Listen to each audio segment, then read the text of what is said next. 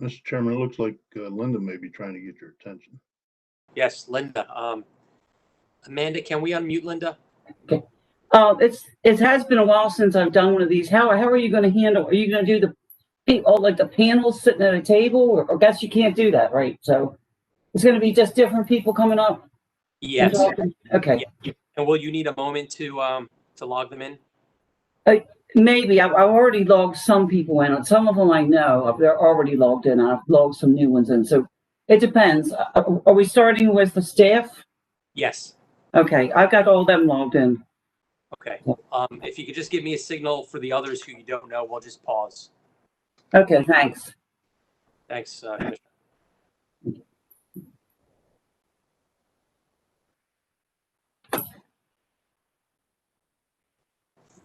Good morning and welcome to the Maryland Public Service Commission. We are on the record in case number 9494, which is the 2018 to 2020 period, where we review on a semi-annual basis the reports of our program administrators, and case number 9648, which is the 21 to 2023 program for the next 3-year period ahead. We have a week of hearings ahead of us today, and I'd like to walk us through where we are and where we're going to be going over the course of the next 4 days. In terms of today, this is the Commission's opportunity to review the performance of the EmPOWER programs for the first half of 2020. Obviously, this has been a period where the pandemic has affected program participation, as well as not allowing the program administrators to meet some of its targets. Notwithstanding, energy efficiency and demand response programs continue to benefit the ratepayers of Maryland, and we've seen some changes in energy consumption patterns as well as peak demands. Our grid operator, PGM, has informed us that we've seen energy declines in the mid to high single digits, so that's going to be a factor as we look at EmPOWER in the years ahead. Also, based on the evaluators' EM&V results from last year, I'm happy to report that our utilities, both electric and natural gas, were cost effective for last year's program cycle. Overall, the electric programs are expected to produce more than $430 million in benefits for state ratepayers, utilities, and related participants at a cost of approximately $310 million. So that's relatively easy math, showing that the benefit last year, the savings, was $120 million. Later this afternoon, approximately at 2:30, we're going to transition from the semi-annual reports to the next 3-year plan, and possibly the final 3-year plan of EmPOWER, as this program is set to expire at the conclusion of 2023. In reviewing these plans, the Commission is required to balance the cost effectiveness of these proposals, as well as the impact on jobs in the state, and impact on rate proposals. As you know, our goal is to save 2% of energy based on a baseline of 2016 energy sales for our electric utilities. There are many new issues that we'll be looking at for the next 3-year program cycle, including cost recovery, financing, and the lingering impacts of the COVID-19 pandemic. Energy efficiency in this state and our demand response programs are important for executing the policies of this state. And the Commission appreciates the time, work, and participation of everybody who will be presenting over the next 4 days. In both dockets, we received hundreds of pages of analysis and presentations. We look forward to summarizing and distilling the highest points of your presentations with us. Additionally, if you have recommendations, I would ask that you use your time wisely and bring to our attention the most pressing of your recommendations. For those who are using PowerPoint slide decks, at the appropriate time, you will be given privileges to share your screen with us. With that being said, we're going to begin with the state agencies and their evaluation of the first half of 2020. I'll turn it over to our own Commission staff. I believe that will be Mr. Hurley. Good morning. Good morning, Mr. Chairman. I have a PowerPoint to present, so I guess I'm waiting for the ability to share my screen. You should have that those rights right now. Okay, I do.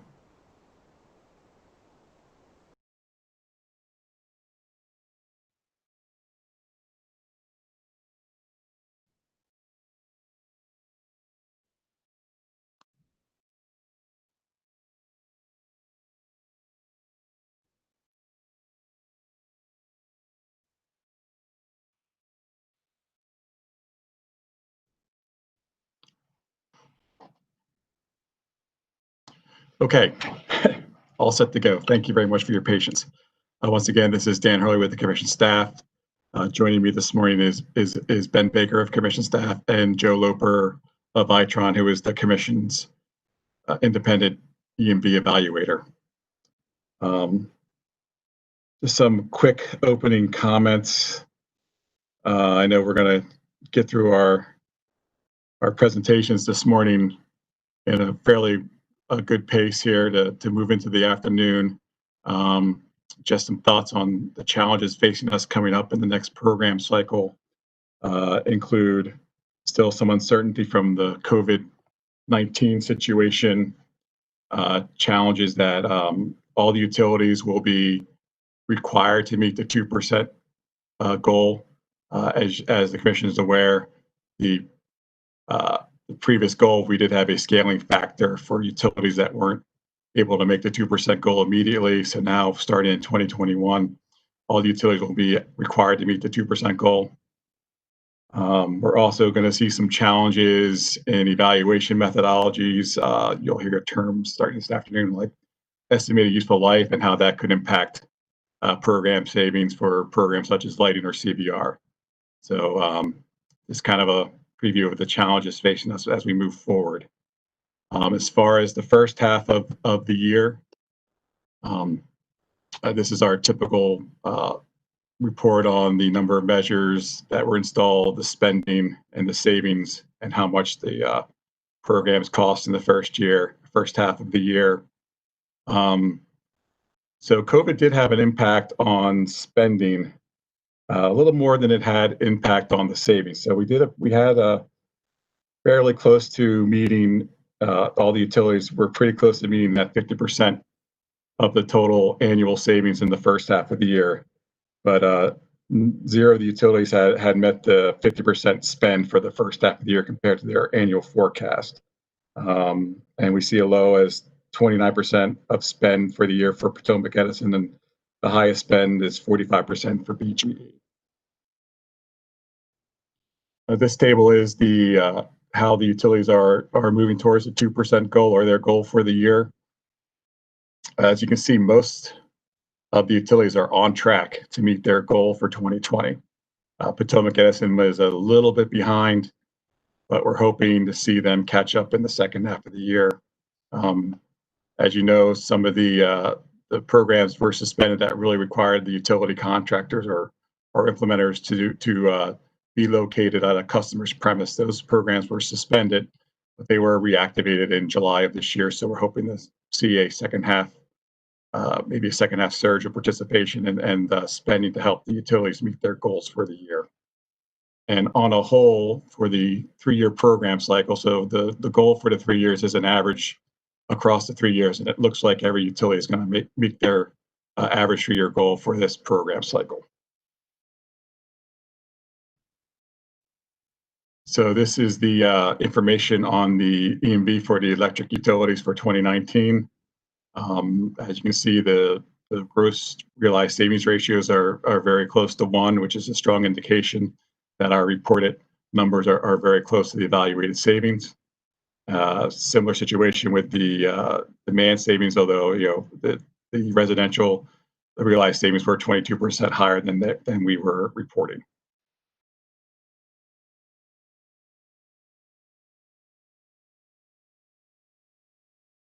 For Washington Gas, I apologize, the slide has gotten a little was a little messed up. I apologize for that.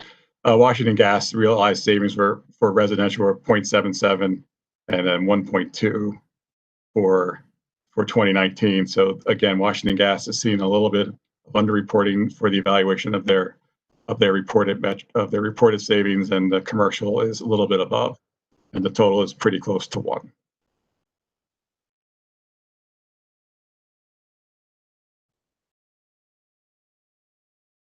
Mr. Hurley? Yes. I'm sorry, for the slide you just had up, what was the units of measurement and the reported savings? Those were in therms. Therms, okay. Thank you. Yes, sir. For DHCD, this is a combination. So for the LIE program, we have 2018 evaluation results, and for MEA, we have 2019 results. Again, on the energy side, it's fairly close to 1. On the demand side, the residential program, the LIE program is a little bit low, but it has seen some improvement. And now moving into cost effectiveness, as the chairman mentioned, the programs were cost effective for all the electric utilities on a residential and commercial portfolio, and the total statewide. This is the TRC was 1.40. So again, we do have cost effective programs. So for every dollar of program dollar spent, we're going to see $1.40 in savings.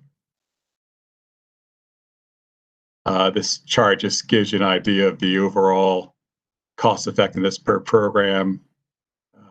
It's fairly typical of what we've seen in the past, with some of the programs are struggling with their cost effectiveness, and it's really across the state, whereas other programs are well above the cost effectiveness thresholds.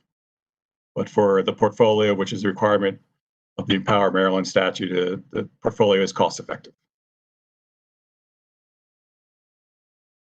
On the commercial side, we're seeing very strong cost effectiveness across the commercial side.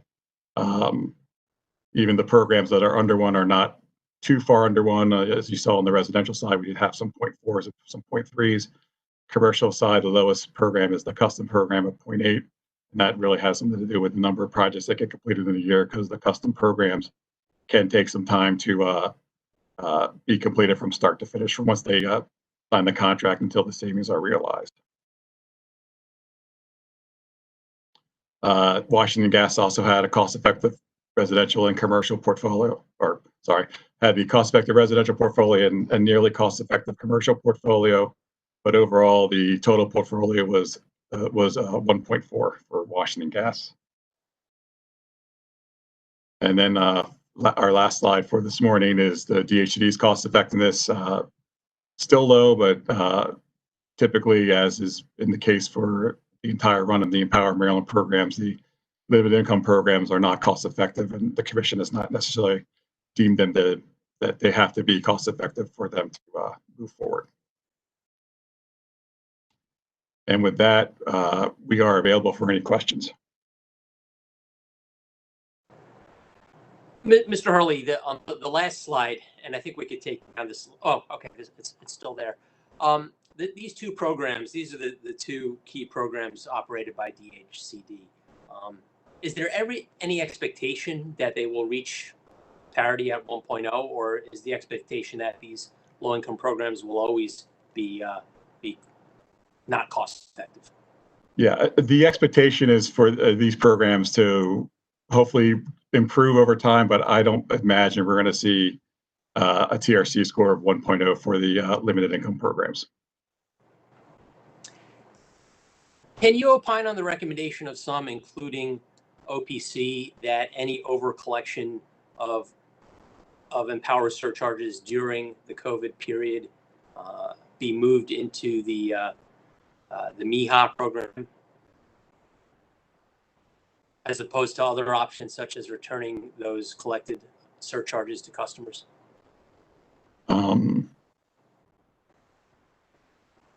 I'm sorry, could you repeat the question, Mr. Chairman? As I understand it, there's a number of options of what the commission could do with power surcharge revenue that was collected during the COVID period, but not spent. As I understand it, Office of People's Counsel believes that we should take that over recovery and direct it into this MIHA program. What's your thoughts on that? I think staff's opinion that it really depends on the amount of the overcollection, which we don't really know at this point in time how much money is going to be overcollected. There was some suggestions that perhaps the overcollection could go back for one time so with the way the surcharge is structured, if there's any overcollection during a program year, that money, the overcollection gets trued up into the next year's surcharge, which would reduce that surcharge. There's been some suggestions that maybe if there's enough of an overcollection, we could use some of that money and offset some of the unamortized program costs, which would lower that unamortized balance. Really, with the moving money to MIHA, I guess it'd be preferable if there's a overcollection of MIHA money that it would stay with MIHA, or if it was a LIEP overcollection, it could be shifted to MIHA. I know we're going to see DHCD is going to be in next week for a budget reallocation for those programs. So I'm not sure about if I would agree with moving some money from an overcollection residential just into the MIHA program. There's other options that might be a better fit. And I don't think the MIHA program, based on, again, the DHCD filing, it looks like they need money and they're going to be, hopefully you can get that transferred from other sub-programs within the DHCD portfolio rather than trying to take that overcollection. And then I guess it would be more moving it into the program next year as a kind of a timing differential with overcollection and then shifting it around to the other program. Oh, thank you, Mr. Hurley. I'll ask OPC and DHCD for their thoughts as well. Other questions for staff?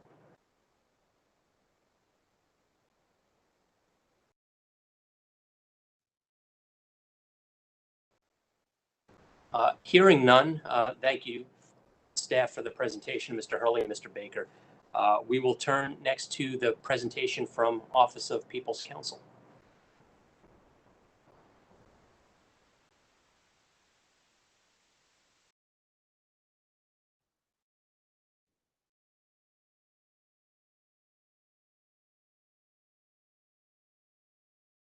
And to allow for the court reporter to input your name, please state it up front.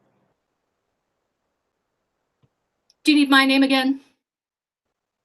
Please. Sure. Anna Ryan. That's spelled R-Y-O-N for the Office of People's Counsel. I've temporarily lost video, but I could hear you. Ms. Ryan, if you'd like to proceed. Sure. I'm going to immediately turn this over to Nikki Kuhn from Vermont Energy Investment Corporation. Okay, and I have a presentation as well that I would like to, oh, great. So I think I should be able to share that now.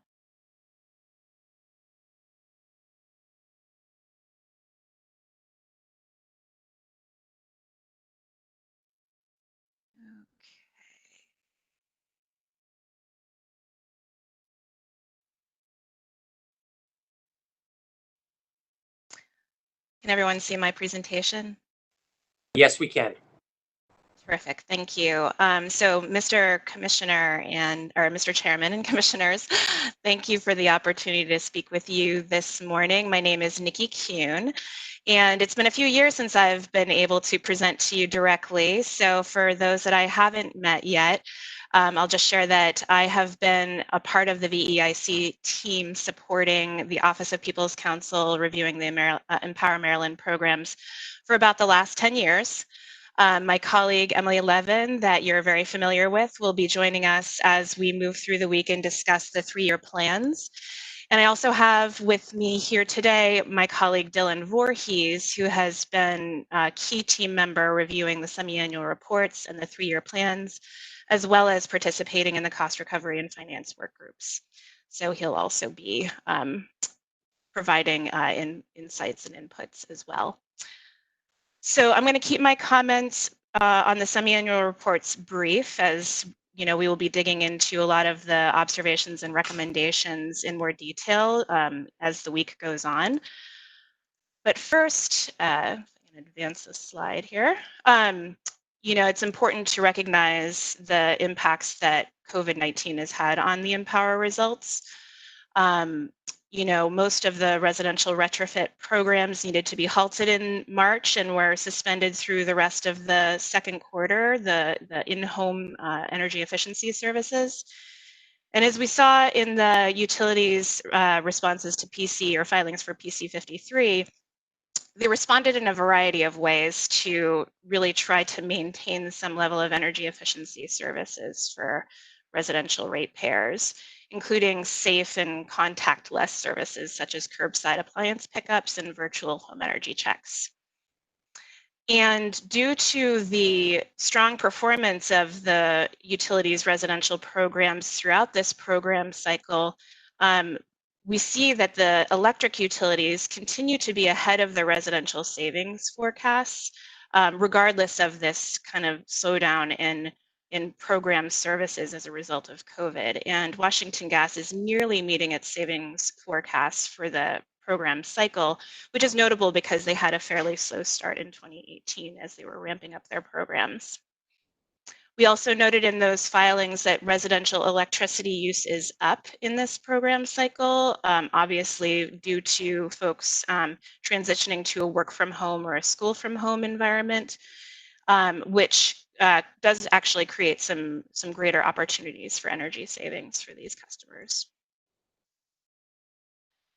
This figure shows the cycle to date residential portfolio achievement of forecasted goals.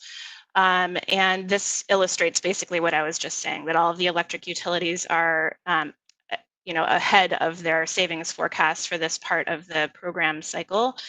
And what's notable is also that they're behind on their spending. So what this shows to me is both the importance of the goals that have been set for energy savings by the Commission, as well as the fact that these savings are still being produced by the programs in a very cost-effective manner for ratepayers. So following on Commissioner Richards' very good suggestion in the last semi-annual hearing that we try to clarify in our reports which recommendations are more appropriate for Commission action versus utility action or work group action, we've tried to organize our many recommendations that we provide to you all in these reports in that more organized fashion. And for the purposes of this presentation, I just want to focus on one Commission action in particular, and that has to do with the consistency of reporting across the utilities for the EmPOWER programs. One of the things that we've seen over the course of this program cycle is that the utilities often aren't reporting their programs in the same way, and that makes it very difficult for us to evaluate their performance and compare performance between utilities. The behavior programs are a really good example of this because the utilities are by and large implementing their home energy report programs similarly. However, they report participants and savings differently from each other. So what we've done is basically analyze the data that's provided to us from the utilities, but with these key differences, it is sometimes hard to pick out what is really happening when there's lots of different metrics and ways of reporting.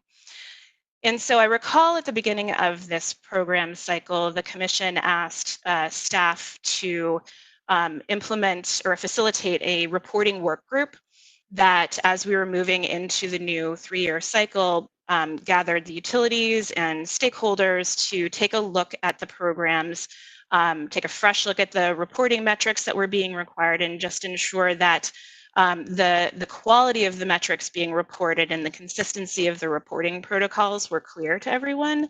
And so as we move into this next program cycle, I think that's a very timely activity to undertake. The recommendations that we had for the utilities and the work groups, as I said, were we will be discussing in greater detail as the week goes on. So I'm going to end my presentation here, but I'll be happy to answer any questions that you all have. Thank you, Ms. Kuhn. Very efficient with your time. Can you hear me? Yes, I can. Thank you. I've lost my video, but I could hear you when I saw your presentation. You heard my exchange with Mr. Hurley a few minutes ago regarding what we should do with any overcollection of COVID, of EmPOWER revenue during COVID. Can you share any thoughts on that? So my recollection, if I interpreted it correctly, was that DHCD was recommending that the funds they didn't spend on the LIGHT program get transitioned to the MIHA program because they had less of a work stoppage as a result of COVID for those multifamily projects. And so we supported that transition to ensure that more multifamily energy efficiency work could ensue while the single family programs were sort of trying to ramp back up to a more business as usual. But Ms. Ryan, if you have a different recollection. No, that was my understanding of our recommendation as well, is that we were supporting the transfer of overcollection from LIGHT to MIHA and not the overcollection of the entire residential EmPOWER program. If you have other questions about the overcollection, we can answer those as well. Oh, Ms. Ryan, were you finished? Ms. Kuhn?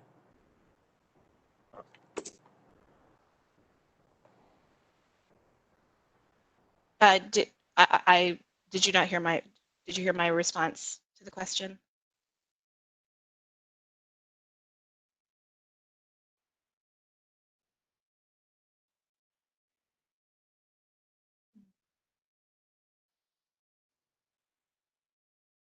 Apologies, everyone. This is Amanda Best. It looks like we've temporarily lost the chairman.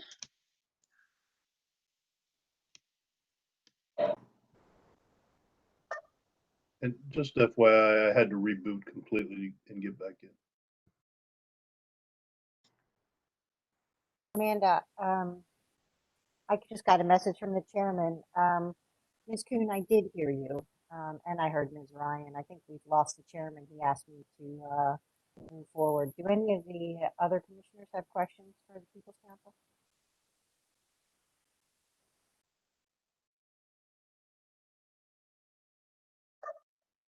I do not. Okay, I don't see any. I don't. Thank you very much to the People's Council. Amanda, let's see. Chairman caught me off guard. Looks like we have MEA, isn't it?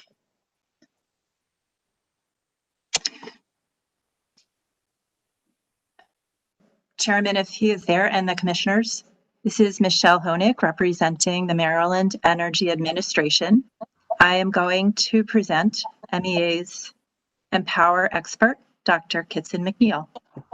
Kitson? Thank you, Michelle. Good Mr. morning, McNeil, Chairman and Mr. McNeil, if you would please introduce yourself for the court reporter as well and spell your name. I will. Good morning, Chairman and Commissioners. For the record, my name is Kitson McNeil, first name Kytson, last name MCNEIL. I'm a policy manager with the Maryland Energy Administration.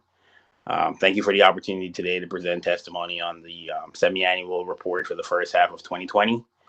My testimony today will be brief, and it will just highlight some of the points or the topics brought up in our comments that were submitted. The EmPOWER programs were met with significant uncertainty and challenges in the first half of the year due to residents and businesses adapting. And the program administrators also modified programs to meet the needs of the customers, the communities that they serve. Despite the challenges, positive programming trends continued as the programs delivered energy savings. Mr. McNeil, I think we just lost your, Mr. McNeil, I think we just lost your audio. Linda, are you hearing him? Sounds like, Mr. McNeil, we've lost your audio. Just a minute. audio on my end. Yeah. Hold on. Okay. Linda, did you lose his audio or did you just lose me? Commissioner, no. I lost his audio. Okay. All right. I think we have him back. Do you want to maybe start over, Mr. McNeil? You were a little in and out. Okay. Can you hear me now? Okay. We can. It looks like the chairman's back. Okay, I'll start from the beginning. My name is Kitson McNeil, first name Kytson, last name MCECL. Thank you for the opportunity today to present testimony on the first half of 2020 for the EmPOWER programs. And the testimony today will briefly highlight some of the topics that were addressed in our comments. The EmPOWER programs were met with significant uncertainty and challenges in the first half of 2020 due to COVID-19. And residents and businesses adapted to the conditions by changing their behaviors, and the program administrators were able to modify programs to meet the needs of the communities they serve. Despite the challenges, positive programming trends continued with the delivery of energy savings, surpassing some of the cycle goals for some of the program administrators, and each kilowatt hour saved has associated benefits for associated positive environmental benefits, and also helps to reduce the energy costs and stress on the grid. Now, the ability to produce energy savings during COVID-19 should not be undervalued. However, lighting programs, lighting measures, and behavior programs continue to report significant savings relative to the other programs and measures in the portfolio. MEA believes that relying on a limited number of programs or measures to achieve annual or cycle saving goals may result in significant costs in the future if the policy landscape changes in a way that limits the savings from these programs. Therefore, as we look to the future, the ability to produce cost-effective energy savings for new and underperforming programs will be crucial to ensuring the continuation of cost-effective energy efficiency programs to serve the residents of Maryland. As we are faced with significant uncertainty in the near future and potentially for the longer term, the liabilities created in an effort to relieve taxpayers and ratepayers will eventually rise to the forefront of the issues to be addressed by policymakers and regulators. Mounting program costs, uncollected program costs, and deferred utility bills may dictate a steady increase in utility bills for residents going forward. As residents and business navigate the hardships of the economic condition created by COVID-19, policy and regulatory solutions will require a balanced approach informed by the changing conditions of the state. MEA looks forward to working with all the stakeholders to implement solutions that serve the residents of Maryland. And at this point, I will stop for questions if there are any from the commission. Thank you, Dr. McNeil. Can you hear me? Yes, I can. Oh, thank you. Sorry, I had to switch computers. I had a problem. My apologies to OPC. I missed the end of their response, but I'll catch that on the replay. Dr. McNeil, I was just curious if you had any response to the reporting recommendations that you heard from OPC a few minutes ago. In terms of some of the programs that are administered, similar programs that are administered by the program administrators, it would be beneficial and helpful for there to be some consistency across the reporting to the commission and for stakeholders to be able to evaluate and compare the results. So from that perspective, if it's cost effective and not administratively burdensome, it would be beneficial. I didn't have an opportunity to ask Ms. Kuhn, but do you know whether there have been any informal discussions with the utilities regarding a transition to a more unified or uniform? It's something that has come up in some of the work groups, but I'm not aware of any detailed conversations that have been or meetings or discussions that have been had regarding that. Thank you. I'll ask the utilities later if there's any concern or burden associated with submitting this data on a more uniform basis, particularly with respect to those behavioral programs. Thank you. I just want to ensure that other commissioners have the ability to ask questions and the proper operations of their equipment. Commissioner O'Donnell, do you want to check your mic? That's one, too. We could hear you now. Okay, great. Thank you. Other questions from commissioners for MEA?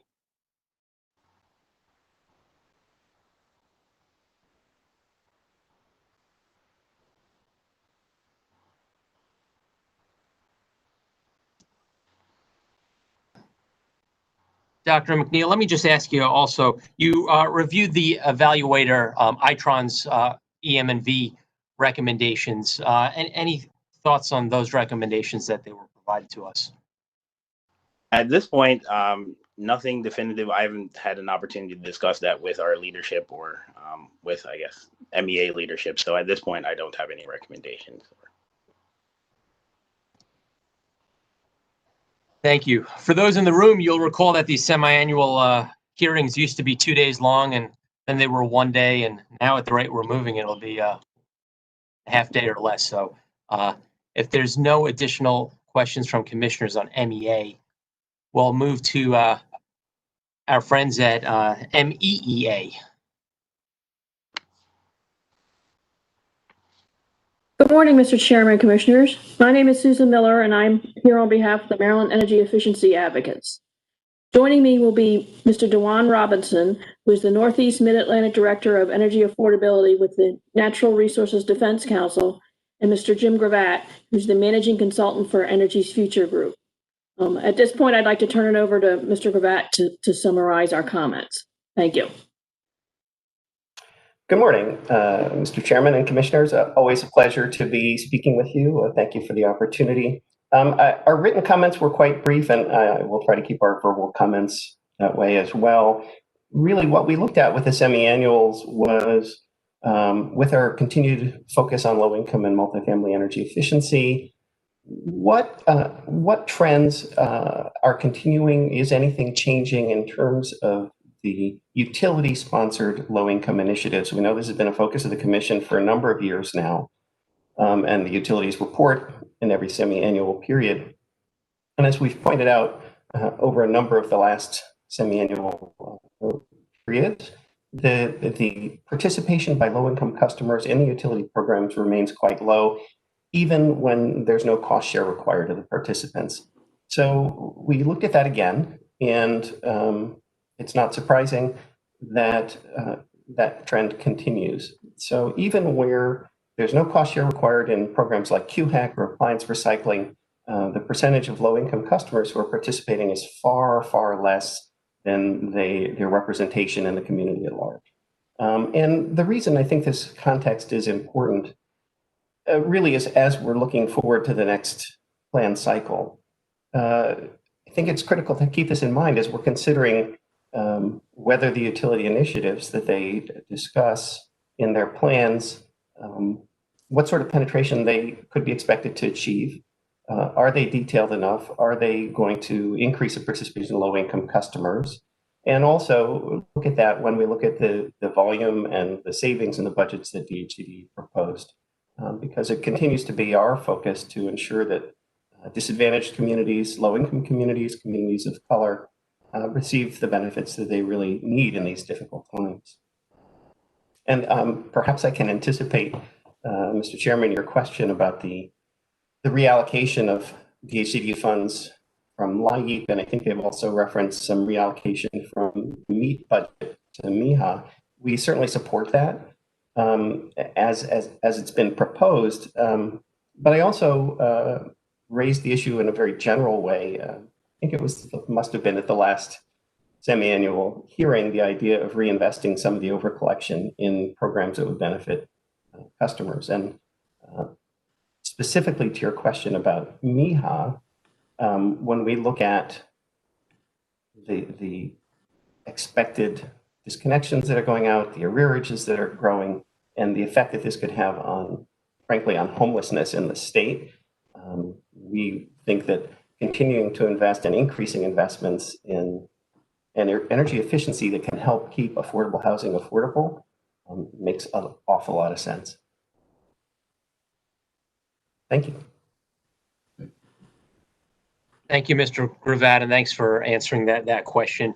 I took a look at your comments, and you reflected on the fact that only, I think it was 5% or less of OHEB recipients participated in the appliance return programs, and the quick check program, I think it was 7%. I think we all recognize these two flagship programs of DHCD are not cost effective, and the penetration levels are only at mid to high single digits.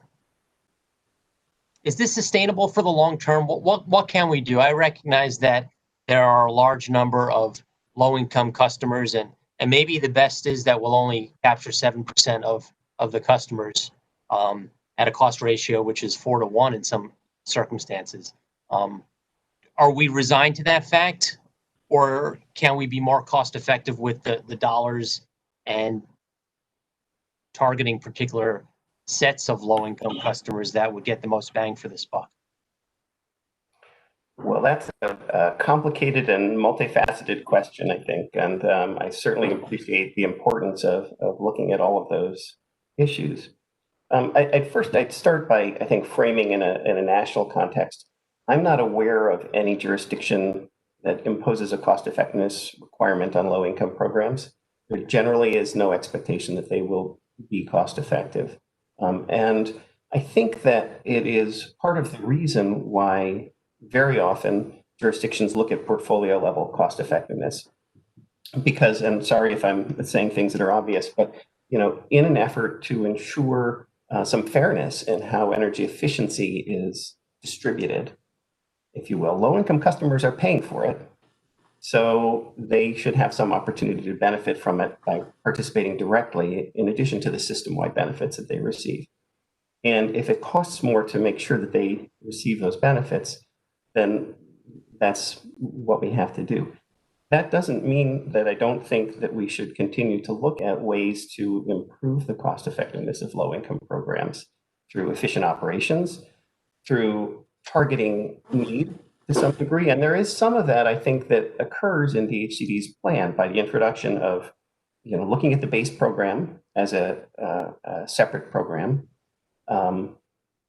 not assuming that they're going to give an administratively expensive sort of comprehensive audit to customers who either may not have the energy use that merits that level of investment, or may have conditions that can't be addressed. And so it'd be more administratively efficient to target them with the savings that will benefit them without incurring all those other costs.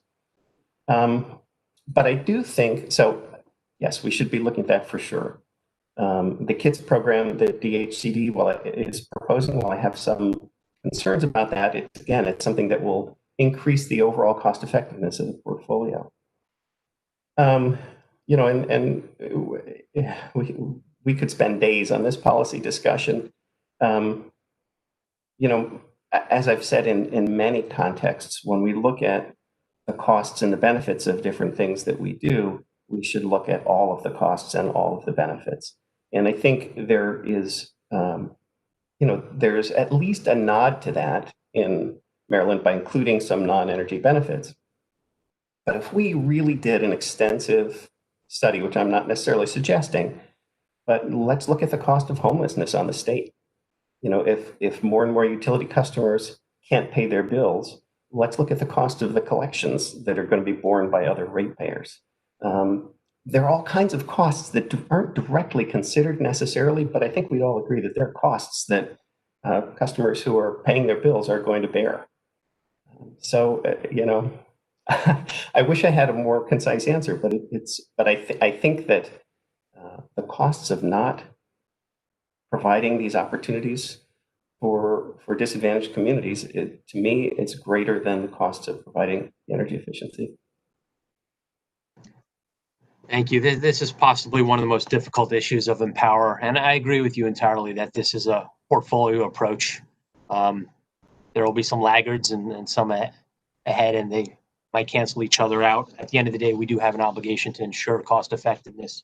But this is one of the more difficult issues, and I'll look forward to continuing the conversation with DHCD later today and throughout the week.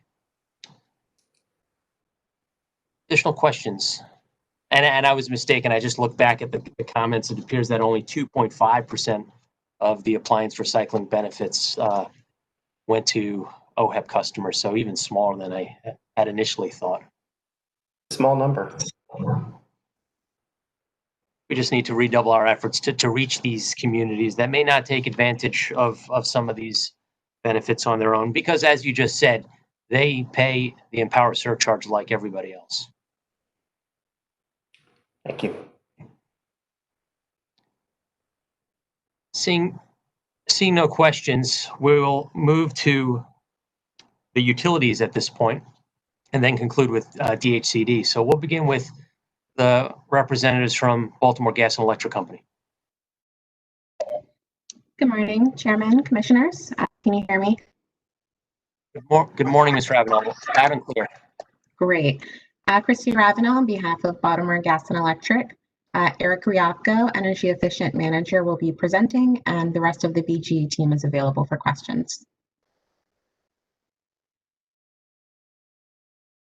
Good morning, Chairman and Commissioners. I'm just trying to get, okay.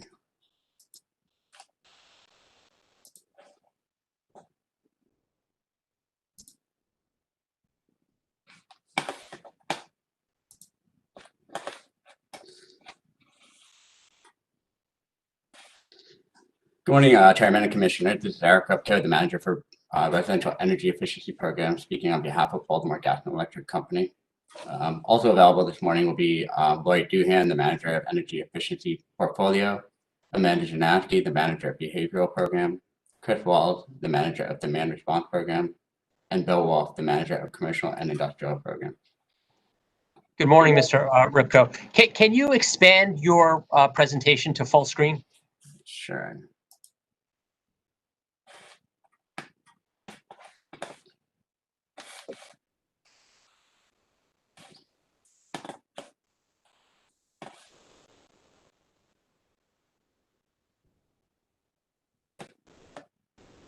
Want to make sure.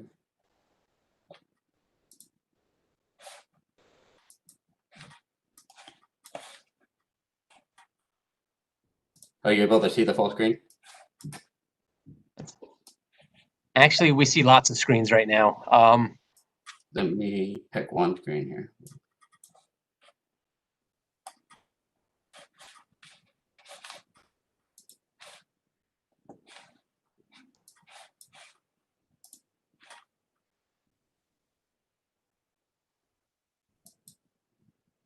Feel free to take a little time. We are ahead of schedule. There we go. That looks great.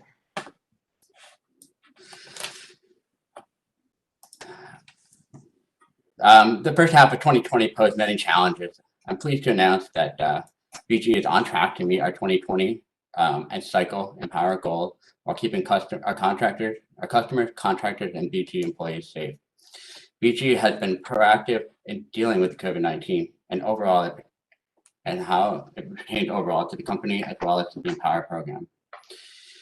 In January, we started having discussions with our implementers on how this could impact our program. In February, we began to see the supply chain issues that were coming up. And then in March, we acted quickly to shut down programs that were in homes and in businesses. Throughout this time,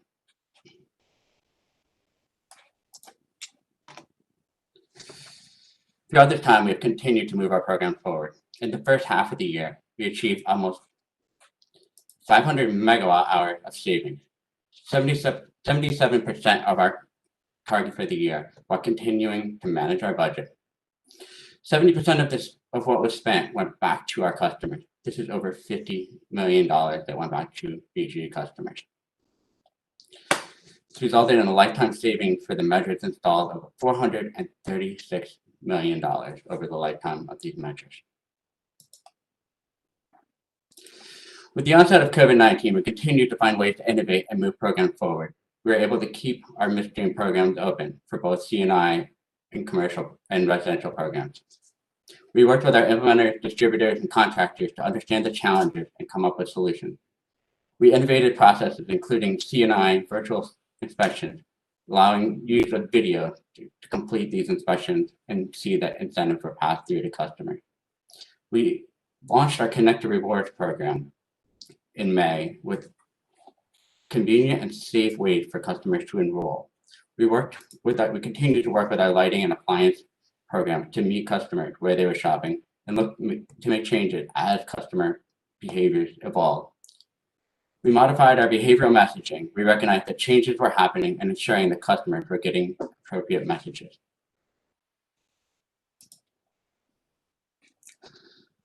Our C&I programs that have been paused were resumed in May. These programs are exceeding forecast.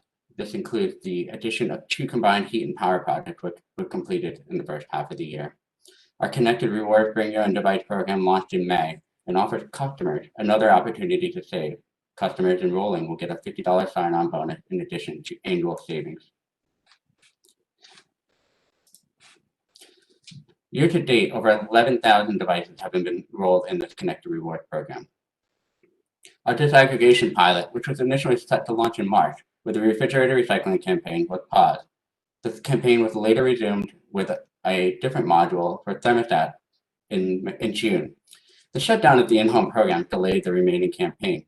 And last week, we finally launched our second campaign for QHAC. And the third campaign is expected to launch in early 2021. On the residential side, we engage with our utility peers and parties like the Maryland Building Performance Association and the Heating and Air Conditioning Contractors of Maryland to help come up with solutions on how to relaunch these in-home programs safely. In July, we started reopening these programs in stages with home performance, refrigerator recycling, and QHAC. BG is on track to meet its 2020 and cycle goals. This concludes our presentation, and we'd be glad to take any questions. Thank you. Based on your presentation, are we led to believe that all of the programs are now back up and running, or are there any programs that have continued to be temporarily paused?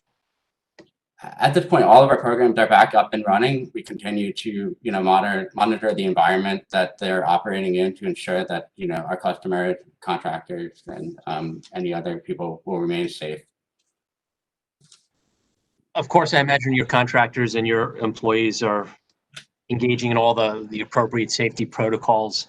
Are there any lingering challenges that you expect as your EmPOWER programs proceed?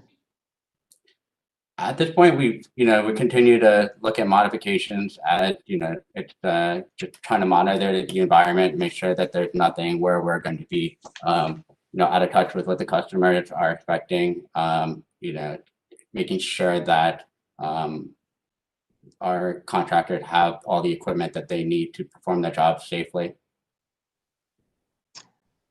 Changing gears, let me ask you about OPC's recommendation that you heard earlier regarding a uniform submission of data, particularly with respect to the behavioral programs. Can you respond to that? So really quick, I will say that, BG has a very robust reporting. We would be willing to, discuss, think further, for consistency. Amanda Janaski is our behavioral manager. I'll just ask if she has anything to add, but I think that, we are willing to consider working with parties to ensure alignment.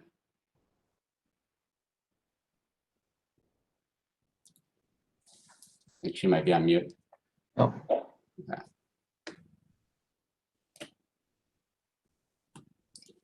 Ma'am, would you like to say anything? Oh, perhaps she's not with us. I think the answer is, we would be willing to work with the other parties to ensure consistency. Thank you. Obviously, the work group is a forum for that. It's unclear whether a lot of progress has been made or no progress, but it's an area that we'll keep an eye on. Questions for BGE? I have a question. So your proposal is for the imbalance, if there is any. Where are you with respect to whether there's an imbalance, and what are you projecting by the end of the year? I think I don't have the numbers right in front of me, but I believe that the imbalance I believe for residential customers and commercial customers, it's slightly different for each program, but I think the imbalance overall is fairly small. If there will be any at the end of the year, but ideally we would like to continue with the current process of truing up within the rates. Okay, do any of the other BGE people have a comment on the imbalance? Do they have the numbers before them?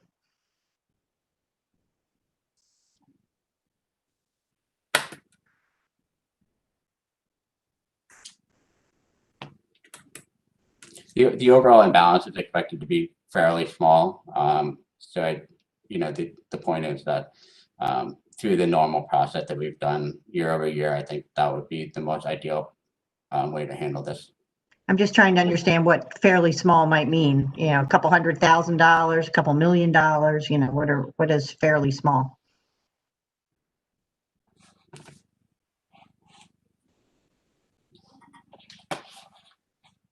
I can get back to you with an answer on that. Okay. We have several days, that's fine.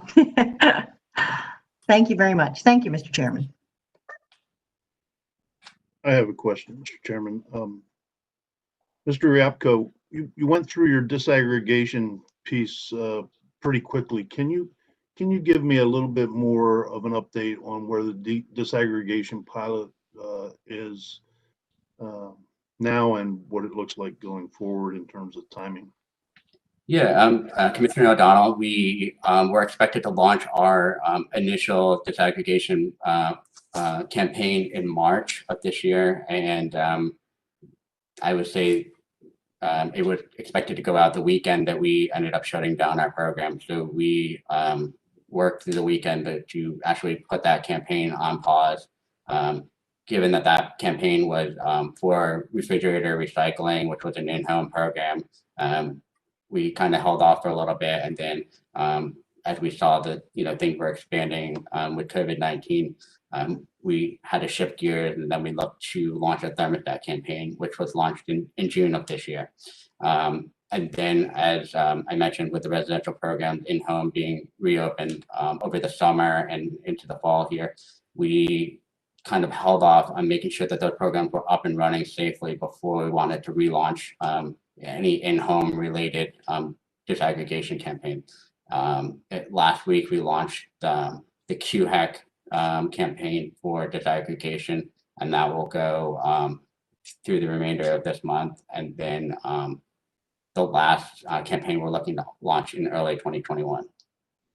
And that will likely be the refrigerator recycling campaign that we were initially planning to launch last March. And do you have interim reporting requirements on the pilot, and how will they be impacted if you do? I think, go ahead, Amanda. Hi, thanks, Eric. Hi, Commissioner O'Donnell. I'm happy to answer that. So the first marketing module that Eric had commented on that went out in June, which was smart thermostats, we have some preliminary results that came in. At this point, we're still crunching the numbers. What we saw, though, what I could say is that there wasn't much of an uplift that I was hoping for. I think it's really hard to tell, what the real reason was. Was it because the disaggregation wasn't impactful for customers, or was it because there was an impact because of COVID? So it's kind of hard to kind of ascertain exactly maybe the reasonings behind the first marketing module, but the team is putting together a comprehensive reporting, and we'll be glad to get that to you as soon as we can.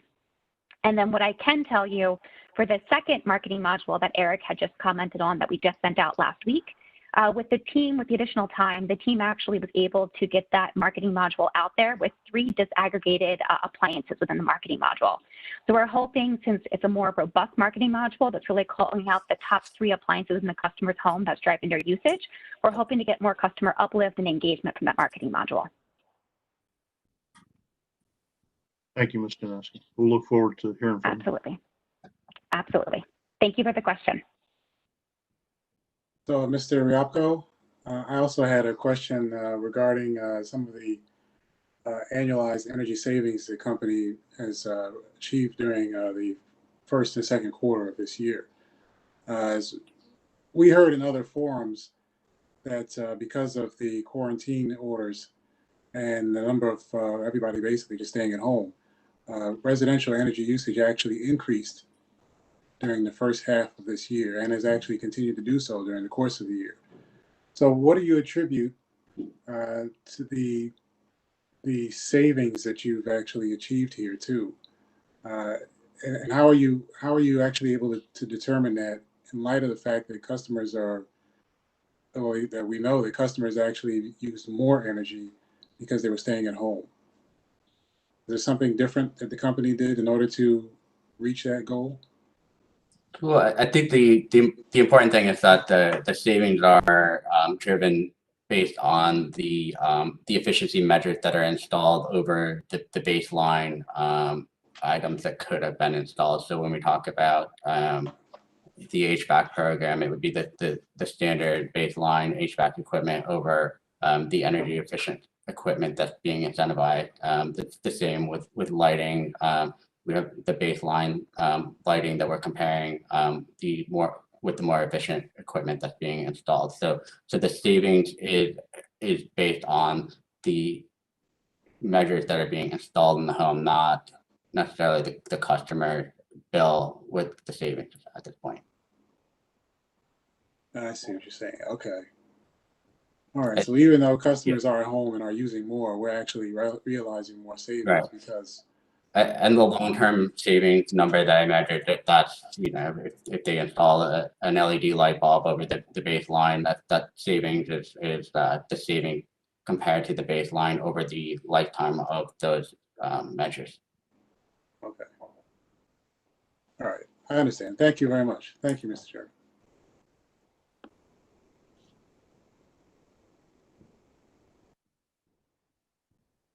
Well, thank you to the BGE team for that presentation. We'll take a 10-minute break at this point. We'll recess until 11:10 a.m. See you back here at 11:10.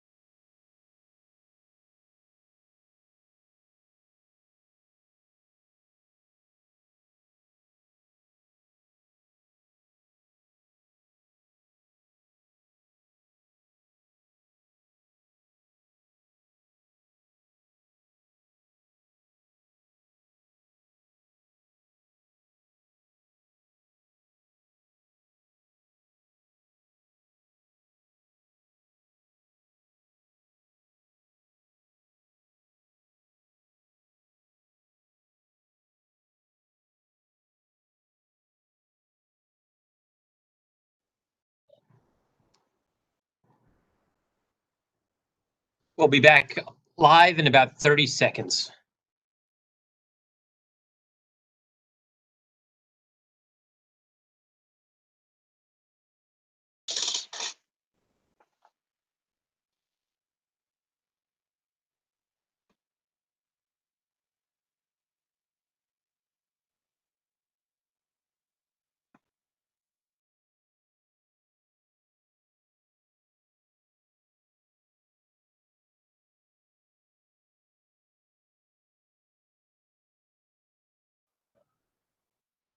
Going back on the record.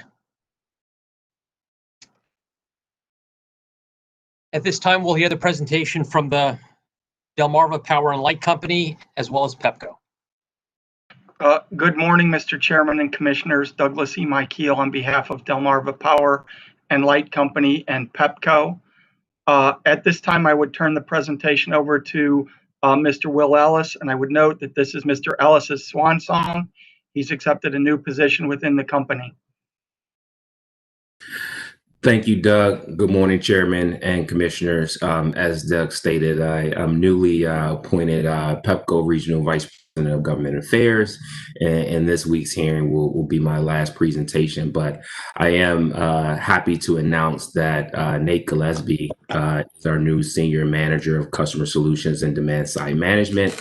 Nate has a long history in energy efficiency, over 10 years within the energy efficiency programs, and most recently, since 2017, he was the manager of our residential and marketing programs. I would like to take this opportunity to introduce some other new team members we have within the PHI organization. As I mentioned, Nate coming over as senior manager, and now we have Dolly Banks, who will be our new manager of residential programs. Dolly's had been with the EmPOWER Maryland programs through the inception of the program, so since 2008, so she has a long history with energy efficiency as well. We also have Megan Partridge, who is our new manager of program design and evaluation. So she is responsible for our portfolio design, and Megan has been with the energy efficiency group since 2015. And then lastly, and certainly not least, I have Edward Muzz, who is our manager of commercial programs, and Edward has been overseeing those programs since 2017. And with that, I'll turn it over to Nate Gillespie to lead us through our semi-annual presentation that Megan is sharing. Thank you very much, Will. Good morning, Chairman and Commissioners. We're going to get the slide set to the right spot.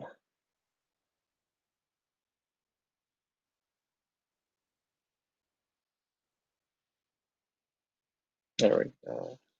Getting there.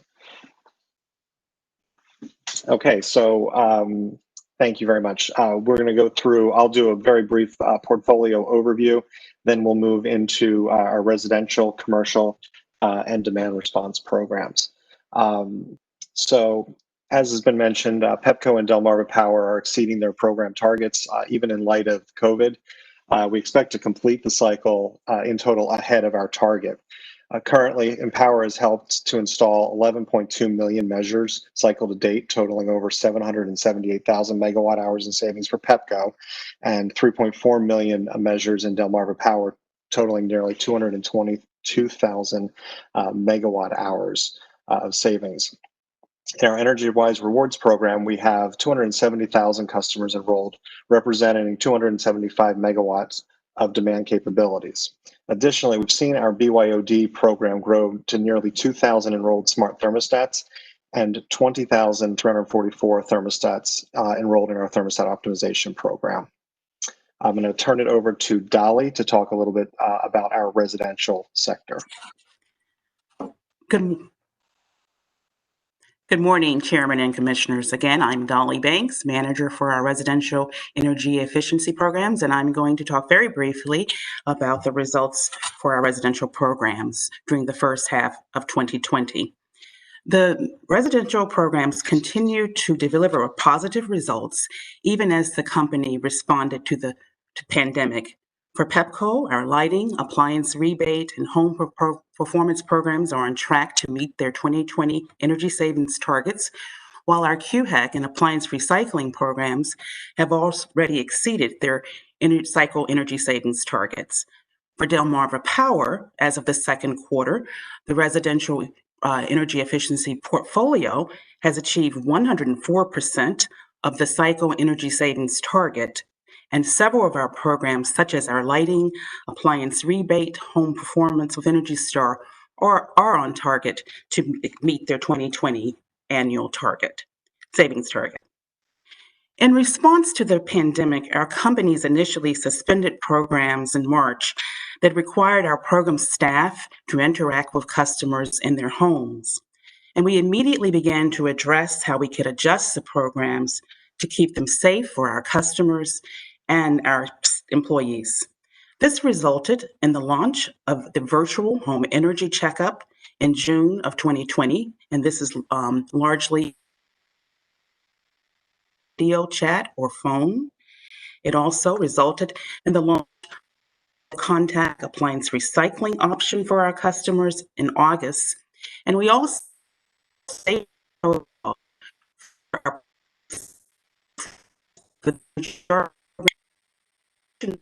home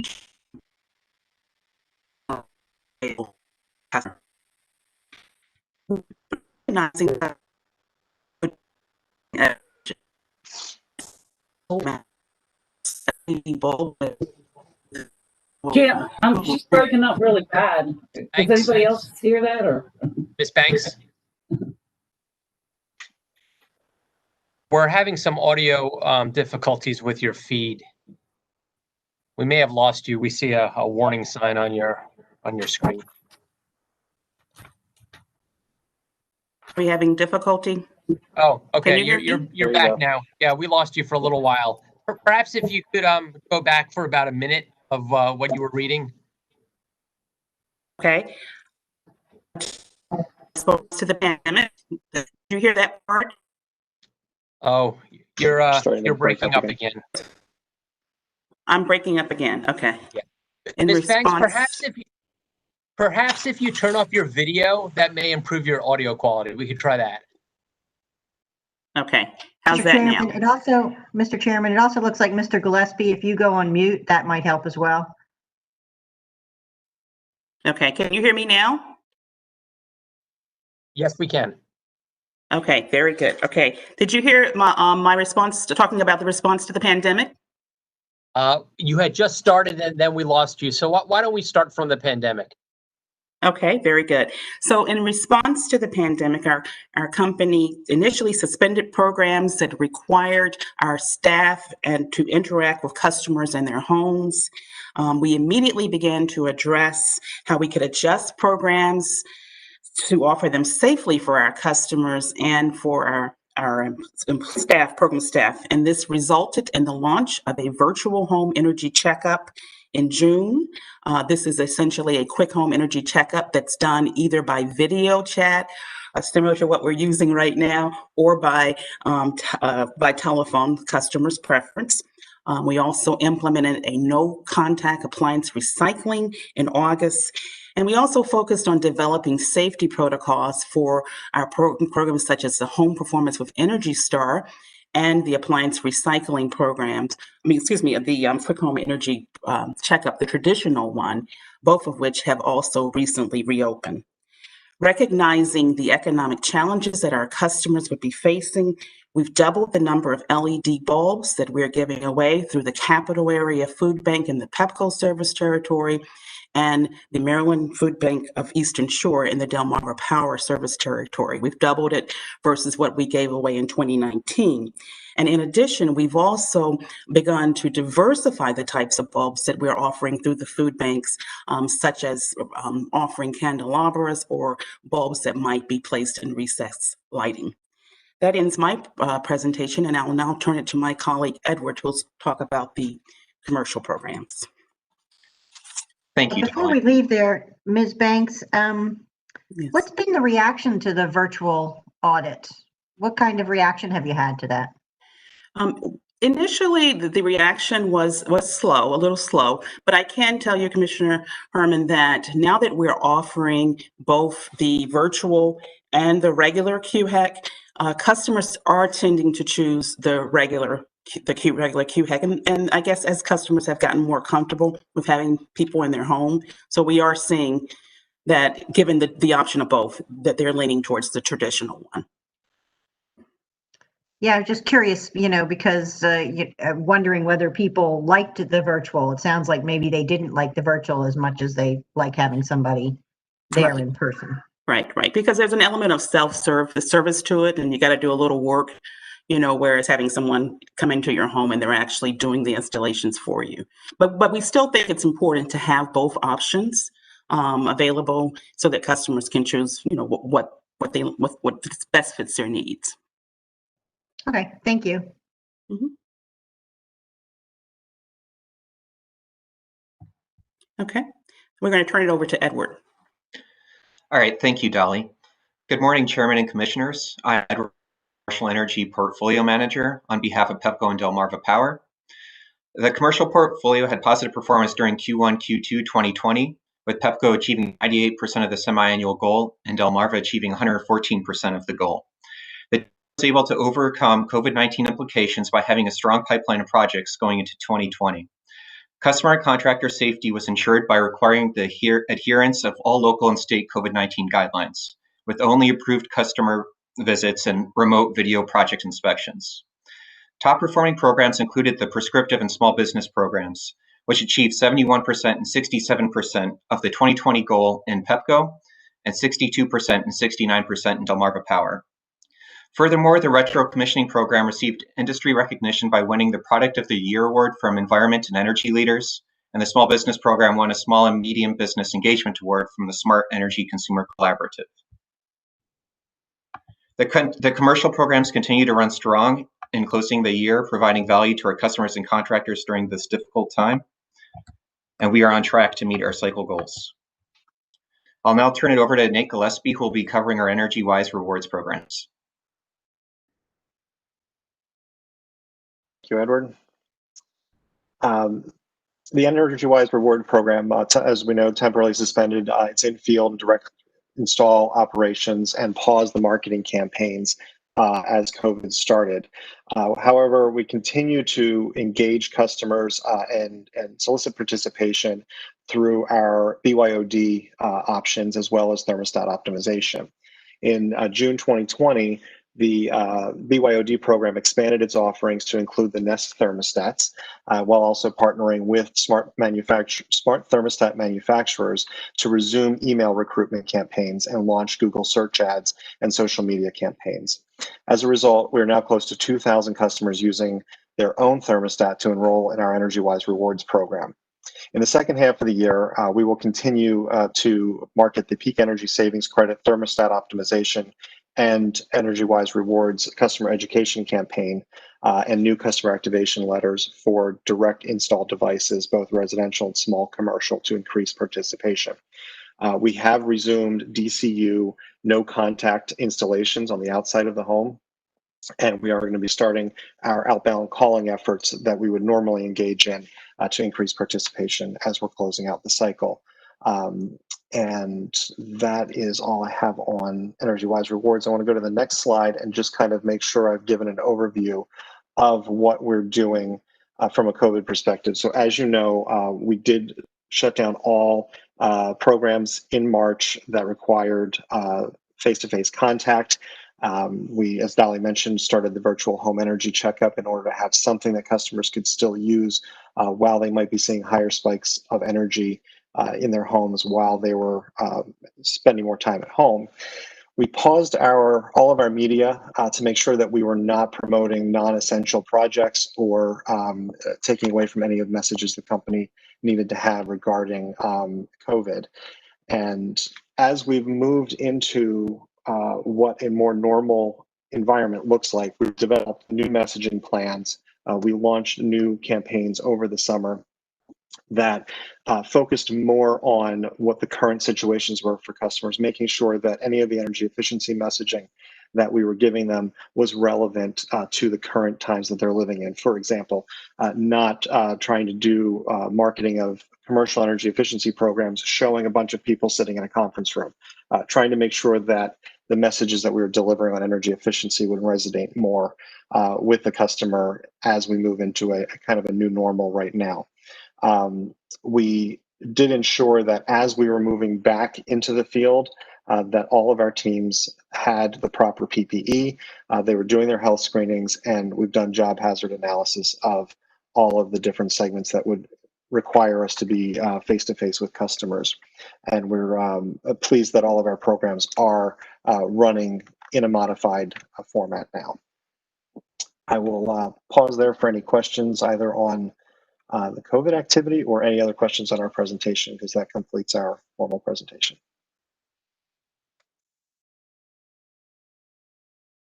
So I have a question. Are the costs of the PPE being included in EmPOWER costs, or are they being included in the COVID-19 costs?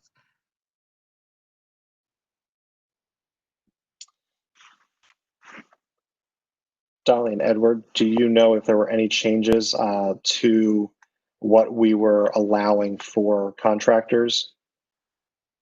As far as on the commercial side, the PPE cost is picked up by our contractors, so it does not hit the EmPOWER budgets. Right, and for residential, we've made no changes to what we're paying as well. Okay, thanks.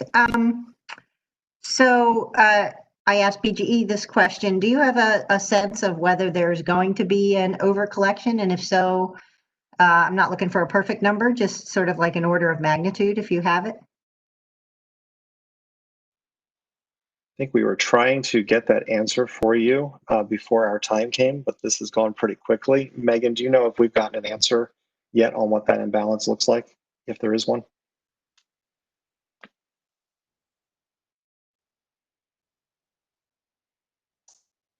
Not hearing Megan. I might. Sorry, I can, but I'm currently sharing my monitor, so I'm not sure that I can effectively open it. So if you don't mind, we can get back to the commissioners with that momentarily.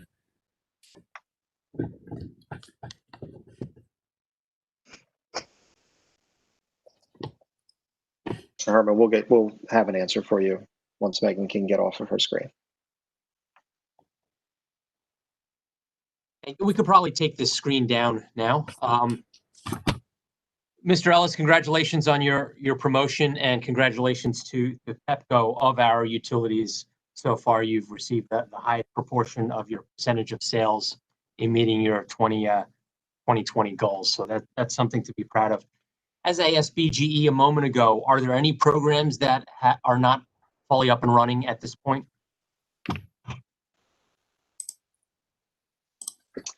No, Chairman, we do have all of our programs up and running. Thank you. Any other questions? Do you have a response to OPC's request regarding reporting? I would say that we are not opposed to changing, and just want to highlight that any changes that we do make to reporting may show an inconsistency, at least for past reporting that's already been done, if that changes going forward. Okay, thanks. Mm-hmm.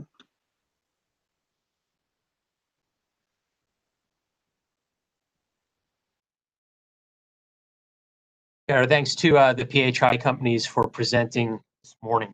We'll now turn to representatives from Potomac Edison.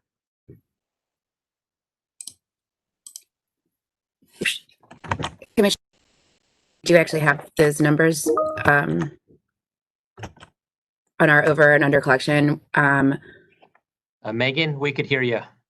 You're still. Do you want the over or under collection numbers or no? Okay. For Megan? Yes. We could hear you. You're still streaming live. Apologies. Okay. If you have those numbers, you could share them with Commissioner Herman later on today. We'll turn to Potomac Edison.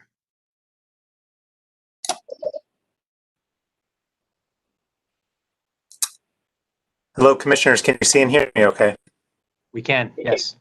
All right. Hello, my name is Aaron Demeray with Potomac Edison. Joining me on this call is Jeff Trout, Corporate Counsel, as well as Jim Longacre, the Director of Energy Efficiency Implementation. I have a very brief presentation for you today that I'm going to bring up on my screen right now. Please let me know if you cannot see it. All right. Looks, as we Mr. come Douglas, to, it looks yes. good, but can you just expand it? Are you seeing it in expanded mode? Not yet. Okay, bear with me one sec. I'm sorry. Looks like everybody's been having similar issues today, and I see you have some numbers ahead of us, so.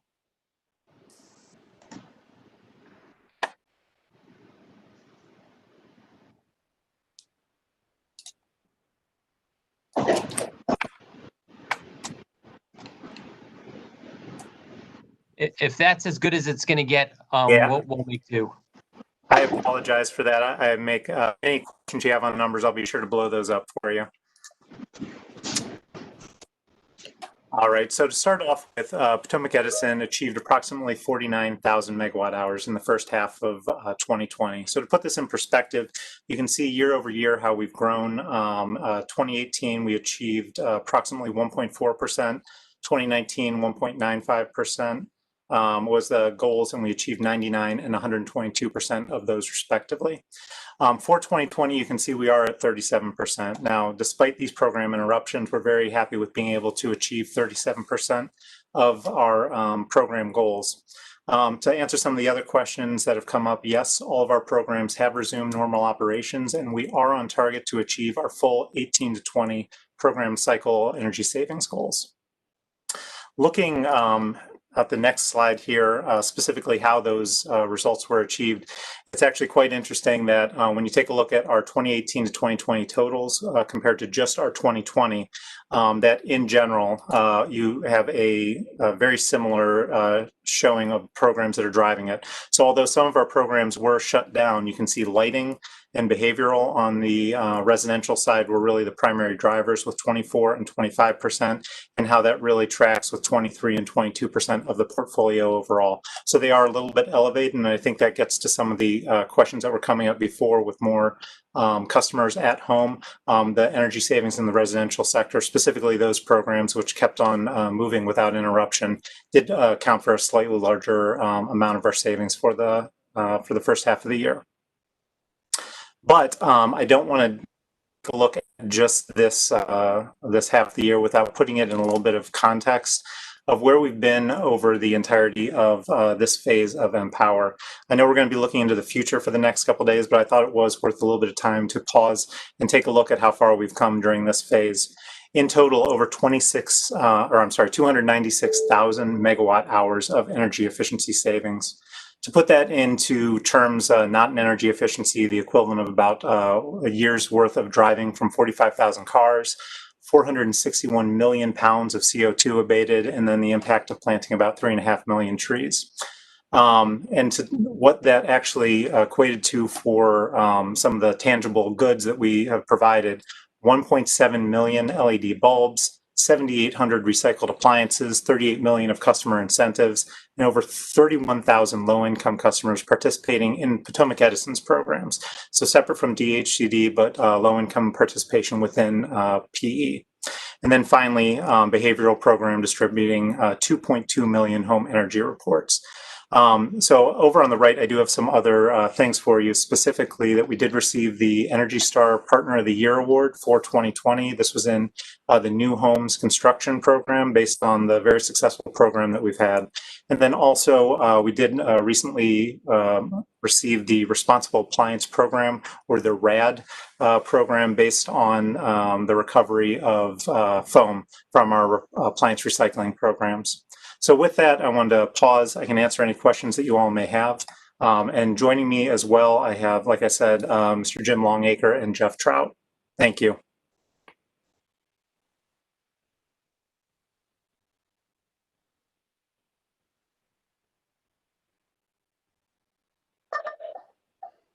I have a quick question.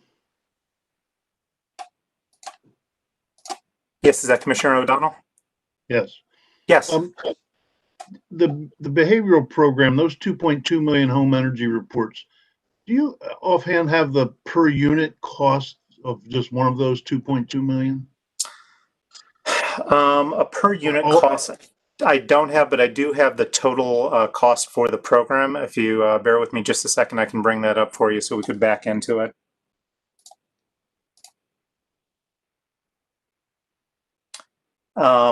Through the period that we're reporting here, so the program cycle to date, it looks like the reported cost of that program was $3.12 million, sir. Okay, I'll do the math. Thank you. Mm-hmm.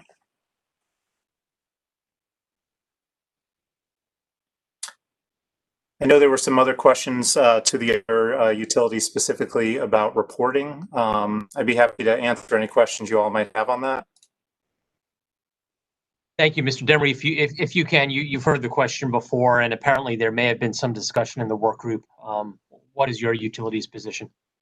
So if the question is specifically about behavioral programs, I think in general, any ability that we have to present a consolidated or a uniform view, I think is wonderful. I'm not sure what exactly is being proposed and how that would have to change. What I will say is with a behavioral program in particular, the way that it's set up being a randomized controlled trial, or, as I'll call it during the holidays, a trick or treatment.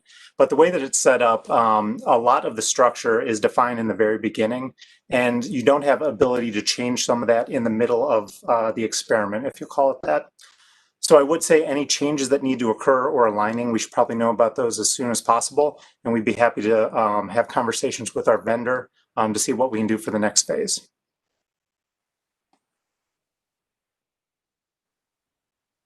I asked the other utilities if they're fully up and running. I know you have a school program where you provide some measures to students. I imagine that's been suspended. Are there any other programs that are currently suspended? So I do have some breaking news for you about the school program. We are actually able to go back in. We're going to be changing and not doing it as a live performance as we have in the past, but instead it will be a live with an asterisk next to it. We will be conducting them virtually. The same partners that we've used for a number of years, the Energize guys, they will be going in. I believe in the fall here we have, I believe it's 10 schools that are scheduled with about 3,400 students. So I'm very proud that we have been able to adapt the way that we are providing these services and still offer the importance of energy efficiency education to students while balancing the safety of all involved. Excellent. Appreciate that update. As you know, your utility is on the laggard end so far in terms of meeting the goals. I have no doubt that you'll catch up in the second half of 2020. Are there any particular challenges in your service territory that we should be aware of that may have resulted in your targets coming in a little less than some of the other utilities? So in general, right now we are forecasting to be able to hit the entirety of it. Now, I will say again, with a little bit of an asterisk next to that, that a lot of that does depend on when certain commercial and industrial projects that are in the pipeline right now may actually close, and if that will happen prior to the end of the year, or some of them may bleed over a little bit into the next year. That being said, we've been looking at our forecasting and we are expecting to achieve the full target. So I'm very hopeful that we will. If there would be any adjustment, I think we would be, a minor percentage or two underneath, but I'm expecting that we will achieve it.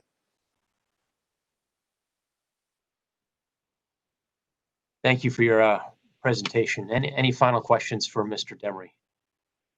Mr. Demery, do you anticipate an imbalance due to COVID? And if so, do you have an idea of the magnitude of that imbalance? So let me separate out, and I'll speak from the position of being able to report what our programs are spending, but I don't want to state what may or may not happen through a rate recovery mechanism, if that's fair. I do know that we are expecting to underspend the overall budget. I believe our budget is about $102 million. So we are going to be significantly under that. However, my understanding of the rate recovery, and again, I'm not the expert on it, but that that recovery would ultimately be used in a future period to buy down the expenses that would, maybe buy down is not the right term, but any unspent balance would go to offset what would be future increases. So I expect that we will have a balance at the end. It will be favorable to customers, and it will. My expectation is that that is going to be just offsetting future increases that would have otherwise occurred. Right. I think that's the general rule, but I think that there have been some questions of if it's a significant number, whether or not something different should be done with it. So if your company could get for us, your estimate of what the imbalance would be, that would be helpful, like I've asked the other companies. We'll be sure to get that information to you. I can say through this program cycle, again, as of the last report, when I look at our total spend, it was, looks like around $60 million. And like I say, I believe we were looking at 102 for our budget for the entire period. So it is a significant underspend. A lot of that was just based on some efficiencies that we've been able, but obviously it is impacted by lower incentives in this period, specifically in 2020. Okay, thank you very much.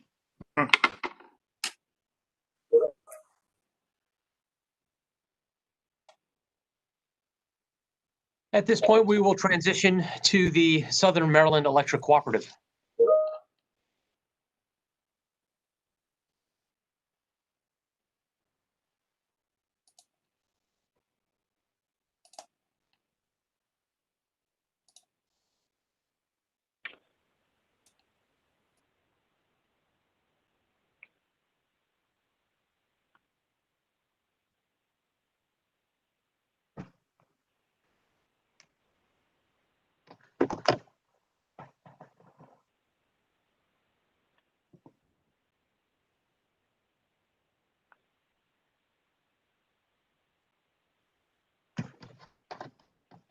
Okay, can you hear me?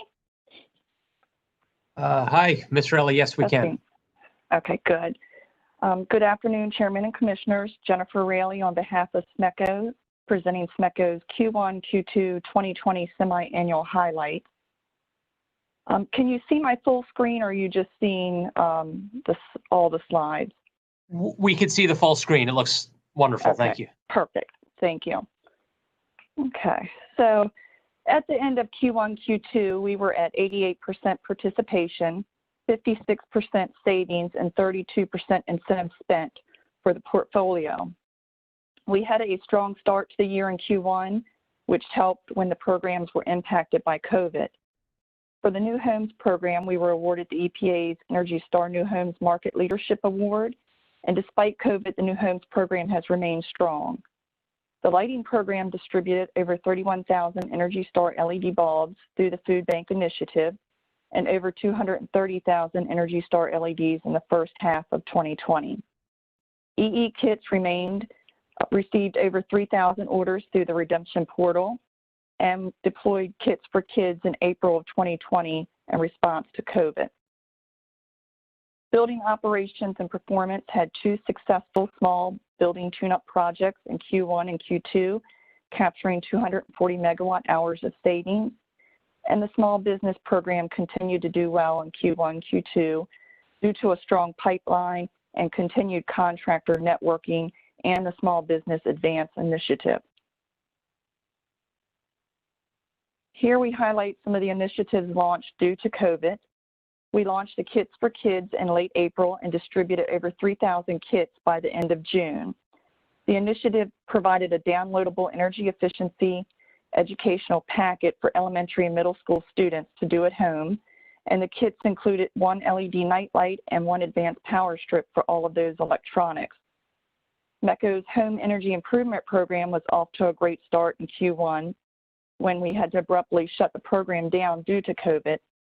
We were able to launch a virtual audit option in June, and within the first 2 weeks conducted 24 virtual audits. As the program has opened back up to in-home audits, we continue to have the virtual audits as an option and have conducted 57 since the launch. The appliance recycling was another program impacted by COVID. We were able to adjust implementation to offer a no-contact outdoor pickup option in early June. We reached out to everyone who was on our waiting list from the shutdown and were able to collect 108 units through the no-contact outdoor pickup. As the program has opened back up to in-home pickups with safety precautions in place, we have continued to offer the no-contact outdoor pickup option also, and since the launch have collected 370 units via the non-contact outdoor option. And working with our vendors, we were able to offer special lighting bundles geared towards working and learning from home in Q2. During the first 2 weeks of the launch, we sent emails to some of our limited income members to give them first options on the limited time offer. We then opened up to all our members via online marketing. And then here's some opportunities we're looking at and working on through Q1 and Q4. The lighting program, due to COVID, we had to make modifications to our large in-person food bank distributions. We're now doing it direct outreach and shipping directly to the different food banks and pantries. And we're also including DHCD marketing with every shipment. HEIP is testing out a dryer saver initiative, which is a control installed on dryers that don't have moisture sensors like the modern dryers do. The older dryers without the moisture sensors run on a timer, which in many cases causes them to run much longer than needed to effectively dry clothes. We begin installing some of these in Q4 to test them and see what savings potential this measure may have. The appliance rebate program launched a smart thermostat offering focused on smaller independent hardware stores such as Ace and True Values. And our commercial midstream, we're adding type A and B HLEDs in the second half. And we're also continuing to explore other enhancement opportunities you will hear about in our 21 through 23 presentation later this week. And I'm going to answer a few questions that have already been brought up as far as reporting. SMECO is open to having maybe standard format for reporting. I would like to push that to a work group so that we could see what stakeholders are interested in seeing. So we're open to doing some type of standard format for reporting. Not so much looking at more frequent reporting, but maybe everybody putting together some kind of standard format of what stakeholders would like to see when we are reporting. As far as the overcollection, SMECO would like to maintain the current practice and use any overcollection in the true-up. And as of the end of September, we overcollected residential surcharges around $600,000, and right now we're on track with commercial. And I'm going to touch on the DISAG pilot. SMECO, all our modules went out on time, so we are working on our third module right now. So everything has gone out on time, and we look forward to having results to share in Q3, Q4 reporting of the semi-annual. And then I'm going to answer one other question that Commissioner O'Donnell usually asks about. As far as CHP, we are in the process of finishing up the design phase with our current project, and we should be seeing a payment for that probably. We were hoping in Q4 of this year, but it looks like it's going to be probably Q1 of 2021. And other than that, I'm open for any other questions you may have.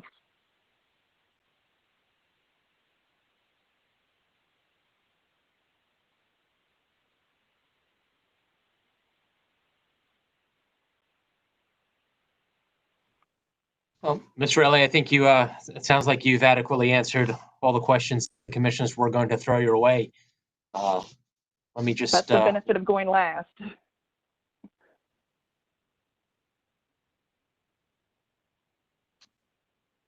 And Ms. Rayleigh, you heard me ask some of the other utilities. Are there any programs that are currently not up and running that have been temporarily? All of our programs are open. Like I mentioned, some we have both options going. We have a virtual option or a no contact pickup option, but all programs are open and up and running. And the no contact appliance retrieval, does that entail that the homeowner takes the refrigerator and puts it in the driveway? And how it works, or do the people come into the house? No, it entails either having it outside or in a garage area where we can access it without having to come into the home or have contact with the homeowner. Thank you. Hearing no additional questions for Ms. Rowley, we will turn to representatives from the Washington Gas Light Company. Thank you. Good morning, Mr. Chairman and Commissioners. John Dodge appearing on behalf of Washington Gas. Good to be with you again. I'm joined today by 3 colleagues, Josh McClelland, who is our Manager of Energy Efficiency Programs, Stephen Burr, who is Supervisor of Energy Efficiency Programs, and Andrew Lawson, our Regulatory Affairs Manager. I believe that Mr. McClelland will be the principal presenter, but we're all available to answer any questions that you may have. So, Mr. McClelland. Thank you, Mr. Dodge. Good afternoon. Well, it's still morning technically, so good morning, Mr. Chairman and Commissioners. Josh McClelland on behalf of Washington Gas, and I'm the Manager of Energy Efficiency Company. Just allow me a second to do a quick audio visual check. Can everyone see and hear me? Actually, my video was off, so. We now we can, yes. We could hear and see. Very good. Okay. Thank you, Mr. Chairman. And allow me just a moment to share my screen.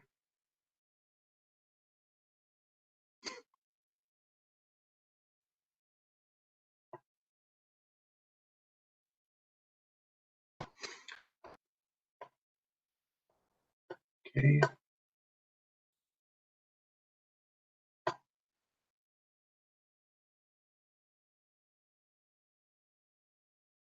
And please let me know if you can see the PowerPoint presentation. We can, but it's not fully expanded, although it seems like everyone's had some trouble today expanding their screen. Right. I'm going to move this over here so I can see it's better. And I'm also going to I'm having messages saying I have low bandwidth, so I'm going to go ahead and just stop my video in case we run into any bandwidth issues. So. Okay. I think your presentation is probably going to look as good as it can, so we could stick with it. Okay, very good. I'll see if this works a little better. Maybe not.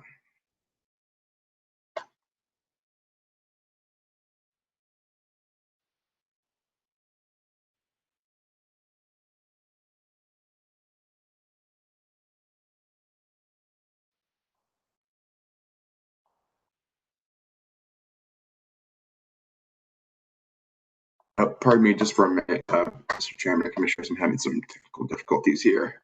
Sure. You may want to turn off your camera. Right. We could hear you, and we saw your presentation for a little while there. Okay, thank you. Yep, I'm turning off my camera now and going to reshare the presentation.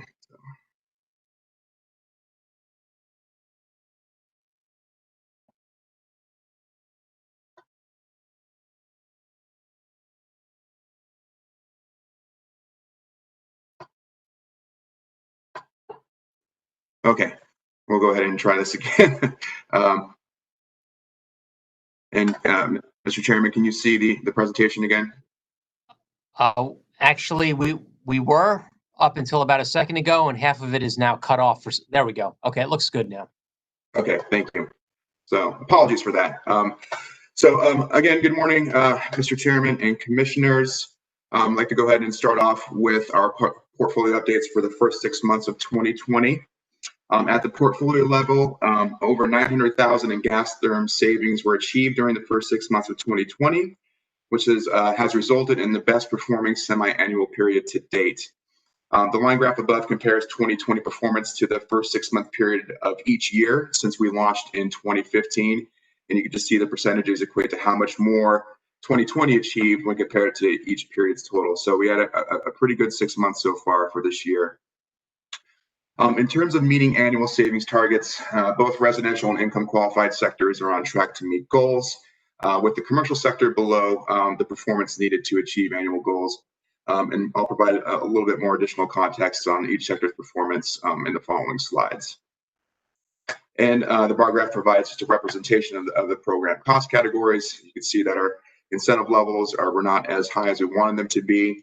And that's as a direct result of lower participation due to COVID-19. Moving on to residential. So over 700,000 therms were achieved and accounts for 82% of the portfolio savings. In terms of program savings targets, the existing home program is trending under target and was further impacted by limited customer to contractor interactions due to COVID-19, and with similar impacts being observed through the coordinated programs, which was mentioned in prior presentations from the electric utilities.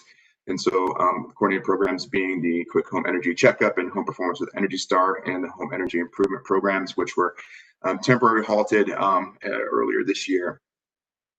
However, the new home construction program saw lesser impacts related to the pandemic and was able to maintain a robust construction pipeline during the first 6 months of 2020.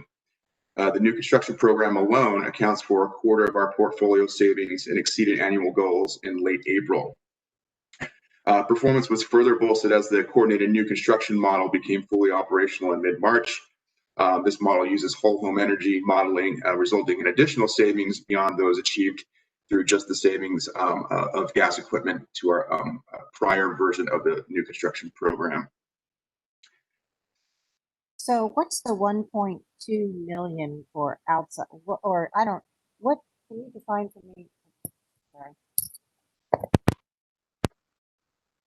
I'm sorry, Commissioner, you broke up there a little bit, I'm sorry. All right, can you hear me now? Yes, ma'am. All right, what is the definition of outside services there on the lower right bar graph? Right.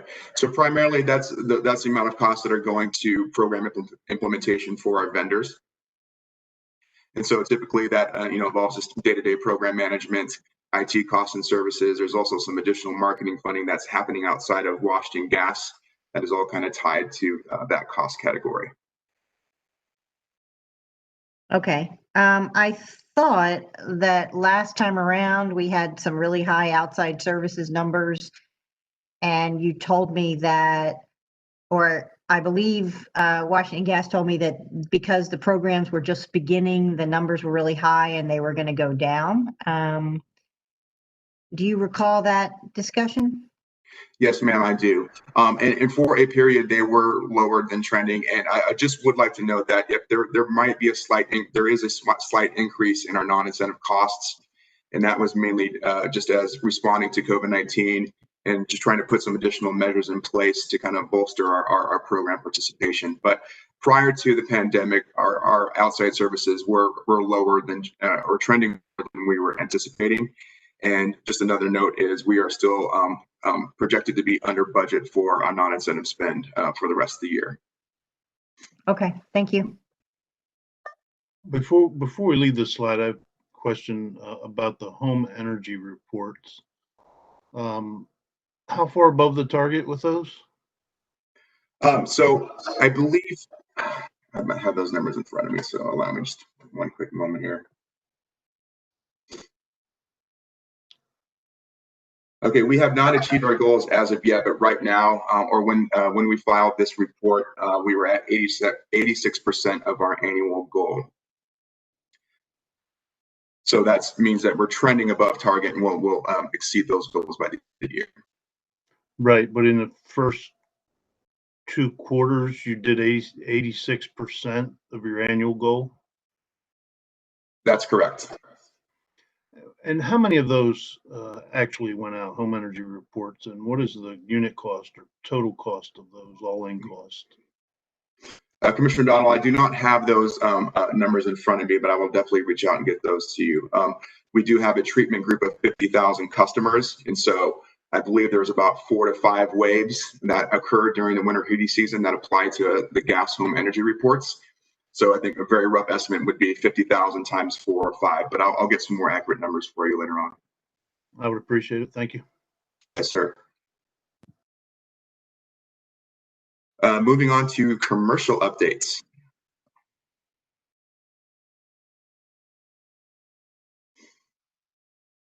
So over 130,000 gas therm savings were achieved through the suite of commercial programs in the first half of 2020, resulting in a paralleling overall portfolio performance with the best semi-annual period to date. Just to elaborate on this success a little bit, the pie chart that you see kind of in the middle above compares just our 6-month period of 2020 to an entire year's worth of performance for each year since launching in 2015. So just 6 months of our performance this year accounts for the second best period in terms of annual savings, and accounts for nearly a quarter of a program to date performance in the C&I sector.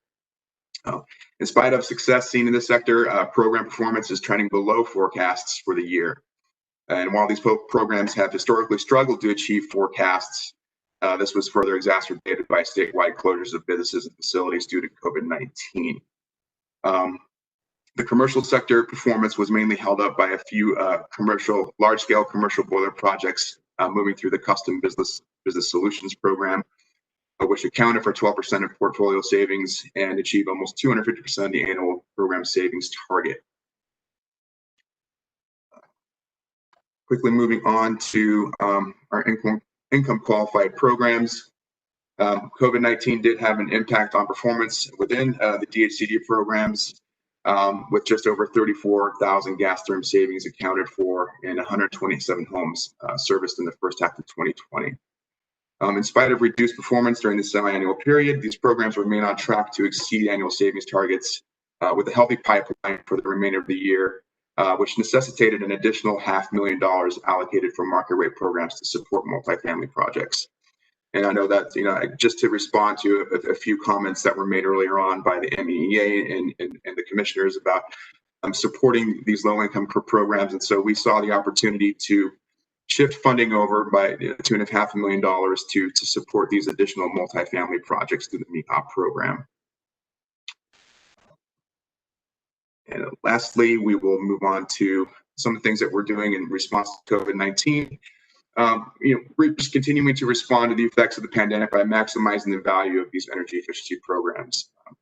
We're continuing to send our updated messaging and outreach in an effort to aim to resonate with our customer base and focus on reducing energy burden through no-cost measures such as home energy kits or even additional resources and program uplift through the home energy reports. All programs have remained fully operational, along with offering increased incentive amounts as part of limited time offers in both the residential and commercial programs. And also, we want to just empower our contractor and service provider networks to give them as much resources and ability to drive participation through these programs, since a lot of our success is based on their success as well. So that concludes my presentation, and I know we wanted to address the surcharge imbalance or overcollection issues. And so with that, I'd like to, if there aren't any questions about my slide deck, I would like to go ahead and hand it over to Mr. Lawson to cover that topic. Okay, no questions. Hi, I'm Andrew Lawson. I'm a Regulatory Affairs Manager at Washington Gas, and just anticipating your question about our anticipated imbalances for the surcharge at the end of the year. As of now, we're projecting an approximate $350,000 overcollection for residential and approximately $80,000 overcollection for commercial, the commercial program. So that's our estimate. Obviously, it'll depend on program performance and collections for the remainder of the year, but that's where we expect to be.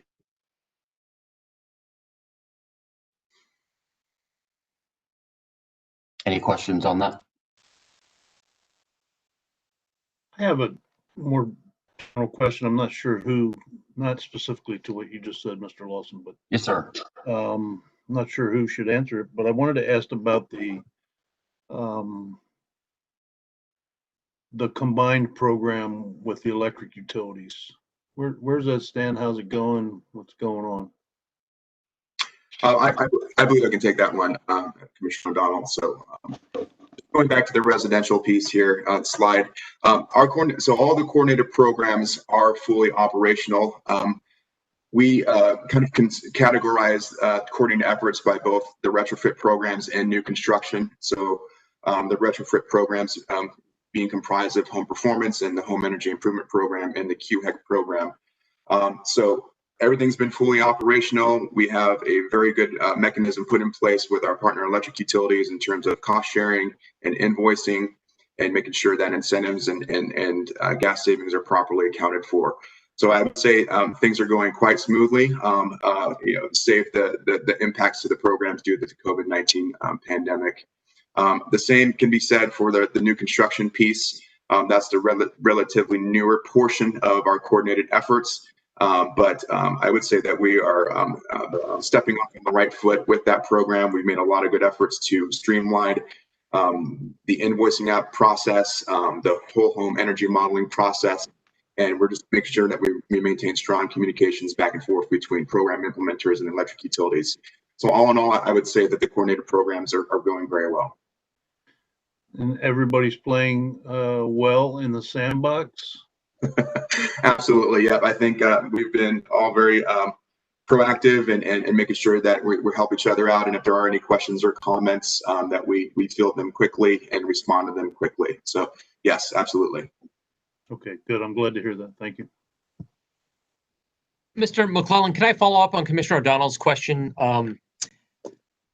In OPC's comments, I recall that they said with respect to working with your builders, that you're doing a good job with respect to new residential construction. However, they were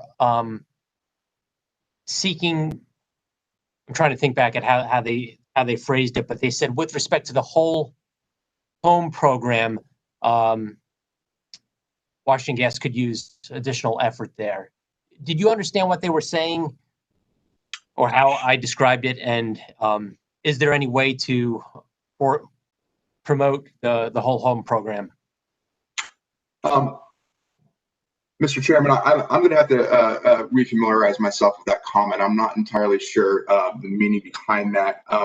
I could surmise to guess that that's just related that there needs to be just additional opportunities outside of maybe gas equipment and moving into the new program cycle. And that also may also be alluding to high performance incentive tiers such as DOE's Zero Energy Ready Home or the Passive House certifications, which are part of the plan moving forward into the 21 through 23 cycle. And I'm eager to present that to you all in the next day or so. But yeah, I know that's it's sort of a non-answer, Mr. Chairman, so I'll need to follow up on that comment and maybe get back to you on that. Okay, no, I apologize. It wasn't a clear question, although I do recall that they commended you on your program on the new construction, but said there's a ways to go with regard to the whole house program. So if you look back at their comments, you'll see it buried in there somewhere. So thank you. I will make a quick note to double check that comment and get back to you on something in writing, Mr. Chairman. I appreciate that. Any other questions for the WGL team? All right, thank you all. At this time, before we break for lunch, we'll squeeze in DHCD and give the department as much time as they need, at the conclusion of which we'll take a lunch break. So good afternoon to the representatives from the department. Good afternoon, Mr. Chairman, Commissioner. I believe I will be able to share my presentation. Okay, can you see my presentation and hear me clearly? Yes, we can to both. Perfect. Thank you. So I'm Nicola Tran on behalf of the Maryland Department of Housing and Community Development. We're presenting today an update on the limited income programs relating to the first and second quarter of this year, 2020, as well as some more recent projections. After the initial COVID lockdown hit the state in April, the light production rate has since been recovering steadily and caught back up to the forecast curve by September. On this chart, the forecast is marked in blue and the actual production numbers are marked in red. Our network partners have worked very diligently to implement adequate safety protocols and provided outstanding customer service that allowed them to continue providing these crucial services to Marylanders in need of assistance. So far this year, over 2,000 projects have been completed, which is a little bit more than 50% of the forecast for this year. DHCD recently transferred some LIHEAP funds to MIHA, and we expect that the remaining LIHEAP funds will be close to spent out by the end of the 3-month carryover period that we have into March 2021, barring any further COVID impacts. The MIHA production is also still on track with the program cycle forecasts overall. We expect to commit a total of 5,384 units, which will complete construction before December 31st of 2021, which is our 1-year carryover period for this program. And with the Commission's recent authorization to include master meter projects in the program, the MIHA program also expects to commit around 400 units in 3 master meter projects in this cycle for the first time. We experienced a specifically high demand in the BG&E, Pepco, and SMECO territories, where we have, at this point, a wait list of multifamily properties. A little bit less of a demand in the Delmarva and the PE territory on the multifamily side. Even though our production has recovered in numbers, COVID still has an impact on the everyday operations.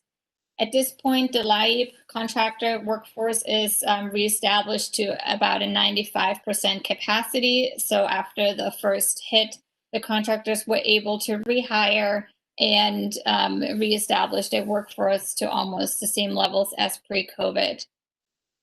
They encountered some initial hesitation among participants, but strong safety precautions among the crews were able to provide comfort to the homeowners. What we are still experiencing is a supply shortage and delays for some Energy Star equipment. Specifically, HVAC systems and appliances are often hard to procure and delay the completion of some projects. On the MIHA side, as of October, all construction has resumed, and project owners are still a little bit hesitant to commit projects, which can delay the process of applications. The COVID pandemic also affected the tax credit market, which delayed several pipeline projects that came in through other DHCD programs, and some had to be removed from processing due to those effects. But despite all those setbacks, MIHA has committed funds to 10 projects with almost 1,000 units since July 1st, and still continues to expect to commit all funds in all territories other than Potomac Edison. Since the semi-annual report was filed, DHCD has requested transfer of some funds in an effort to spend out all of our allocation and allocate the funds where the demand is. So staff has approved our transfer request of $350,000 from BG&E LIHEAP and meat benefits to the BG&E MIHA budget, and $231,000 from Delmarva LIHEAP benefits to the Delmarva MIHA benefits budget. And currently pending is another transfer of $275,000 BG&E meat benefits that we're also looking to transfer over to BG&E MIHA, which that one is pending PSC Commission approval in the administrative meeting process. And that concludes our presentation. I'm open for any questions you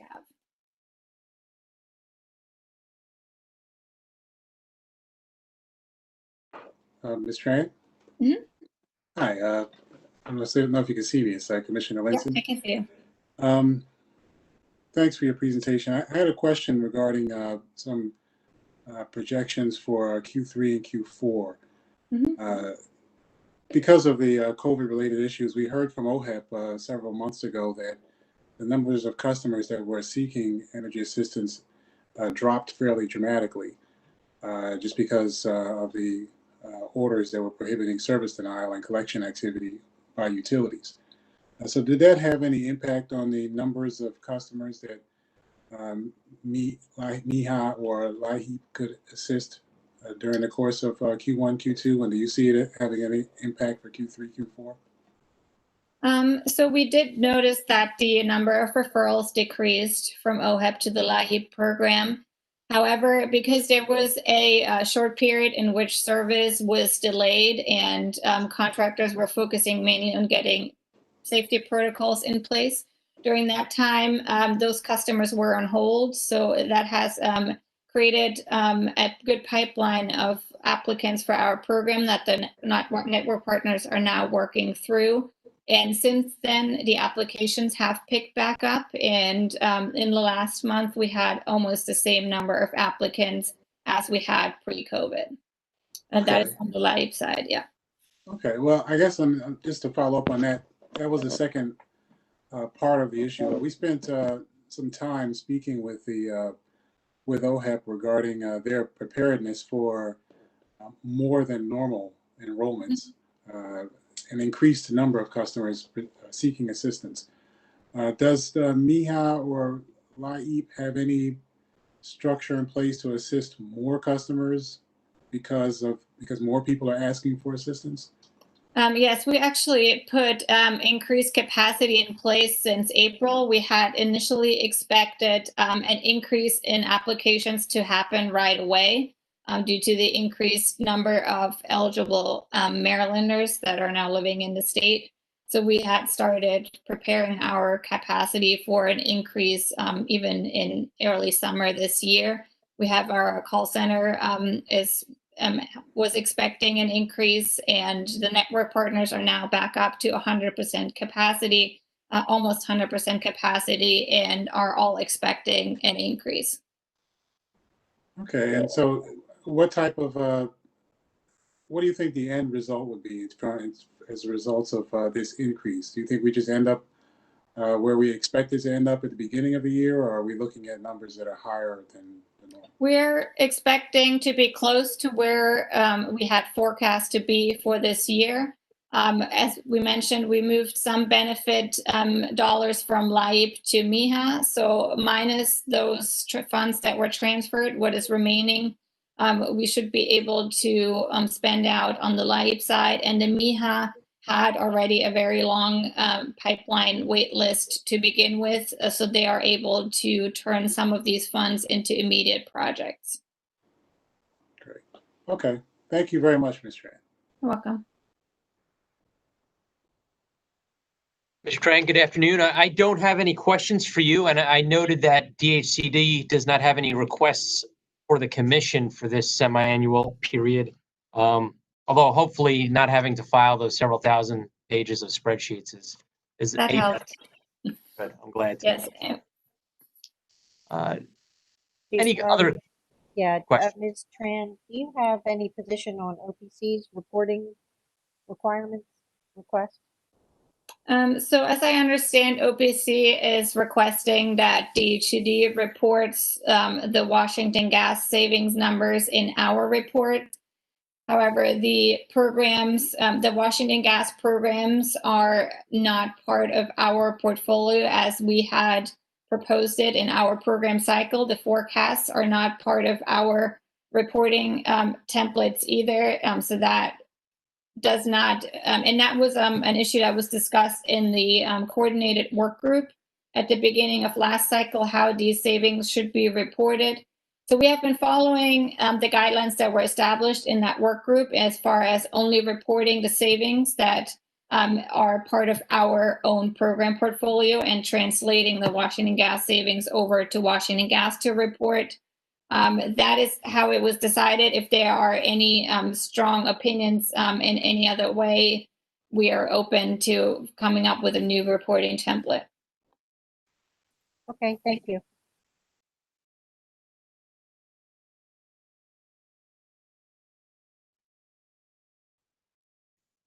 Okay, thank you, Ms. Tran. We understand Secretary Holt will be joining us later this week as we look to the next 3-year program cycle review. We'll take a lunch break in just a moment. However, since we are so far ahead of schedule today, what I would like to do is cover not 2, but all 3 of the reports that were filed. So that will be the finance report, the conservation voltage reduction report, and the cost recovery report. However, if there are any participants regarding the cost recovery report that would not be able to present today, please let Amanda Best know during the break. And if that's the case, we may very well stay to our original schedule and have cost recovery discussed in the morning. But if the parties are amenable, it would be my preference that we handle all three reports this afternoon. So we will now begin a lunch break. We will be in recess until 1:15 p.m. 1:15. Thank you.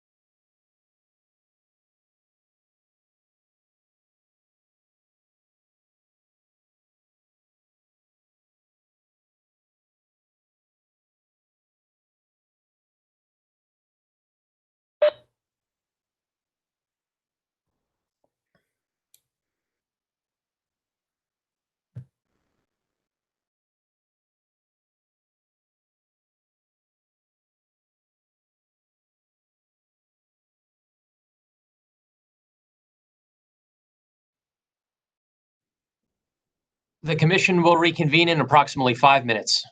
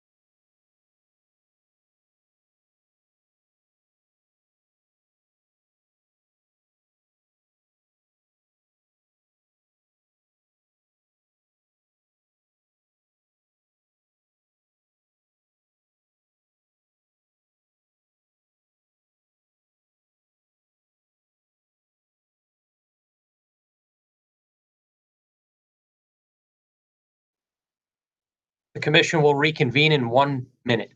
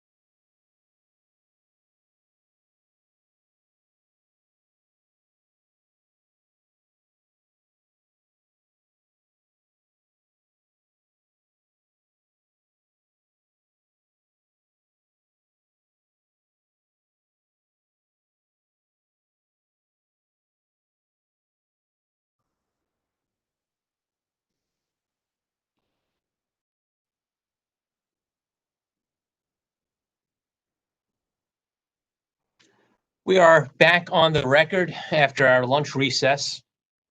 At this point, we will transition to docket number 9648 regarding the 3-year plans for the next cycle for 2021 through 2023.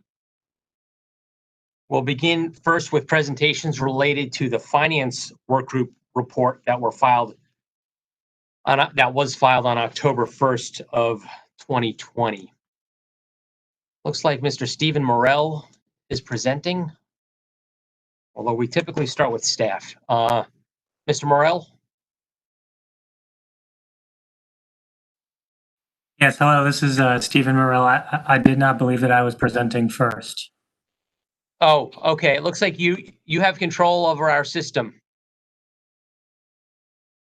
We're going to start with staff, but Mr. Morell, if you could stand down. I will sign off. I'm not sure how I did that. Apologies. Thank you. So, Mr. Chairman, excuse me, this is Dan Hurley with the Commission staff. We don't have a presentation per se for this group for staff.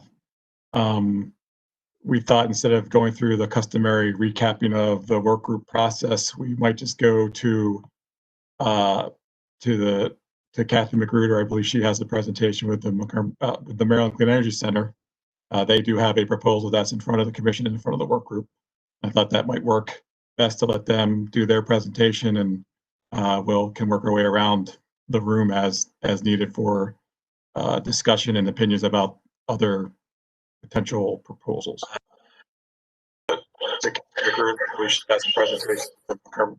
Maryland Clean Energy Center, they do have a proposal that's in front of the commission and in front of the work group.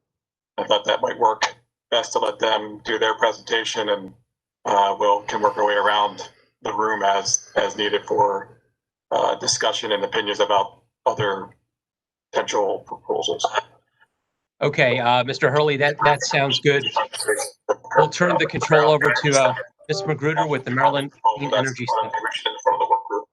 I thought that might work best to let them do their presentation, and can work our way around the room as needed for discussion and opinions about other potential. Excuse me, Mr. Chairman. I believe someone might have the YouTube feed on in the background, and so that's why it's looping.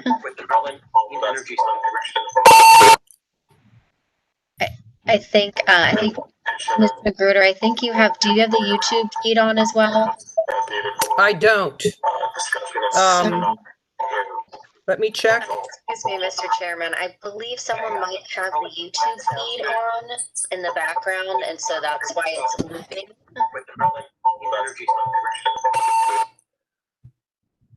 I think Ms. Magruder, do you have the YouTube feed on as well? I exited the YouTube. Let me check. Excuse me, Mr. Chairman. I believe someone might have the YouTube feed on in the background, and so that's why it's looping.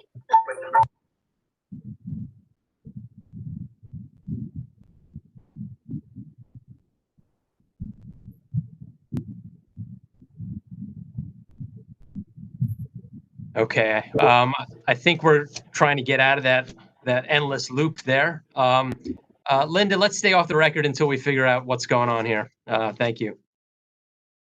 Ms. Magruder, can you unmute at this point and we'll hear if it's coming from you? Hello, Mr. Chair. Hi, that sounds good. I'm not sure where we were having that problem, but it's gone away. So if you're ready to present, we'll go back on the record. Do you need a moment? Yeah, I'm just going to pull up my screen. Okay. All right. Linda, when Ms. Magruder's ready, we'll go back on the record.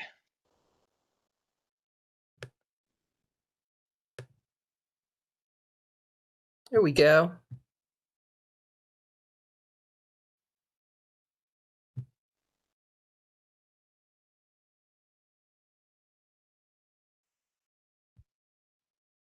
Okay. Good afternoon, Mr. Chair, members of the Commission. Hopefully you can see my screen in all its glory.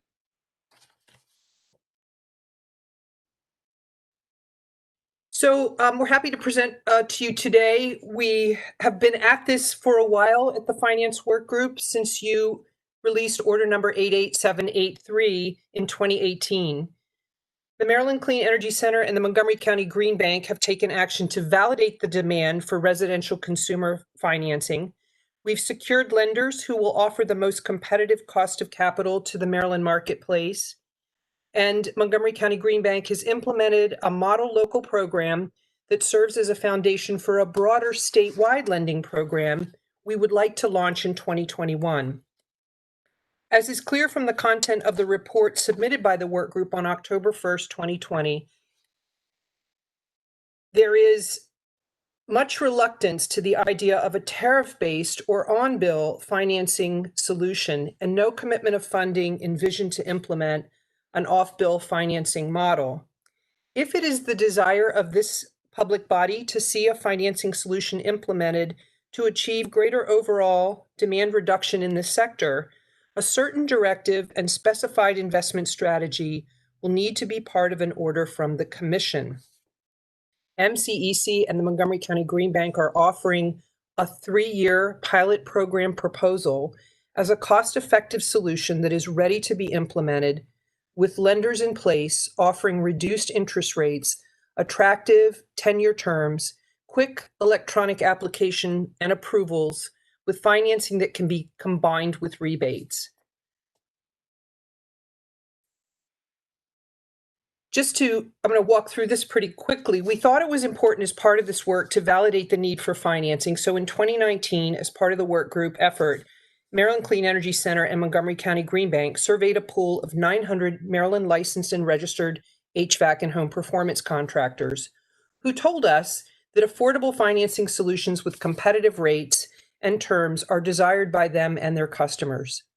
Consumers would be more likely to implement more energy-saving measures with a financing program in place, and rates and terms in the market now are not advantageous to move them to be proactive. The majority of contractors surveyed told us that only a small percentage of customers implement the bulk of measures recommended in an audit. We believe that financing will help change that. The question was asked, do you think your home improvement contracts completed would have been larger if your customers had access to financing that enabled him or her to pay for the work over more than a year? Of 140 contractors that responded to that question, only 22 said that it would not.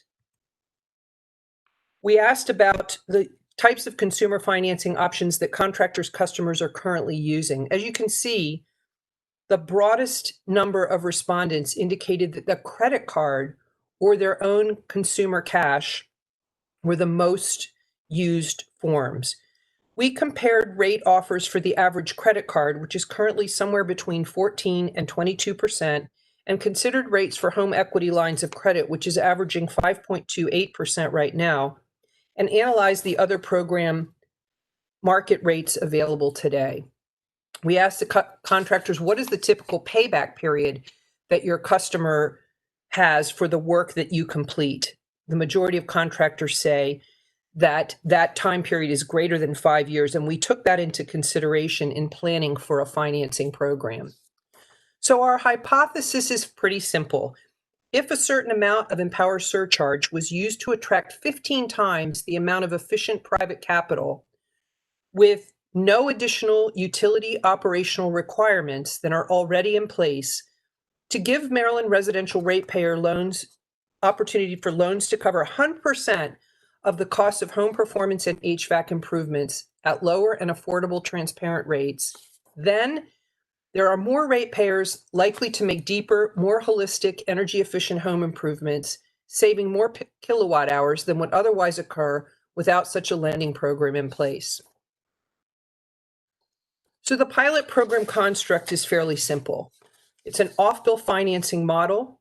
We would like to offer it statewide using private lenders to fund the loans. It would cost-effectively complement the current EmPOWER programs, aligning with the utility rebate, approved home performance with Energy Star and HVAC eligible measures, would use EmPOWER vetted contractors and success metrics, can be combined with the rebates. We would look to have a convenient in-home e-application platform, and this is really key, Fast turnaround for approvals. The contractors have told us that it's important to be able to close that sale while they're in the home. To publicly fund a long-term loan loss reserve and a short-term 0% interest rate reduction. This loss reserve establishes long-term rates below existing market programs and terms up to 10 years. The short-term interest rate reduction provides an initial impetus for ratepayers to undertake larger projects than they otherwise would with a higher rate. This chart will show you that compared to the other market offerings that are off-bill models now, the Knife and Mariner Finance, which is, these are both also unsecured lending.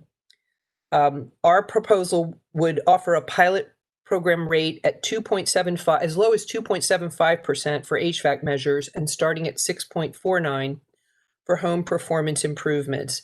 We did not include the B-Smart program in this comparison. That rate is 4.99% for 10 years with a maximum loan of $30,000. So the point is that leverage is key. 100,000 of EmPOWER funds could be used for rebates at $500 per average rebate would help 200 households for a portion of the project costs. And again, this is important because consumers generally don't have the funds available. Most people don't have $5,000 to $10,000 sitting in savings that they can easily use to make these improvements. So the project doesn't get done. By installing $5,000 of HVAC or home performance measures, the household still needs to fund the remaining $4,500 of costs. They're going to go to their credit card. They're going to look for a home equity line of credit, which takes a lot of time to turn around, or the project doesn't proceed. With a leveraged investment, $100,000 in a loan loss reserve at 10% coverage delivers $1 million in lending capacity. Those same 200 households with a $5,000 project, no matter their means, are supported with lower cost financing for the whole project. So we're looking at an 11-to-1 investment ratio or better just for the lending piece of our puzzle to make below market financing conveniently accessible to the broadest possible consumer audience of Maryland residential ratepayers. An investment of public capital is needed. And that was the #1 item on your list of objectives that you asked the finance work group to address. That investment would cover a credit enhancement, would support a loss reserve, which attracts the lender into the program, and fund a portion of the program administration and marketing costs that we would incur, these two entities would incur.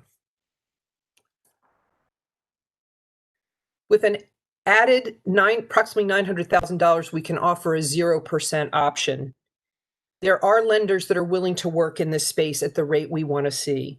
They will reduce rates and lower the credit score threshold for eligible borrowers if there's a certain loss reserve in place and a willingness for the program administrator to subsidize the interest rate, which lowers the overall cost of borrowing for consumer ratepayers. Montgomery County Green Bank and the Maryland Clean Energy Center have negotiated terms with a lender who is also willing to allow for this 0% 12-month offer with the adequate credit enhancement in place. So the proposed pilot budget, we looked at this 3-year period, we looked at the rate and the terms, we looked at the cost to get that rate down, and we segregated this by Montgomery County Green Bank and MCEC. Montgomery County Green Bank is currently covering part of the Pepco territory using the Pepco settlement funds to support this program in its current state. They are also offering some coverage for renewable installations, electric vehicle charging infrastructure, and energy storage installations. The proposal that we have in the front of you all today focuses only on HVAC and home performance, as that is part of the discussion we had in the finance work group, was that that's how those funds can be used. I'm going to go to the next slide. Projected outcomes for the program, we estimate with a $1.3 million investment to leverage the lending of $14.4 million, we would be able to achieve 5.1 million kilowatt hour savings in the first 3 years of the program. This would be for 1,600 service loans, and it would generate 26,000 full-time equivalent contractor work hours, which is also an important metric, we think, in this investment. So, of course, everyone wants to know, what's this going to cost me? And we did this as an indicator for you of how minimal these costs would be for this pilot.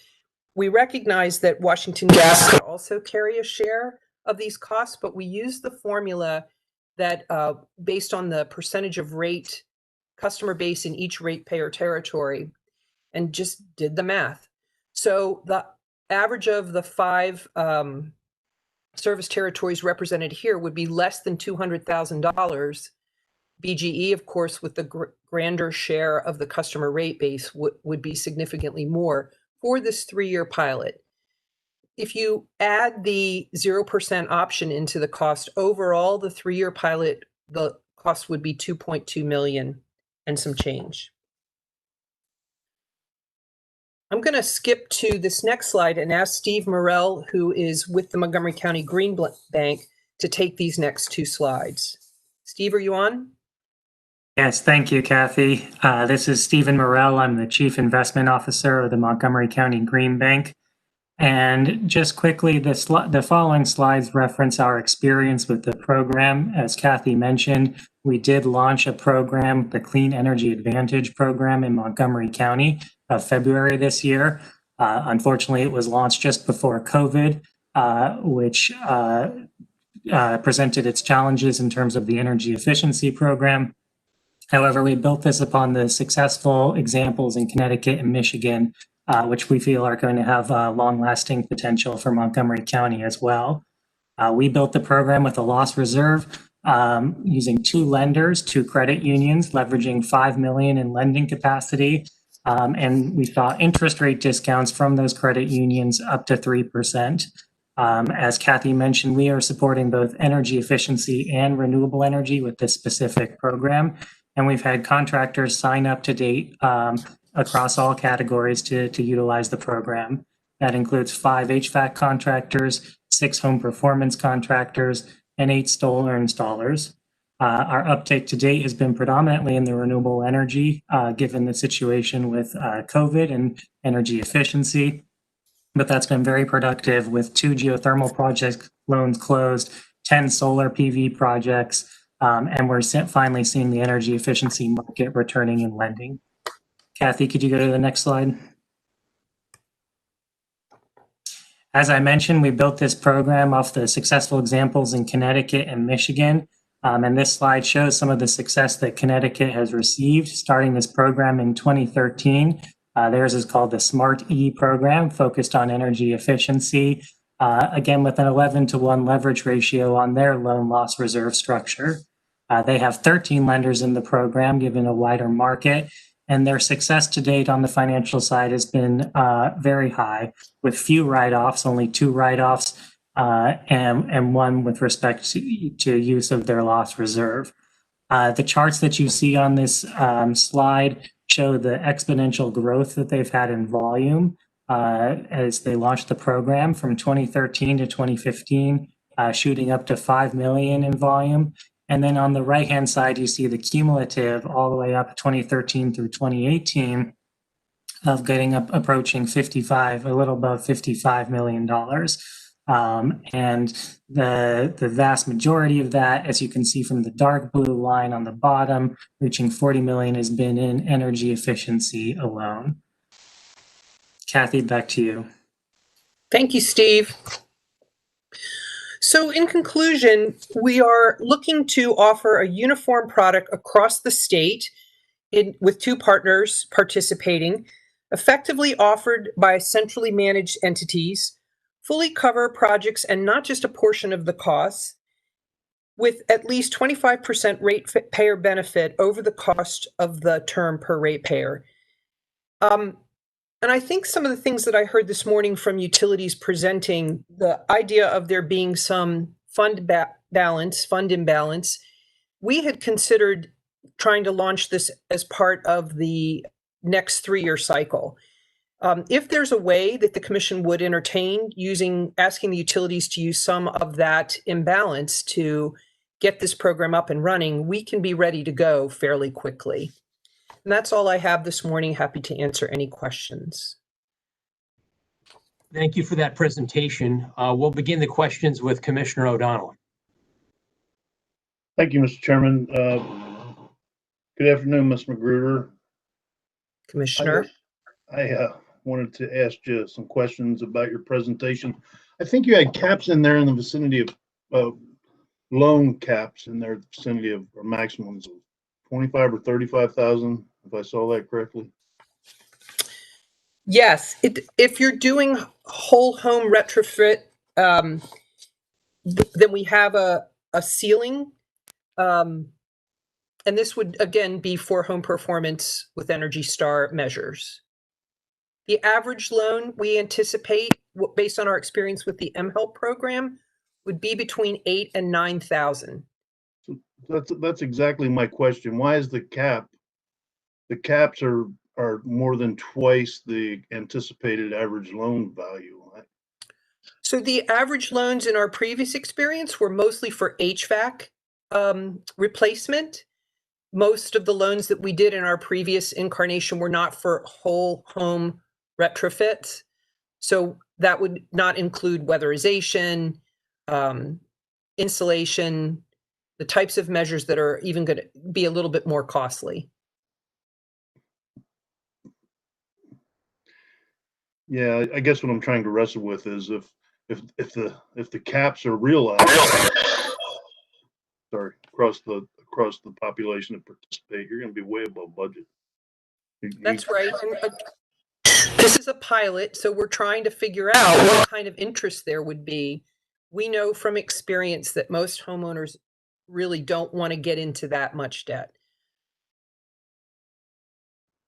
And Mr. Morrell talked about renewable projects, solar PV and geothermal and some others. Would this have any component of geothermal or in it? Or Steve, do you want to respond? Yes, thank you, Commissioner. No, we have seen geothermal as part of our program, just given the energy efficiency being quiet in the market. We have not seen energy efficiency projects that are including geothermal. They've been exclusively geothermal heat pumps installed to date. And the typical geothermal system is going to be in that $25,000 range. so just so I'm clear, will we have the renewable energy side of the house involved in this particular program? No, Montgomery County will be able to continue to offer that in the area in which they are using the ratepayers, the Exelon settlement funds, but we would not be able to offer that statewide at this juncture. We are working with MEA to see if they would be willing to backstop the loans for the companion renewable electric vehicle infrastructure and energy storage projects that Montgomery County is able to offer in the county. But for our proposed program now, using EmPOWER funds, it would only be for those measures that are eligible for EmPOWER surcharge funding. Okay, well, hopefully we're going to hear from MEA on this. If we don't, I may reserve the right to come back and ask you some questions about those discussions. Of course. Okay, thank you, Kathy. Ms. Magruder, in considering the two parts to your proposal, which is the loss pool and the interest rate buy down, I would understand that the $900,000 for the buy down is just a cost that would be paid to the bank, essentially buying down the points. However, the loss reserve, if none of the customers default, is it my understanding that the reserve would just remain intact? That is what we would propose. In our previous experience, we saw losses less than 2% of the overall portfolio. So there's a very good possibility that much of that reserve would still be in place at the end of the pilot. We could then continue the program with that loss reserve in place. assuming that the lender was still interested in participating with us. So it's fair to characterize the loss pool as a security deposit that may or may not be claimed by the bank? Yes. And Mr. Morel, in one of your slides, you said there were just 2 defaults. Of how many customers were there just 2 defaults, if I understood that correctly? That's correct, and that's the experience in Connecticut. I'm not familiar with of how many customers they've had in that period that they received the defaults. In Montgomery County, it's been 0 defaults to date. Of how many customers? Of approximately a dozen customers. And I think it's fair to say that the Connecticut program has a very substantial track record, so they're going to be an indicative model. Ms. Magruder, I noted one thing in your presentation in terms of the leverage ratios. You mentioned both 11-to-1 and 15-to-1. What was the difference?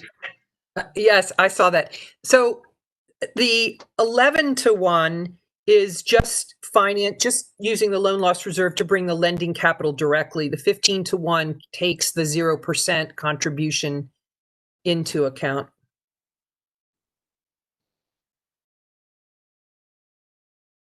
And buying down the interest rate, or that would provide 1 year of interest-free financing for the customer? That's correct. Thank you. It is an interesting proposal. I am curious to hear where the other parties and the utilities stand on it. So I look forward to those questions. I do want to mention, I'm not speaking on behalf of the contractors officially, but I did have several conversations with the Building Performance Association directors and the HVAC association groups, and they are both supportive of this proposal. Having used mHelp before in the past, they're anxious to see some type of transparent, affordable, convenient financing back available in the market in Maryland. Just one final question. Did you say you have lenders or bankers lined up to participate in the program? We do. The Montgomery County Green Bank has already engaged 2 lenders for their program. Is that correct, Steve? If I'm wrong, correct me. No, that is correct. We have 2 credit union lenders in our program, one of which has been working with MCEC on potential participation in a statewide program. And we are prepared to execute an agreement with that lender if we are able to show that we have the loan loss reserve capital in place. Thank you. Are there additional questions for Montgomery County or MCEC? Commissioner Herman. Thank you.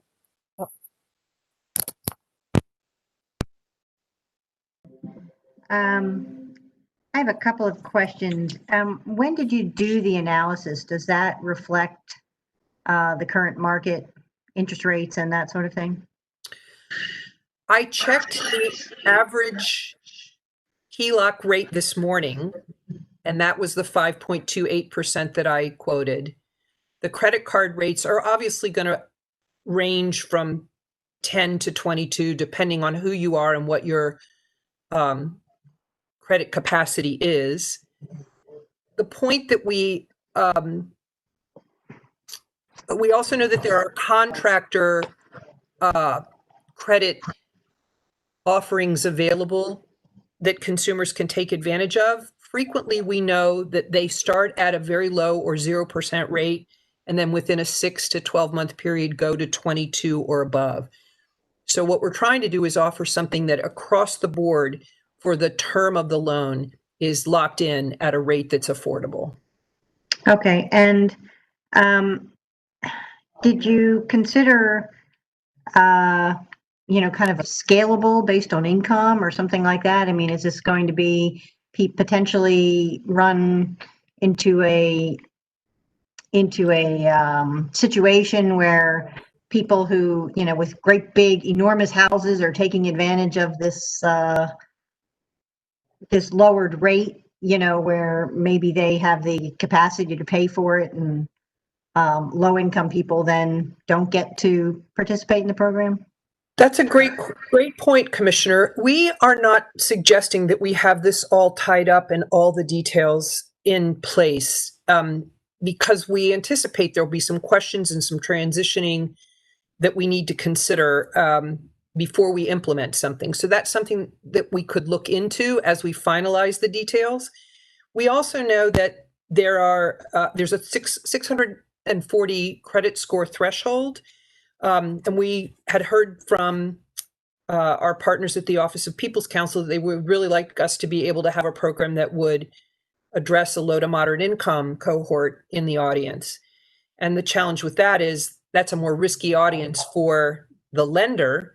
So the lender wants to see even more investment of capital to mitigate the risk. And we tried to dial this into something that was reasonable and that we could anticipate would be investable at this early stage.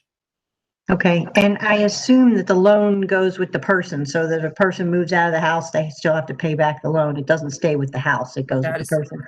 Yes, ma'am, that is correct. Okay.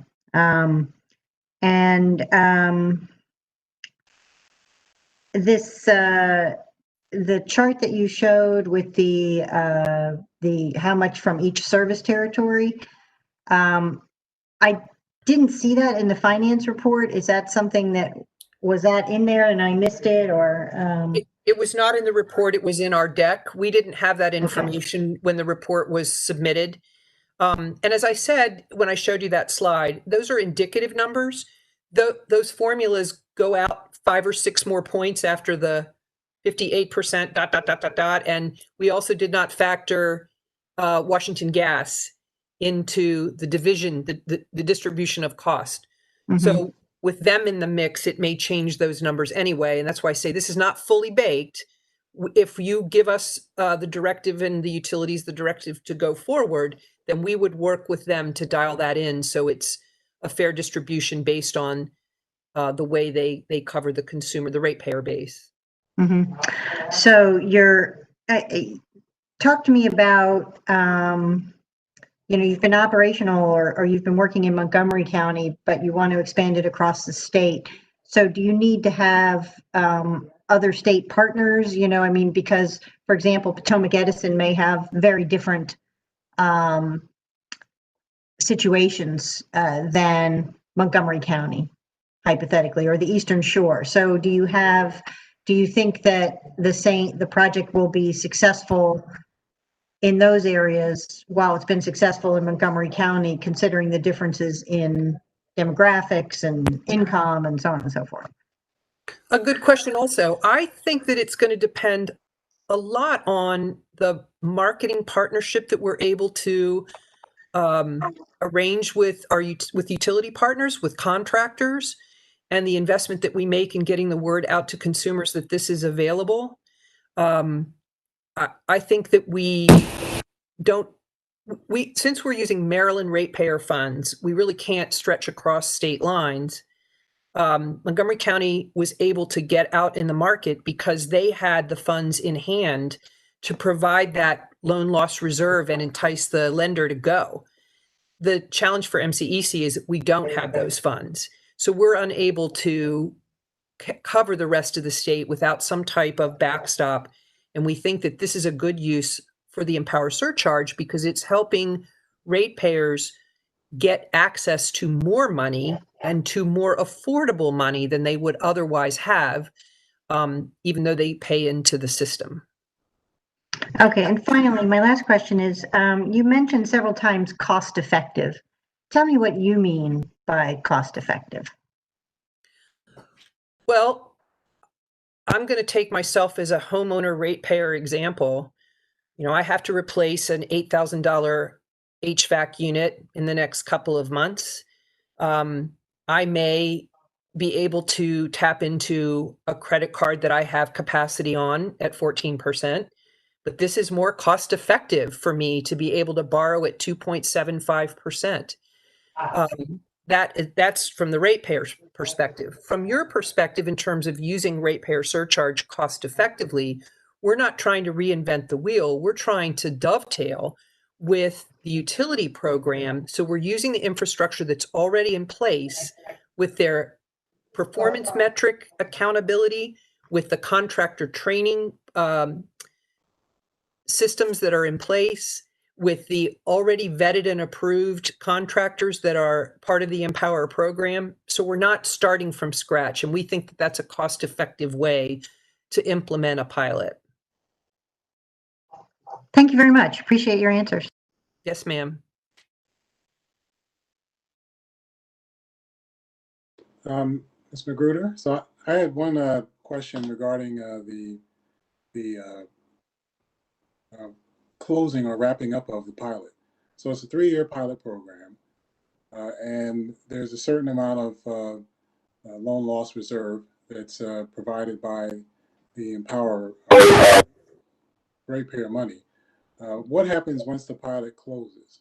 Is the money refunded back to EmPOWER, or is it what's left over is used by a bank, or what happens to the money at that point? That would certainly be something that would be determined based on your order. If you want the money returned to the EmPOWER program, we can be sure that that happens. If you want us to extend beyond the pilot program because it's working well, we would be happy to entertain that as well. Kathy, this is Wyatt. Can the group hear me? Yeah. Yep. This is Wyatt Shiflett, Director of Financing Programs at the Maryland Clean Energy Center. I want to support that answer. Money that was budgeted for a 0% buy down or for administration and marketing that wasn't spent, obviously at the PSC's direction, could go back to the primary funding source.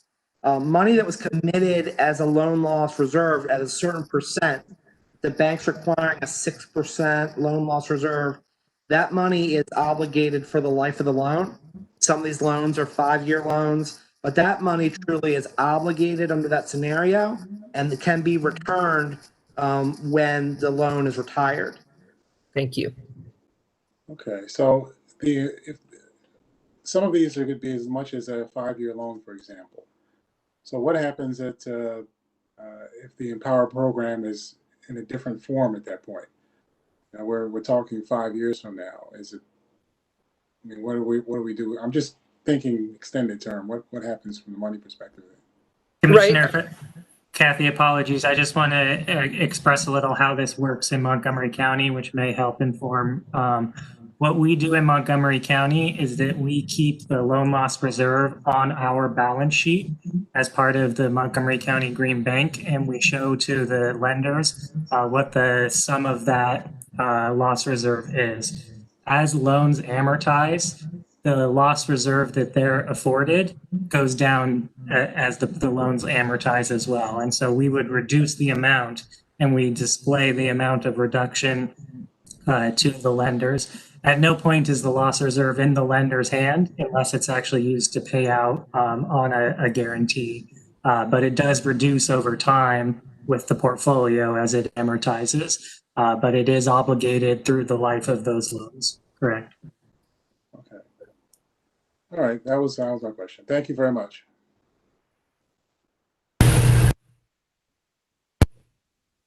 Commissioner O'Donnell. Thank you, Mr. Chairman. Commissioner Gruder, I wanted to follow up on the discussion of the two lenders that have been lined up. You said they were credit unions. Is there any relationship established between the borrower, the customer, and the credit union itself? Steve, I understand the question, Commissioner. Steve, do you want to respond? Yes. So the way the program has worked in Montgomery County is there is a relationship between the borrower and the credit union. The credit union has required a minimum deposit to be a part of the credit union that they're participating in. In Connecticut and Michigan, the program is mostly utilized by credit unions as well that equally require some sort of participation from the borrower to be a member of the credit union. It hasn't been a requirement of the program. It's just been a feature of working with credit unions alone. So it used to be, I don't know what the state of the law is today, but some credit unions under Maryland law used to be established where their membership was exclusive to a certain group of people, right? You had to be employed by a certain entity. I understand, like NASA or Navy or, yeah. I don't I don't think that that's the case in this structure. The lender, one of the lenders that we have attracted is the Clean Energy Credit Union that was set up with a special purpose mission to do this type of lending. Okay, but in Montgomery County now, the customer has to get a membership in that credit union, correct? They do. They get a membership equivalent to a couple dollars, and it's part of the loan proceeds. It's not large. They do not need to be affiliated with the particular credit union from the perspective of what they represented. So like NASA or Navy, they could be average people participating as well. Okay, so this is a novel idea. I'm trying to figure this out. So the reserve is to be a shield against default of the customer. What about the default of the lender, the finance institution, the credit union? How's that protection go the other way? So there are federal regulations that the credit unions have to participate in, having that type of insurance. Steve, do you want to comment on that? We do diligence on each credit union that we would be entering into an agreement with. We are looking at their lending capacity, their reserve requirements. And again, that goes beyond just credit unions. That's any lender that we're working with. There are no additional protections other than what the lenders are required to hold in reserve by law in relation to their lending portfolio. Clearly, part of the reason they're interested in participating is because they can count a partial guarantee towards that reserve requirement that they have from their regulator. But we have not come across a scenario where any of the lenders participating, then this is the same experience in Michigan and Connecticut, have demonstrated any reason to think that they wouldn't be able to make whole on their obligations. At the time that they are issuing loans, that capital is out the door, and then it's a repayment to them. If there is a financial issue with any of the lenders, their successor or creditor, whoever takes over that loan book, would then be the payee of those loans. And so from a customer perspective, it would proceed in the same way, except you would pay a different address instead of whatever credit union has closed down. But the obligation wouldn't change. It would just depend who picks it up. So there's no risk to MCEC or Montgomery County Green Bank in that regard, or the ratepayers, right? As we're building it. Okay. All right. Very good. Thank you.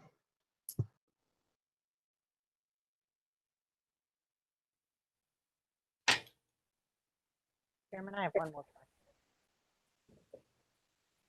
question. Ms. Magruder. Oh, Commissioner, you're set. I'll get used to me putting earphones off and on here. Sorry about that. Quite all right. Ms. Magruder, in your own words, I think you said half-baked or, something to that effect about with this proposal. So I'm wondering, what is it you're asking us to approve? The entire thing, or are you asking us to kind of endorse an idea and you'll get back to us? I'm a little confused as to what your ask is. And I don't mean to imply that it's half-baked. It's fully baked and implemented in Montgomery County. The details of how we would interface in a statewide program, there are still things that need to be resolved. There are still agreements that would need to be made between MCEC and utility partners, or between MCEC and the lender. So that's what I meant by not quite ready to, it's not plug and play at this moment. What we're understanding here is that the only way that we can make this opportunity available to Maryland ratepayers statewide is to have some type of backstop investment like Montgomery County has in using their Pepco settlement funds. And that what we're looking for is to direct some of the EmPOWER surcharge funds for that purpose, for the rest of the state. We don't have control over that, you do. And we understand that while we've asked utility partners through the finance work group to consider sponsoring the program so that we would be able to get it up and running, as you saw in their comments in the finance work group report, they are declining to do that. So it would fall under your purview to order that investment take place. I am looking for you to do that, but I understand that there is still work that needs to be done.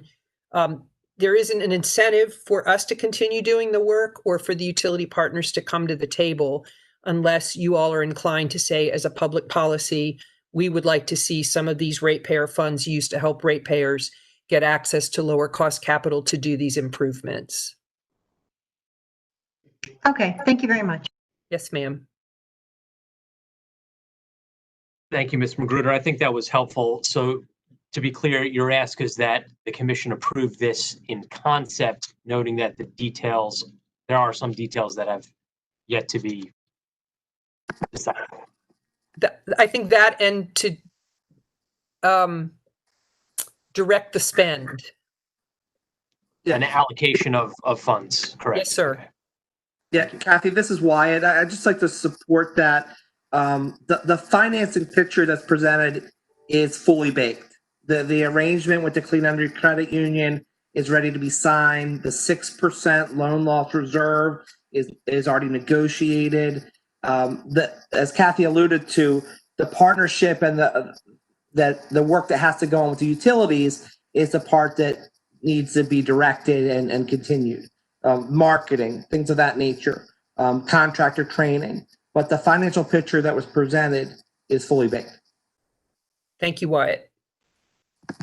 Thank you. At this point, we'll hear from other voices responding to this proposal and to other aspects of the finance work group report that was filed in October. Mr. Hurley, would you like to start for staff, or how would you envision this proceeding? I can start with staff. So amongst the proposals or ideas that we looked at in the work group report, staff was most favorable towards this idea as a pilot.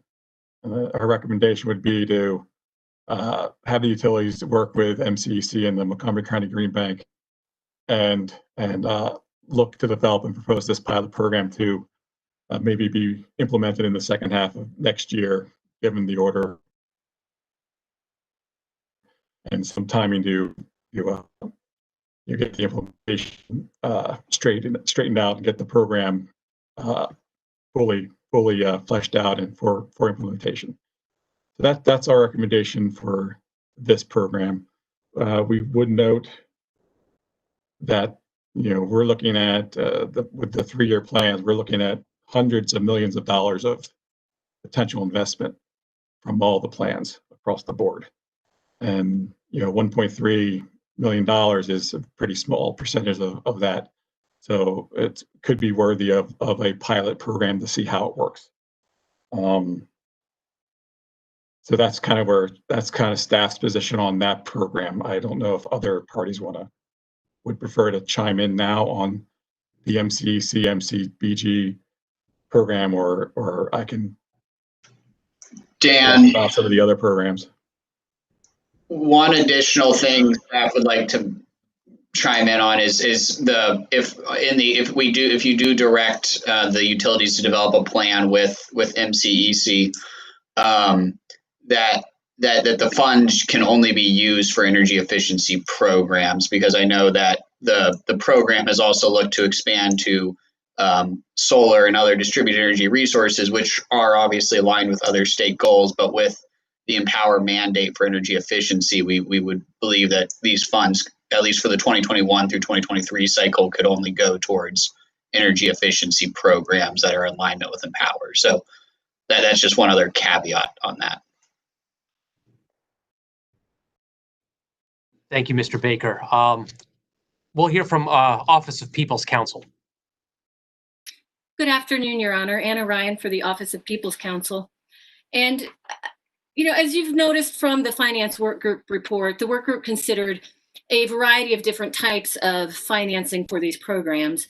And OPC believes that, there are numerous viable options for the utilities when it comes to offering a financing program.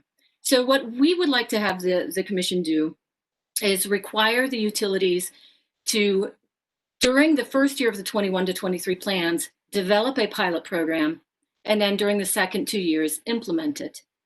And as you've also noticed in the work group report, there are positives and negatives to each of the different financing options, and the utilities have raised some very legitimate concerns about each of the options.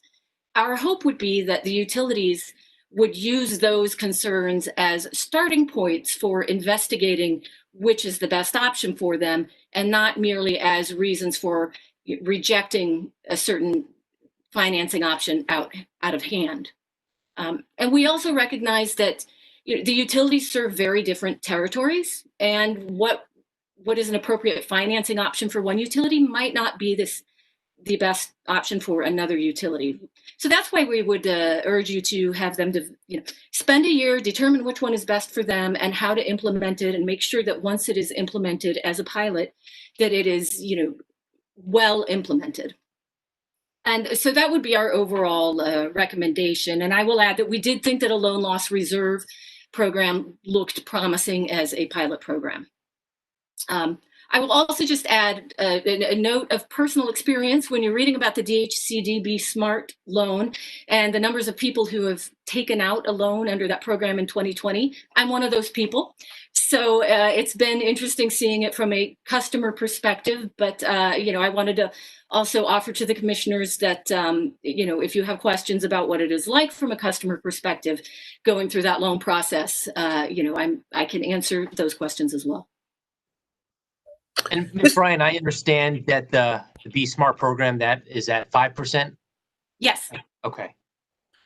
With interest rates and HELOC numbers somewhat below 5 now, I'm wondering if that program can continue to be competitive. Any thoughts on that? Sure. So, yeah, I looked at both HELOCs and, standard home equity loans, and there were several reasons why I chose the DHCD loan.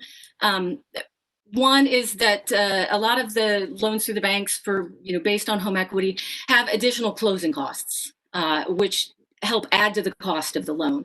And there are no closing costs with DHCD. So that was, that was helpful. Also, the fact that it's an unsecured loan as opposed to putting a lien on the house was, I thought made it a good option. Thank you. Let us now hear from Maryland Energy Administration. Thank you, Chairman. I'll start off by responding to Commissioner O'Donnell's question regarding MEA's work with MCEC on the program. So MEA is currently evaluating our in-house programs and the budgets regarding those programs, and looking at the proposal by MCEC. We've been in communication with MCEC, and we had several rounds of questions and answers, and we've had also met a few times to discuss the program. So at this point, we're still evaluating to see how a residential financing program could complement not only MEA's programs or portfolio programs, but what is being offered in the state, to see if it fills any gaps that that would be filled by such a program. So we're in that process, and I think as recent as earlier this month, sent some more questions back to MCEC regarding the proposal that they presented. And then in general, regarding financing programs, the work group looked at a few options. And given the current economic conditions, it would be probably most effective or cost effective to have programs that are able to attract customers that are able to pay, or to not require public funds to be allocated to programs that are not cost effective. So in regards to the question to MCEC regarding cost effectiveness, when we evaluate the proposal, we looked at the complement of programs that already exist, do any of these proposals provide an opportunity to either complement what already exists or replace some of the lower cost effective or less cost effective programs? So in terms of the pay as you go program that was discussed in the report, or the SEAL program, those have the ability to be self-sustaining. And so if, at this point, we would look at as those as more cost effective in the sense that they're able to achieve the cost effectiveness requirements of the EmPOWER programs. However, as I mentioned, we are looking at what we're offering at MEA and what the proposal by MCEC has to offer. And we will be continue our communication with them on that.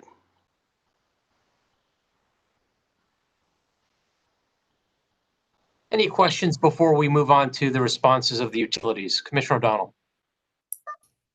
Yeah, Mr.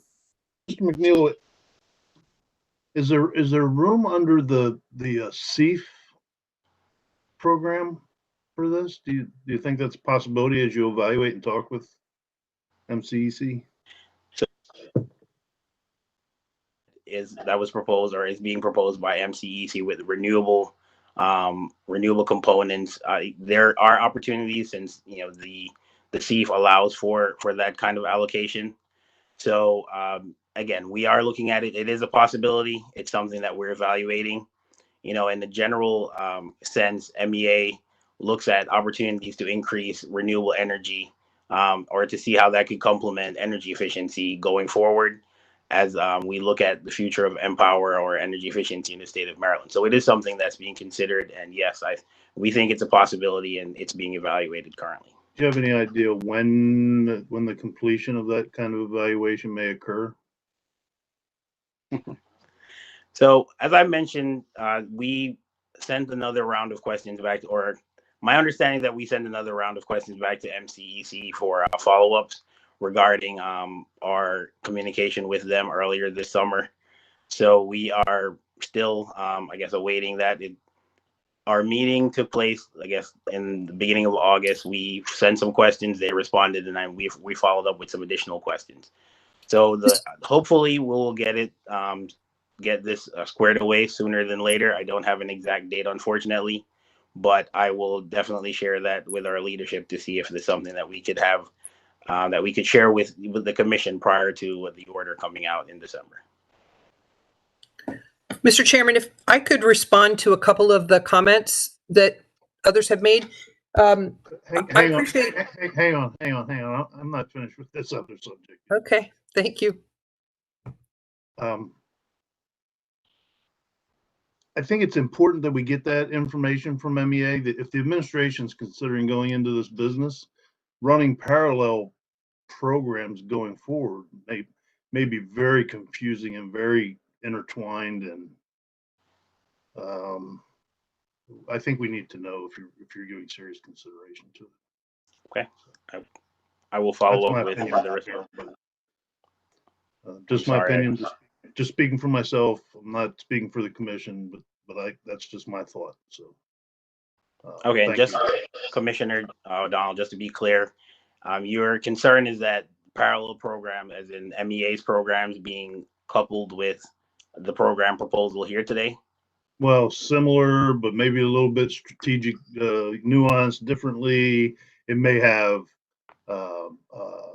renewable components that we would not have. We would be strictly energy efficiency, I think. So if it's out of EmPOWER, so I think there's the potential for a lot of confusion if you have two programs running in parallel that kind of look and smell and feel the same, but aren't really the same.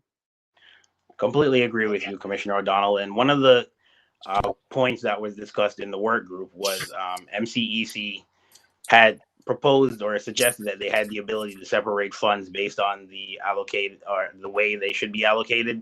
So for example, if the funds were related to EmPOWER or from EmPOWER, they had the ability to assign those funds to energy efficiency. And if they were from another source, they could budget and keep track of funds that are related to energy efficiency and renewable versus renewable.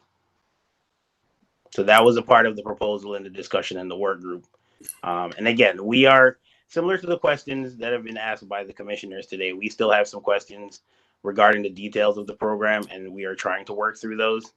And again, I acknowledge and agree with you that separating those funds, I think PSC staff also pointed out that just now that there is a need to separate energy efficiency from renewables, and that was something that was discussed in the work group. MCEC made it clear that they were able to do so. Right, but I'm not just talking about accounting, separating the accounting of the funds. I'm talking about the potential to have very confusing administrations from two very different state agencies that are in the same playing field. So, so I'm not just talking about the accounting. Okay, that's clear. All right, Mr. Chairman, thank you. I'm finished with that. Thank you. Ms. Magruder, would you like to respond? Thank you. Commissioner, I'm hearing your concern loud and clear. And just to be clear, we've asked MEA to provide the loss reserve for those renewable energy storage, electric vehicle infrastructure loans, similar to what Montgomery County is able to offer with their settlement funds, so that it would be, our proposal would be that it's the same program. They're just the backers of that piece of the puzzle, while EmPOWER funds would back the HVAC and home performance with Energy Star piece of the puzzle. That's what we've asked of MEA. I've been given the indication from MEA that in all likelihood, it would not be until the next funding cycle, the next fiscal year, that they would be able to participate in a partnership either way. Yeah, but just so I'm clear, for me, and I'm only speaking for myself, not the commission. But what I'm talking about is we may end our 3-year pilot and say we don't want to continue this on, where MEA could want to go on forever, and you're intertwining these proposals. I think that's not advised, but that's just my opinion. So but I wanted to clarify what I was talking about. Thank you. I did want to respond to Ms. Ryan and from OPC, and appreciate that they do want to look for alternative solutions for consumers. We too want the best possible solutions for consumers as quickly as possible. I think that though the point that she made about different utilities, it may be more advantageous for different utilities to run different programs, is a point that I would take issue with, in that our goal here is what's most advantageous for the ratepayer. How do we make something accessible for the ratepayer, not what's most advantageous for the utility? I also wanted to address the point about the idea of ratepayers who have the means to fund this themselves. Those ratepayers too pay into EmPOWER. And if this is a convenient and affordable way for them to get something done, I think we are not looking to discriminate. We do want to be able to help ratepayers who have more of a challenge borrowing money. Typically, ratepayers who don't have that challenge aren't going to want to incur interest costs anyway. So it's those who are in that struggled position, don't have the cash on hand, don't want to go into their credit card capacity because they need to hold that for something else, and don't want to use up their savings because they're trying to put kids through college or buy a new car. So I think I also wanted to comment on the pay-as-you-go and sealed programs. We looked at those as part of the work group, and in doing our own research. We may be getting to those programs in a bit, so perhaps you could respond after we hear from those proposals. Let us now turn to the utilities to see if they have any response or want to participate in this discussion. Yeah, this is Eric Upco with Baltimore Gas and Electric. Just wanted to discuss on behalf of the utilities that the current plans that the utilities have filed to meet the goals over the next cycle are without financing programs in mind. So over the years, the utilities have continued to work to try to find financing solutions that work for customers. We've worked to try to promote programs like mHelp, Be Smart. We've also looked at other options out there for financing, which are programs like Mosaic or Energy Finance Solutions. These are financing programs which are at no cost to the ratepayers. And we continue to explore ways to help customers take advantage of programs like HVAC and home performance without using ratepayer funds.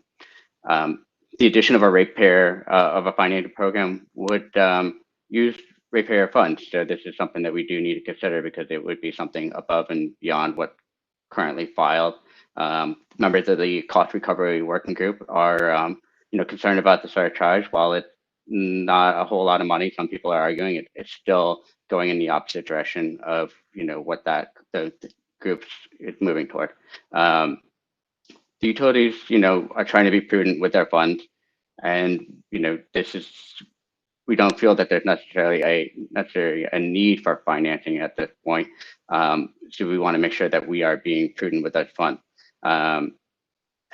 The addition, there are concerns about how things would work if we were to move to a financing program, because we're asked to be cost effective. Programs are looked at for how cost effective they are. How do we layer in financing to programs like HVAC and home performance? In addition, I think we need to continue to make sure that we're addressing the gaps that are needed. Ms. Ryan spoke about the Be Smart program and her experience with it. I think there's things that we could do to explore, are there more opportunities there with that program that we can, meet the needs of certain customers. What we don't want to have happen also is to drive a customer to a loan type program when they might qualify for a weatherization type program with DHCD.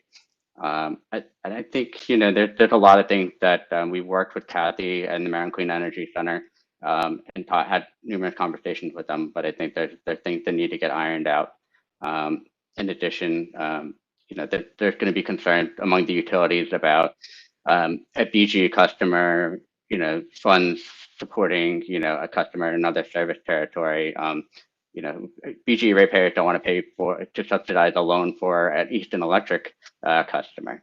But I think that's a bit of an extreme example, but I think, there are little nuances that would need to be considered.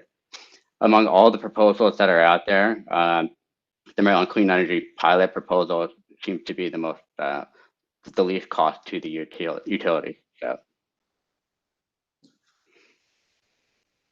Thank you, sir. And were you speaking on behalf of all of the utilities? Yes, we have other members of other utilities represented here as well. So if they would like to add any comments. Okay. Well, any additional comments from utility representatives? Okay. There was more to the work group report than the MCEC proposal. So let me return to Mr. Hurley to see if there's other ground we need to cover. Thank you, Mr. Chairman. So the other two really proposals that were investigated over the last year and a half or so is the on-bill financing program called PAYS. I think it's Pay As You Save is the acronym. And that's an on-bill financing program that the customer gives utility permission to upgrade the home with energy efficient equipment. The cost is tied to the meter. So if the customer moves, the cost is recovered at a later date by the next customer. So this will require the next customer of that house to use that tariff, and how that gets handled in the sale of a house. These are issues we're talking about. And if these charges could lead to service termination is a possibility. But a study on that program shows that disconnects for that have not been reported. And then the utilities in the report indicated that their billing systems would need to be modified to incorporate the program. So basically, if you're change out your HVAC and it says you save $10 a month on your bill, you take $5 and pay back the loan, and you take $5 as your savings.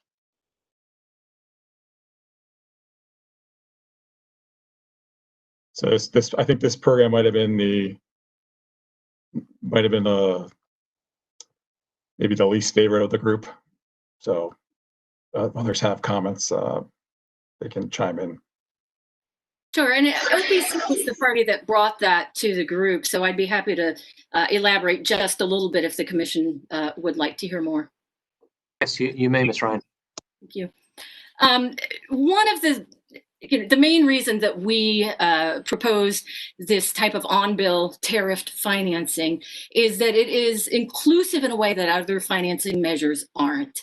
Because it is based on a customer's utility bill payment, it is available to people who have lower or moderate incomes or have poor credit scores. And so it can reach customers that other programs can't. Additionally, it's one of the few ways that you can deal with the split incentive between renters and landlords because it goes with the meter instead of the person. A tenant who has to pay a utility bill for an apartment with, very inefficient equipment could use this program to get more efficient equipment and then reduce their utility bills. Obviously that would require permission of the landlord to do that. But that is an option with this program that isn't available through other programs.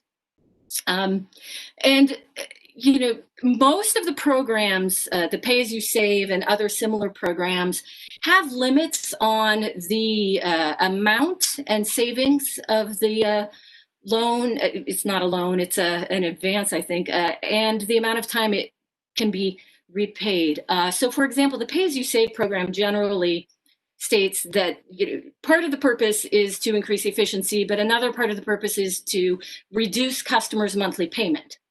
So the payment for whatever measure is implemented cannot exceed 80% of the total anticipated savings on the utilities bill. So if a certain efficient furnace were going to save a customer $20 a month, the monthly addition for the tariff financing could not exceed $16, so that the customer would both be repaying the advance from the utility, but also saving energy and saving money.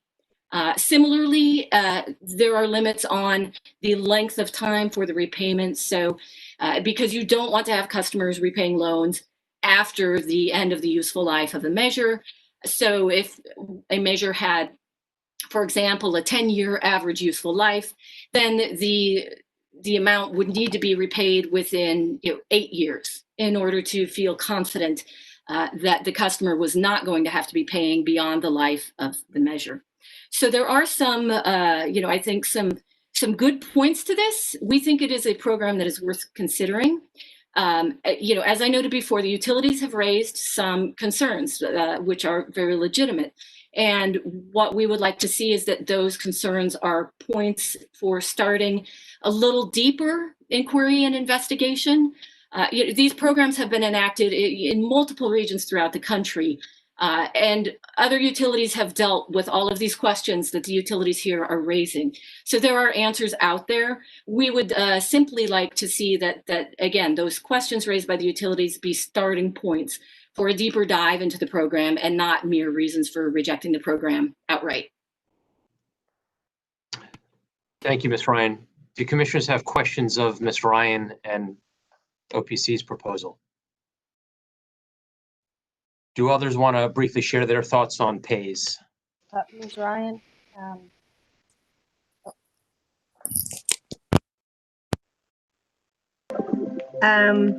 what about, is this program cost effective in any of these other jurisdictions? There are ways of sort of working with the program to make it more or less cost effective. For example, the interest rates that's used, some utilities throughout the country, in particular cooperatives and have access to different sorts of lending from the federal government that come with much lower interest rates, which help make it more cost effective than for a standard utility who has market-based interest rates. There are also options for the program of buying down the interest rate, and looking at what interest rate is charged then to the customer. There are a lot of different factors that go into it, and there may be occasions when it can't be made cost effective. I will admit that up front. And there may be occasions where it's very cost effective. And, again, OPC's hope would simply be that the utilities would look a little further into that before rejecting it as an idea. Yeah, because it seems to me to be potentially quite expensive, and putting the utilities in a business that the HVAC business effectively, and they may not want to go there. I don't know. We'll let them tell us whether they do. But it seems like there are some potential concerns with this kind of program. But what you're asking for is that the commission then order the utilities to look at it more closely. Is that what you're asking? Yeah, primarily to look at, for example, there are programs that administer, there are companies that administer these programs for utilities. So the utility wouldn't have to do anything. And it would not take much work to contact some of those companies and find out, what is involved. What does it take to make it cost effective? Or to contact other utilities who have had successful programs like this and find out what they do in the case of transfer of properties. And, those are legitimate concerns, but we don't have answers to them yet. And it may turn out that after a little bit of investigation, this isn't the right program. But we would like it to be based on more investigation. So this is. Thank you.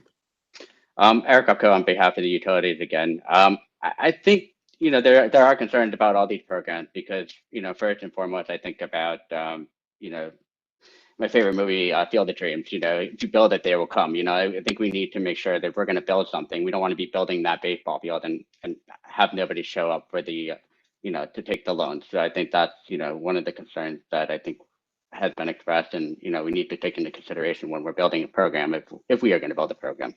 Anna talked about the PAVE model. First and foremost, most of the utilities that are participating in that are public power utilities that do have access to different financing that we don't have access to. Even our own cost recovery is in question with the and so again there are a lot of concerns here.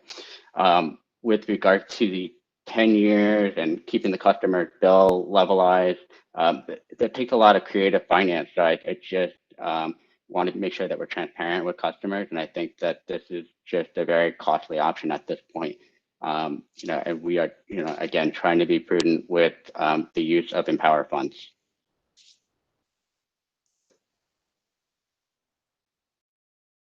Any other thoughts on the PAYS proposal? Mr. Chairman. Commissioner. Thank you, Mr. Chairman. Mr. Ryopko, I just wanted to ask you just a question about whether or not a need has been demonstrated for a finance program. In Ms. Magruder's discussion, she talked about a survey they did with some of their contractors, and many of them believe that they missed out on opportunities for the larger, more expansive measures. So that to me indicated that there could be a real value to such a program. I don't.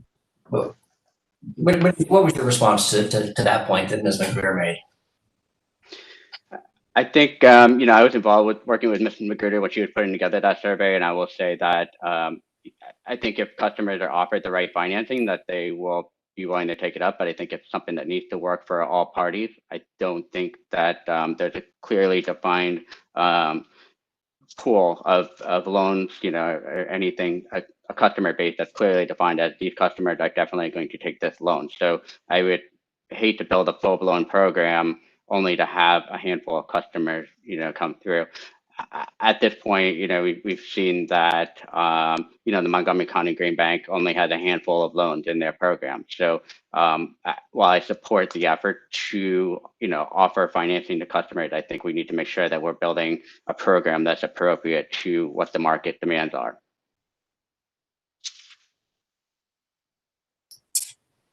Okay. Thank you, Mr. Chairman. Mr. Chairman. Yes, Could I just make the point for Commissioner Richard that during the mHelp program that we ran from 2014 to 2017, we did 4,500 loans and would have done more had we had a remaining loan loss reserve to continue with that program. Okay, I appreciate that addition. And maybe when we have a chance to talk a little more to BG about their program, one of the concerns I've had of the current program is it seems like there are really a lack of successes in the HVAC and some of, again, the larger measured programs. So that's why right now it seems to me that this finance program might be one of the ways to make some of these other programs successful. But thank you both for your answers. Any additional comments on the PAYS proposal? Mr. Hurley, are there additional issues we need to address with respect to the work group report? Yes, Mr. Chair. I think one more comment would be on the Be Smart program and how we were, the commission directed utilities to kind of work with DHCD and make referrals to the Be Smart program. And we asked DHCD how many referrals they have, how many applications they received that were via referral. And I think it was 8 applications in 2019. As of the filing of this report, or at least late September, their data might have been end of July. It had 4 applications in 2020. So if we're going to move forward, I think we need to figure out a better way to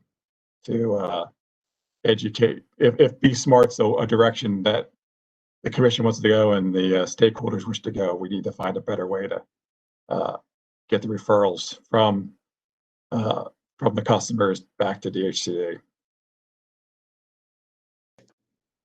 Well, we know one of those applicants was Ms. Ryan. So we're down to 3 unknowns. Do any of the parties or commissioners have questions or thoughts on the lack of interest or perhaps understanding that this program exists? I would say for the utilities that, each of the utilities has meetings with DHCD on a regular basis. So we are communicating with them and trying to work on ways to cross-promote programs. So that's definitely something that we have been doing and we continue to do.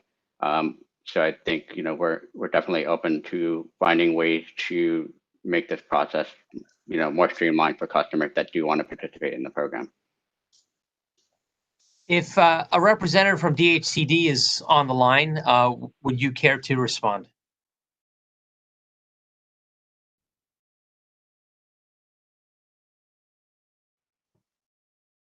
We may have lost them for the day. Okay. I'll return to you, Mr. I have one question, Mr. Chairman.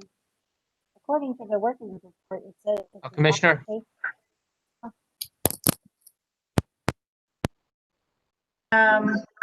So it's the working group report says that all the applications were from BGE customers. I wonder if Pepco, Delmarva, PE have they run into roadblocks or is it the local agency potentially?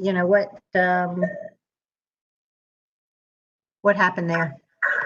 So I think this is Eric Rupko on behalf of the utilities again. I think that those numbers were new information to all of us when we saw the report, and I will say that through different methods we do refer customers to the DHCD Be Smart program. We don't track at this point what happened beyond the referral. So I think there's definitely room for more discussion when it comes to what's happening, with the different utilities. Okay, thank you.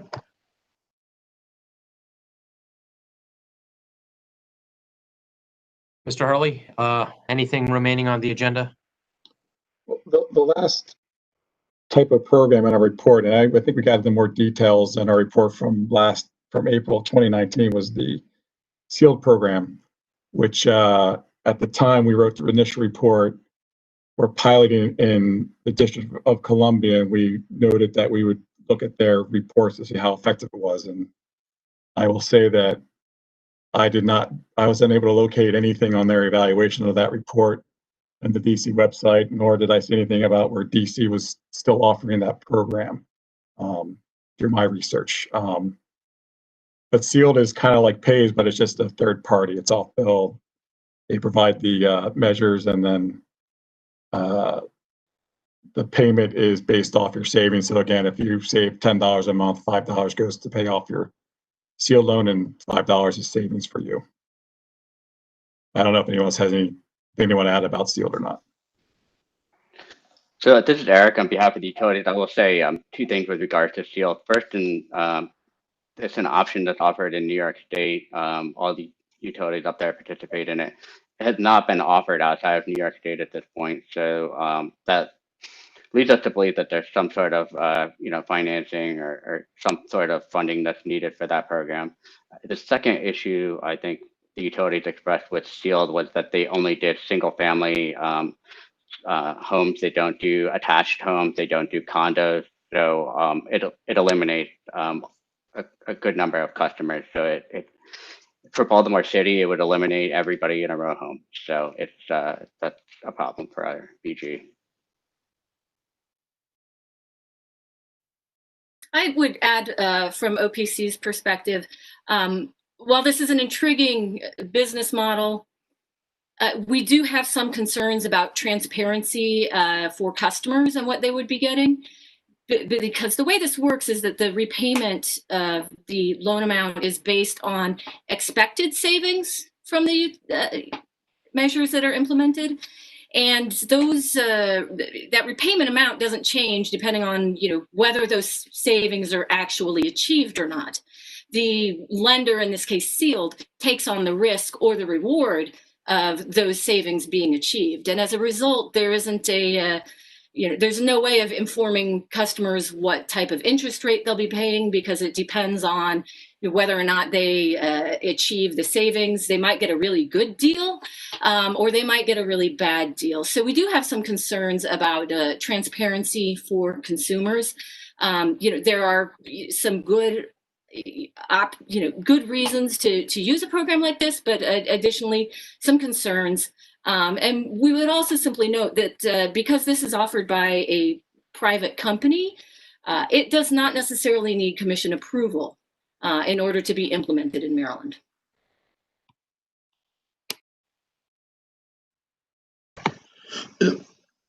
One other, this is for both Sealed and Pays, since they're both billing options. One is the third parties doing the billing, and the other is the utility is doing the billing.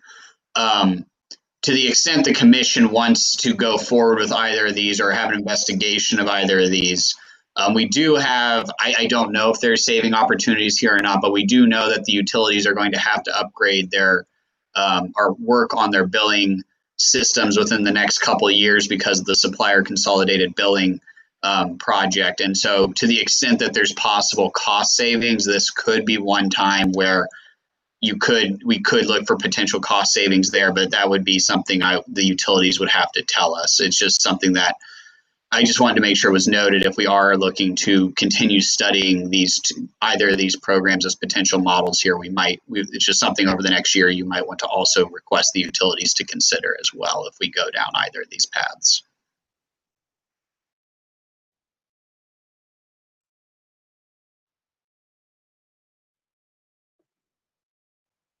Thank you. Mr. Hurley, with that, I believe that have concluded the topics in the report. Is that correct? That is correct. Your Honor, if I might interject just for a moment, we have had some consultants at Vermont Energy Investment Corporation help OPC with the financing issue, and I think they've been waiting for a chance to say something and would appreciate the opportunity to address the commission if that would be allowed. Yes. Yeah, we have a little time. After this, we will recess, and then we will take the CVR work group report. We will not get to cost recovery today because some of the participants are not available. So we'll resume our schedule tomorrow, but we'll turn to the Vermont witness. Thank you, Commissioner, and thanks for fitting us in. I would just encourage the commission to keep your eye on the big picture, which is that, the utilities have noted that they are promoting financing, but there's very little financing uptake. There's very little participation in Be Smart, and essentially every financing option that's been proposed, various parties have found fault with. And I guess I just want to point out that financing is a core part of energy efficiency portfolios in leading efficiency states nationally. So the fact that there kind of is no go-to financing option or suite of options associated with EmPOWER Maryland is extremely unusual. In Massachusetts, MassSave has the heat loan. There's Michigan Saves. In most states have a suite or a few at least financing options that are embedded in program design, marketing, and delivery. And when I say that, I don't just mean it might be listed or mentioned here and there. I mean, there are a list of loan options posted on the utility websites. They've trained their contractors and vendors in how to promote those options. The contractors know how to sell them. They can sell positive cash flow when they're on site. Many of these financing options might involve minimal utility money. It could be mostly private loan options, but they would benefit greatly from the ability to receive utility promotion and referrals. And it's that kind of embeddedness or integration into the programs that's kind of missing right now in Maryland. And even if the utilities didn't want to actually fund resources, I believe there much more could be done even by just integrating the promotion of things like Be Smart or other privately available loan options and options like sealed into the utilities promotion. So I'm struggling because BEIC has been involved in EmPOWER for many years. And so I guess I'm also somewhat frustrated because we've been essentially having this discussion for 5 or more years where we chat about financing and consider some options. There are problems with all of them and nothing is advanced.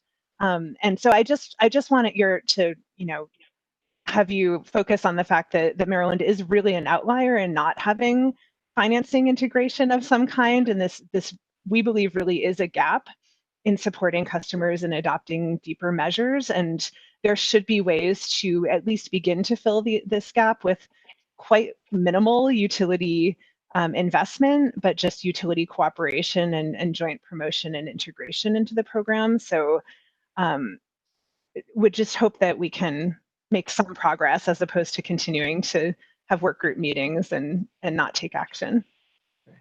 And thank you, Ms. Levin, for those thoughts. Mr. McGee, did you wish to speak? Thank you, Mr. Chairman. James McGee on behalf of the HVAC associations, and thank you for letting me speak briefly. My clients did not file any written comments, but we do want to express our strong support for the Maryland Clean Energy Center proposal. We think the program that they've developed is ready to go. It is just as detailed as any other utility program that's before you now. And so we think there's a critical need, and this is a barrier to obtain not only deeper retrofits, but just projects in general. You have a customer that doesn't have an emergency repair of an HVAC system, but we're trying to get them to go to a more efficient unit. And financing is a key sometimes that stops them from getting it. So we do think it's important. Obviously, with the COVID environment, customers' wallets are strapped even more. There's strong financial pressure on them. And so we believe this type of financing option is even more crucial during this time. And finally, just to step back for a second as to the amount of support that MCEC is asking. For BG&E, for example, it's $700,000 over the course of 3 years. And BG&E's proposed budget is $528 million. So that's 0.13% of their total ask in terms of their budget. So we do not believe that this is a large ask to the utilities, and we believe that this is a fundamental part of the program, as Ms. Levin indicated, that is lacking in Maryland. Thank you for your time, and I'm happy to answer any questions you have. Thank you, Mr. McGee. Before we conclude this session, do any of the commissioners have any final questions or closing thoughts? Okay, the commission will stand in recess until 3 o'clock, and we will move to the conservation voltage reduction work group report. Thank you. Thank you.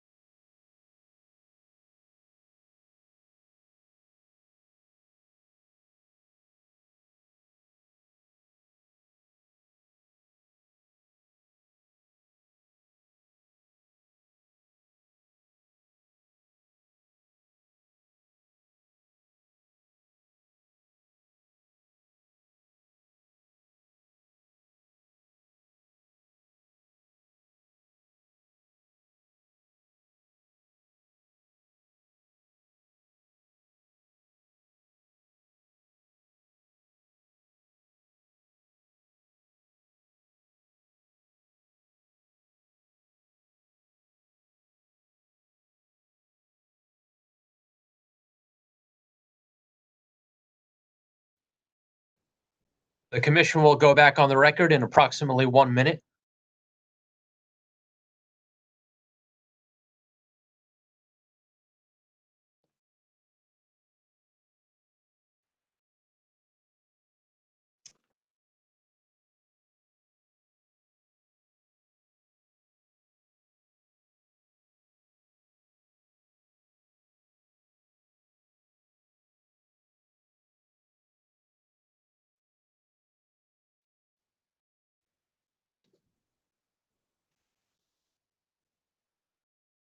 We are on the record. This is the final segment of today's hearing. We have a non-consensus report regarding the estimated useful life of the conservation voltage reduction program. There appears to be a difference of opinion between the utilities and the energy efficiency advocates. I will turn it over to staff, however, to begin the discussion. Yes, thank you, Mr. Chairman. Actually, Ben Baker is going to be leading this discussion for staff this afternoon, and we have Joe Loper from Itron also available for questions. Hi, this is Benjamin Baker on behalf of Commission staff. Amanda, thank you for giving me share ability. 1 second.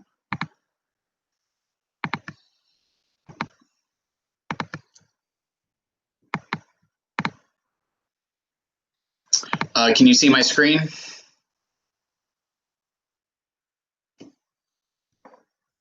Yes, we can. Okay, thank you.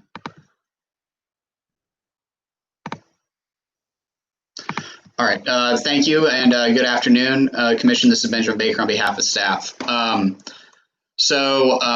you noted, there is disagreement amongst the parties regarding the estimated useful life of CVR. Just a quick overview, our evaluators found that the methodologies used to determine the savings from the conservation voltage reduction programs are reasonable at this time.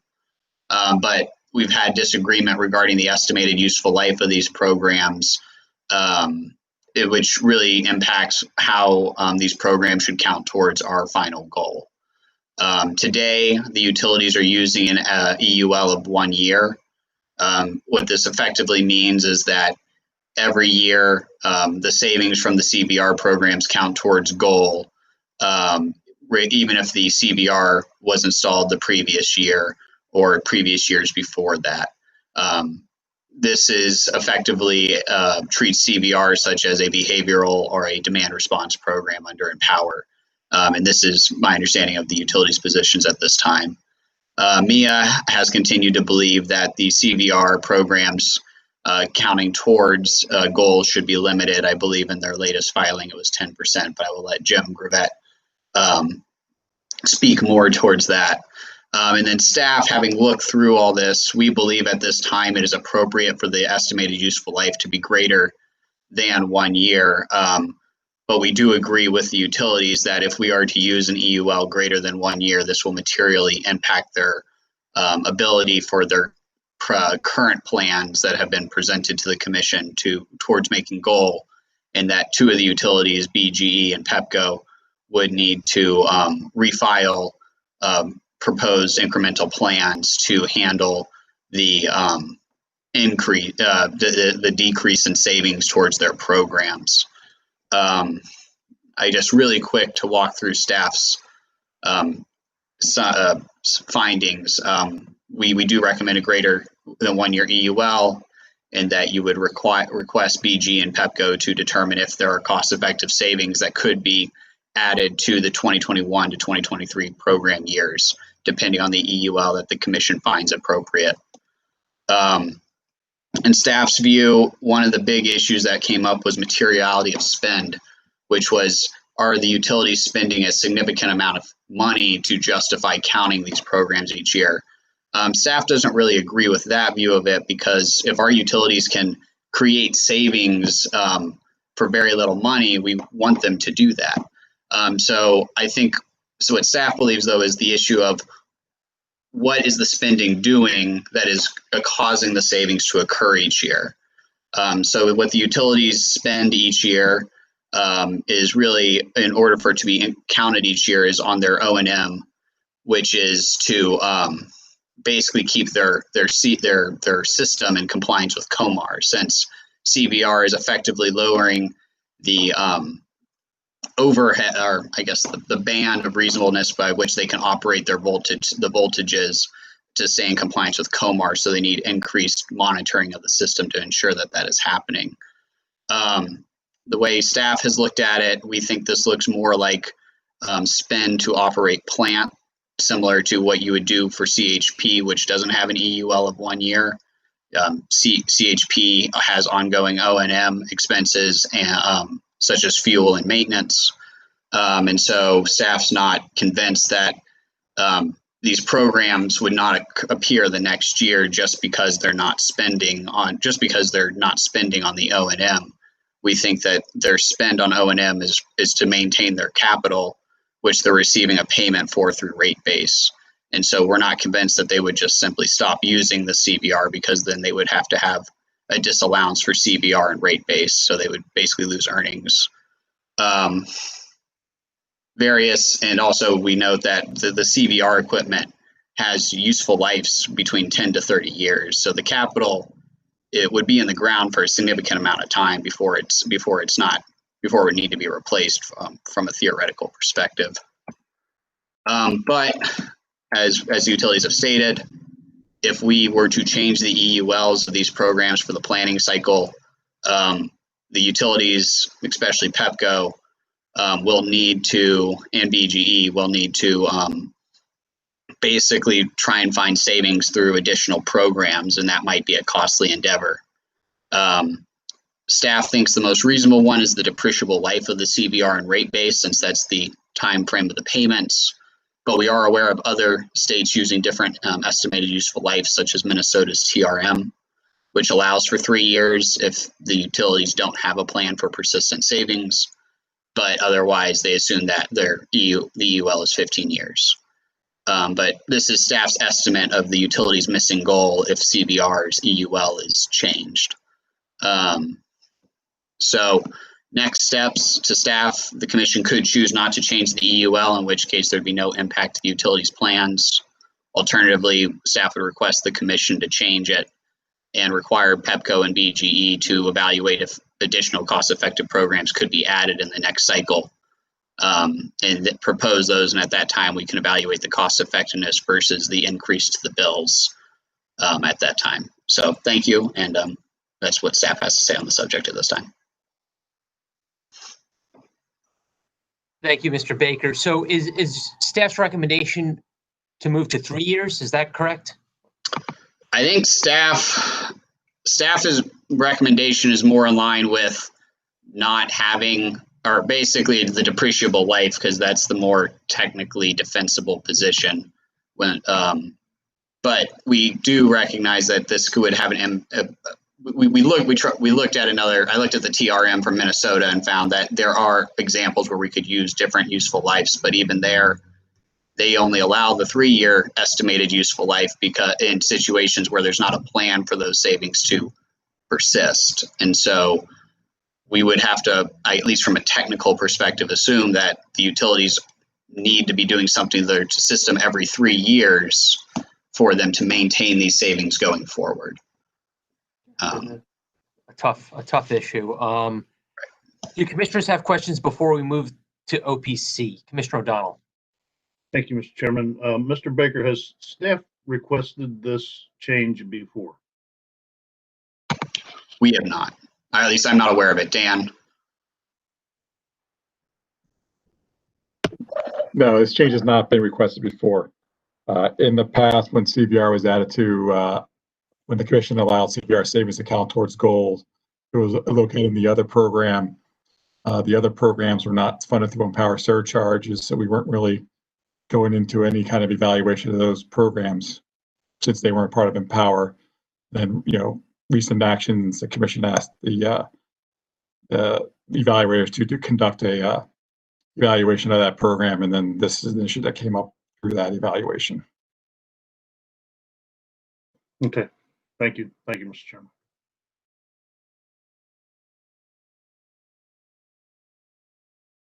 I'll recognize the representative from Office of People's Counsel. Good afternoon, Your Honor. I will be very short. OPC did participate in all the work group meetings about this issue, but OPC has not taken a position on this issue. Thank you, Ms. Ryan. We'll next turn to the Maryland Energy Administration. Thank you, Chairman.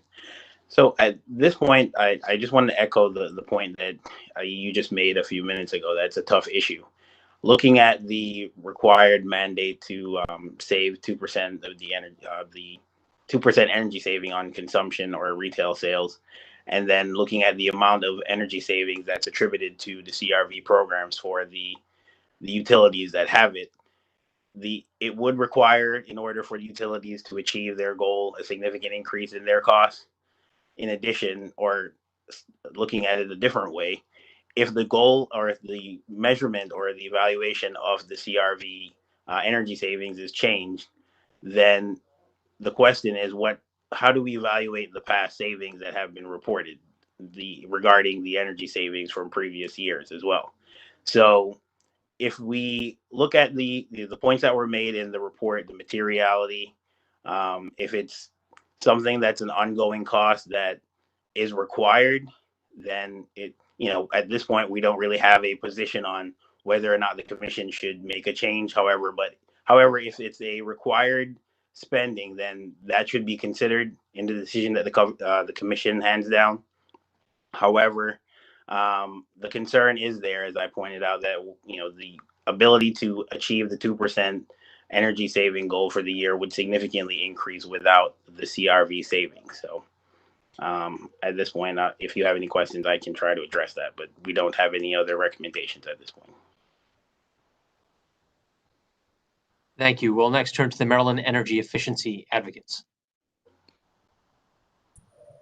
Thank you, Mr. Chairman, and on behalf of the advocates, and I want to first say thank you to Mr. Baker for your presentation. I have sometimes, perhaps often, felt like I'm the lone voice raising these concerns, and I really appreciate a second set of eyes looking at the way CBR savings have been assessed.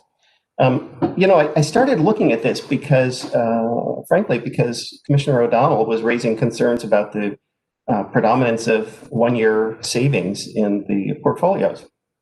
So I just, looked at the reports and looked at the average measure life of all the different programs and measures. And honestly, the first time I looked at it and I realized they were claiming a year for CBR, I was kind of stunned because I'd never seen that before. And as this conversation has gone on, I've done a lot of looking. I've worked with Mr. Loper. I've tried to identify other jurisdictions where CBR savings are reported as part of the portfolio, because in many jurisdictions, they're not. Those savings are not included towards energy efficiency goals. And I haven't found any that use a one-year measure life. This is unique in Maryland. And I've looked at other jurisdictions like ComEd. ComEd is an excellent company. It's in the same family as Pepco and BGE. And in Illinois, they are rewarded, the utilities are rewarded for their energy efficiency savings based on the lifetime, the persistence of the savings. And so it's a 15-year measure life for CBR in Illinois in ComEd's program. So none of that made sense to me. Well, that all made sense to me. Looking at a one-year measure life in Maryland is something I just haven't been able to understand. And so we initiated this pretty detailed discussion, which staff and Mr. Loper have facilitated, and I think I've really appreciated the openness and the really trying to dig into the information. But I still feel like what it comes down to, or so it appears to me, very important point. But if we don't claim one-year savings for CBR, it's going to cost more money in the surcharge. Now, that may be true. And in fact, I'll say it is true. I don't disagree with that. But it's just the way I look at things. I can't, at least I try very hard not to adjust my answer to a question based on what I think the outcome needs to be. I really try to understand what the right answer is and then figure out what do we need to do about it. I was reminded coming into this conversation when I was on the management team at DEIC and Efficiency Vermont, the team read Good to Great by Jim Collins, and one of the things that I've always remembered from that book is confront the brutal facts. Find out what's true, and then figure out what you need to do about it. So that's kind of been behind my continuing curiosity and really reluctance to just let this drop. I thought of another company over the weekend. I looked up, because I remembered that Pico, also now an Exelon company, used to report CVR savings. And I think they stopped in around 2012. And I actually found a clip from their report that said, all of the CVR was installed last year, therefore we're not claiming any more savings going forward. It's already operational, it's already there. So I'm not sure really that there's a lot for me to say beyond that.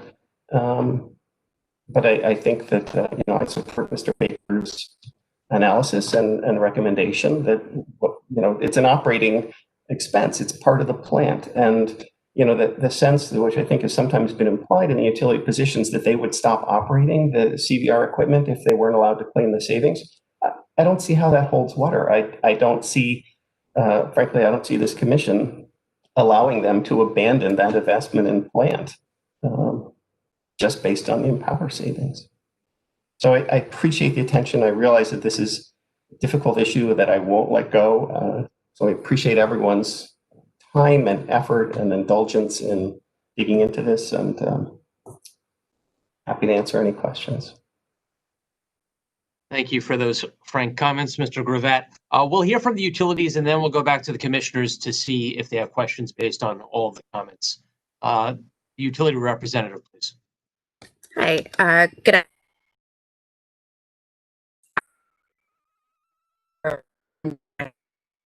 We're having difficulties.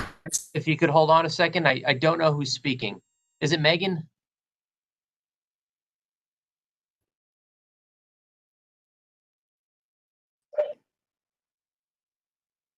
Hello? Hi. Hi. Who's speaking? Sorry, this is Megan Partridge. I'm the manager of program design and evaluation for Pepco and Delmarva. Okay, Megan, if you could hold on a second, the court reporter needs to log you in. Megan Partridge. Okay, you broke up for a minute on us. Okay, court reporter's good to go. Megan, you may proceed. Okay. So my comments here today are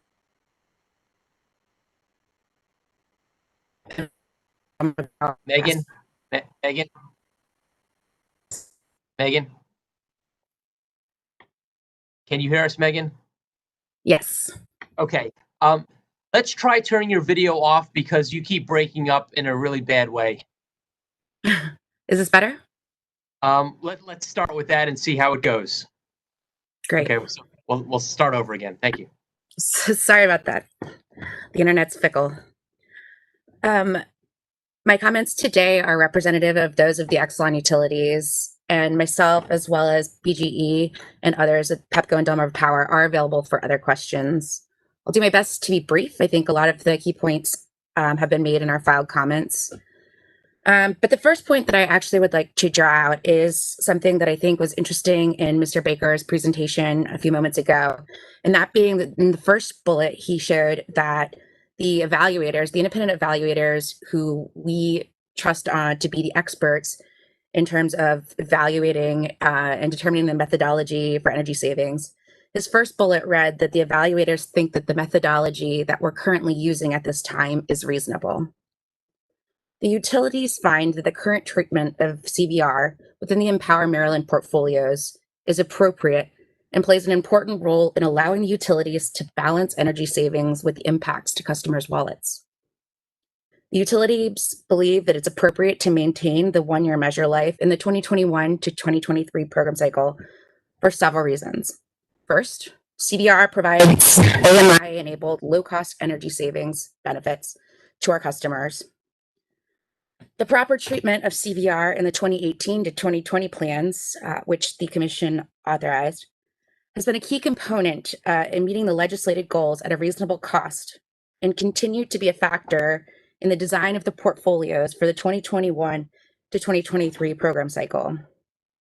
And as previously noted, changing this methodology would require a material revision to the utilities 21 to 23 cycle plans. Second, CVR, similar to the behavior program, is treated with a one-year measure life because the utilities, as noted, have to dedicate ongoing efforts and resources each year to realize the savings. The utilities maintain everything from the software, including and updating algorithms, to field work to ensure that the capacitors and load tap changers, or LTC, and regulators operate correctly to produce CVR savings. Conversely, once a rebate is paid and an energy efficiency measure is installed by a customer in a typical EmPOWER Maryland program, that customer is responsible for any effort and expense to maintain that savings over time. In contrast, for CVR, the utilities are responsible for the year-by-year ongoing maintenance and the dedication of resources for the achievement of the reported energy savings. So we accept a certain amount of risk when we rebate a measure to a customer, but we have guaranteed savings in this instance where the utility is responsible for the ongoing maintenance. Finally, if CVR were treated differently and savings were reduced, or rather realized savings were reduced, the increased cost could be significant to ratepayers and for those parties who are concerned about the surcharge increases, as staff themselves noted in their report, and this would not be a desirable outcome.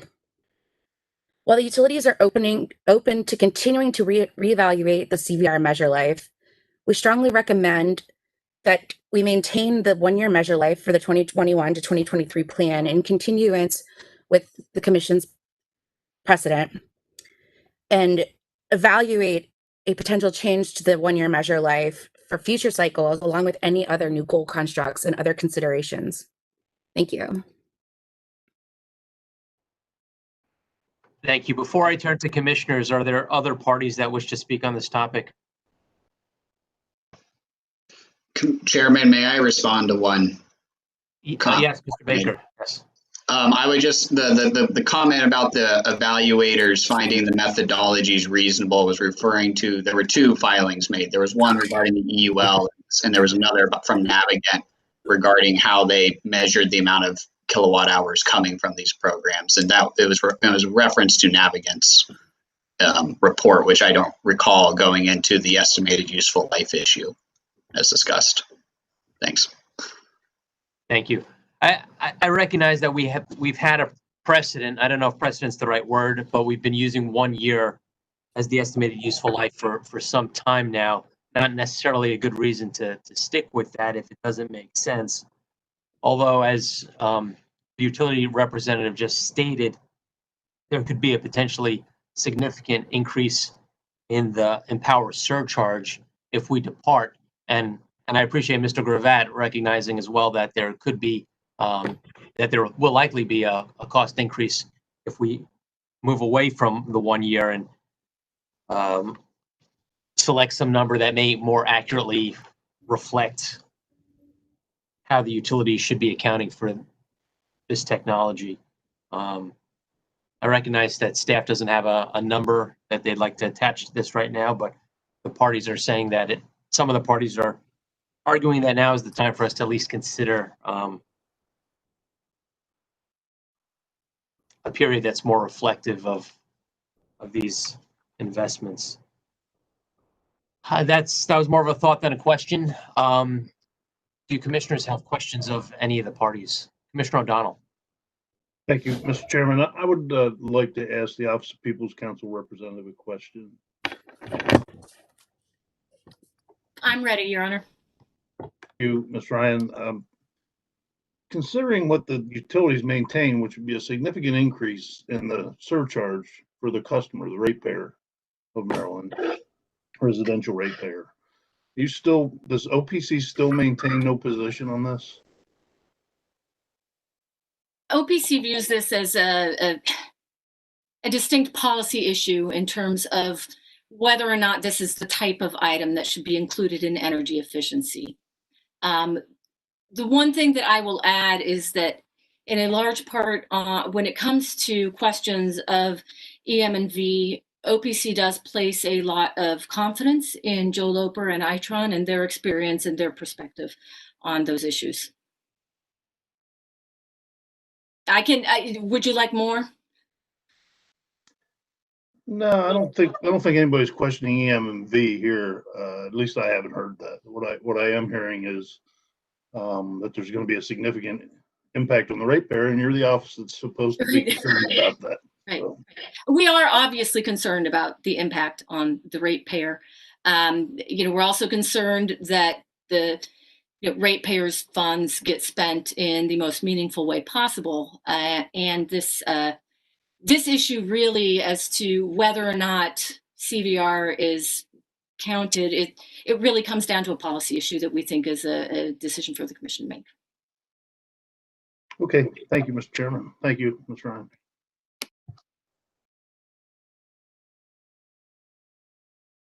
Mr. Herman?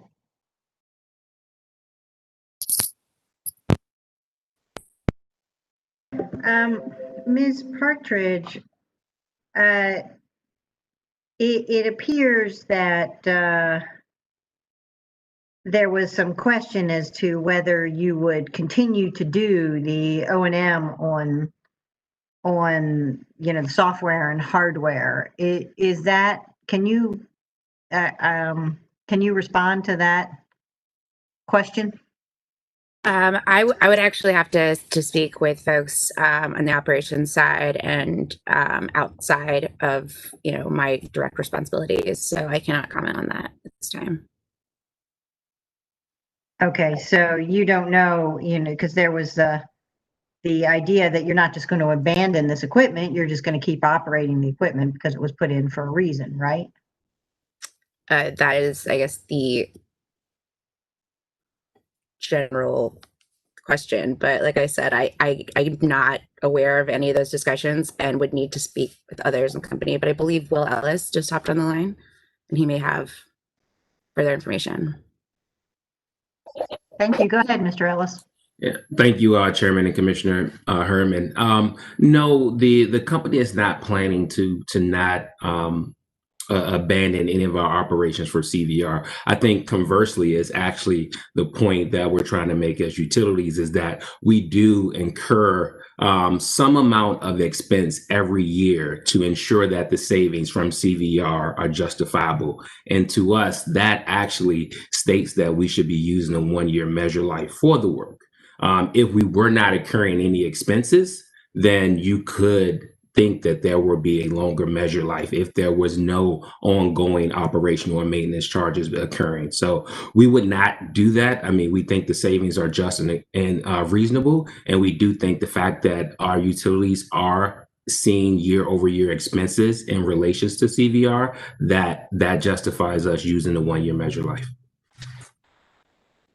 Mr. Ellis, and I'm not sure if you'll be able to, but could you comment on, it looks like BGE has much higher O&M expenses than Pepco and Delmarva. Are you able to comment on that, or maybe someone from BGE could comment on that?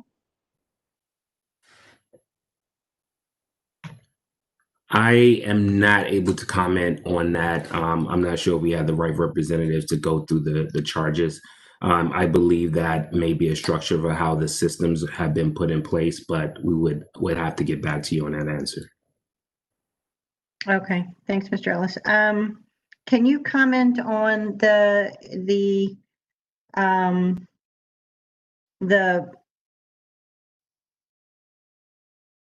fact that in Illinois, you're looking at a 15-year measure life, and so how do we, within the same family of companies, how do we, do you have a response to that?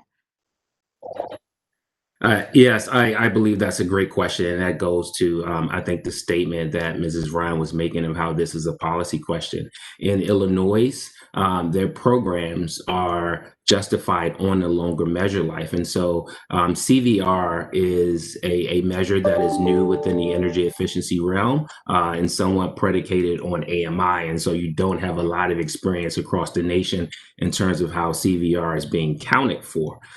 So I think in Illinois, just like you have in behavior programs, you see the measure life difference based on the policy decisions that were made in each particular state. And so their goals in Illinois are based on longer persistent measure lives. And so I think that's why CVR was advocated for that direction, whereas our goals is based on the first year measure life. And that's how we have gotten to our policy standpoint to this point to date. Okay, thank you. And Mr. Ellis, may I say congratulations, and I hope we'll continue to see you at the commission. Thank you.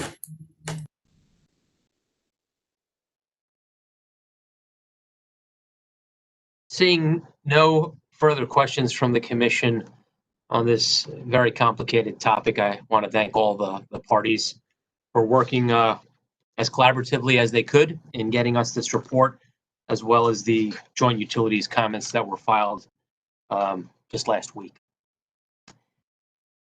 As I said earlier, at this point, we will not be moving to the cost recovery because of lack of presenters today who weren't prepared to speak in advance. So we will continue on schedule tomorrow morning at 10 a.m.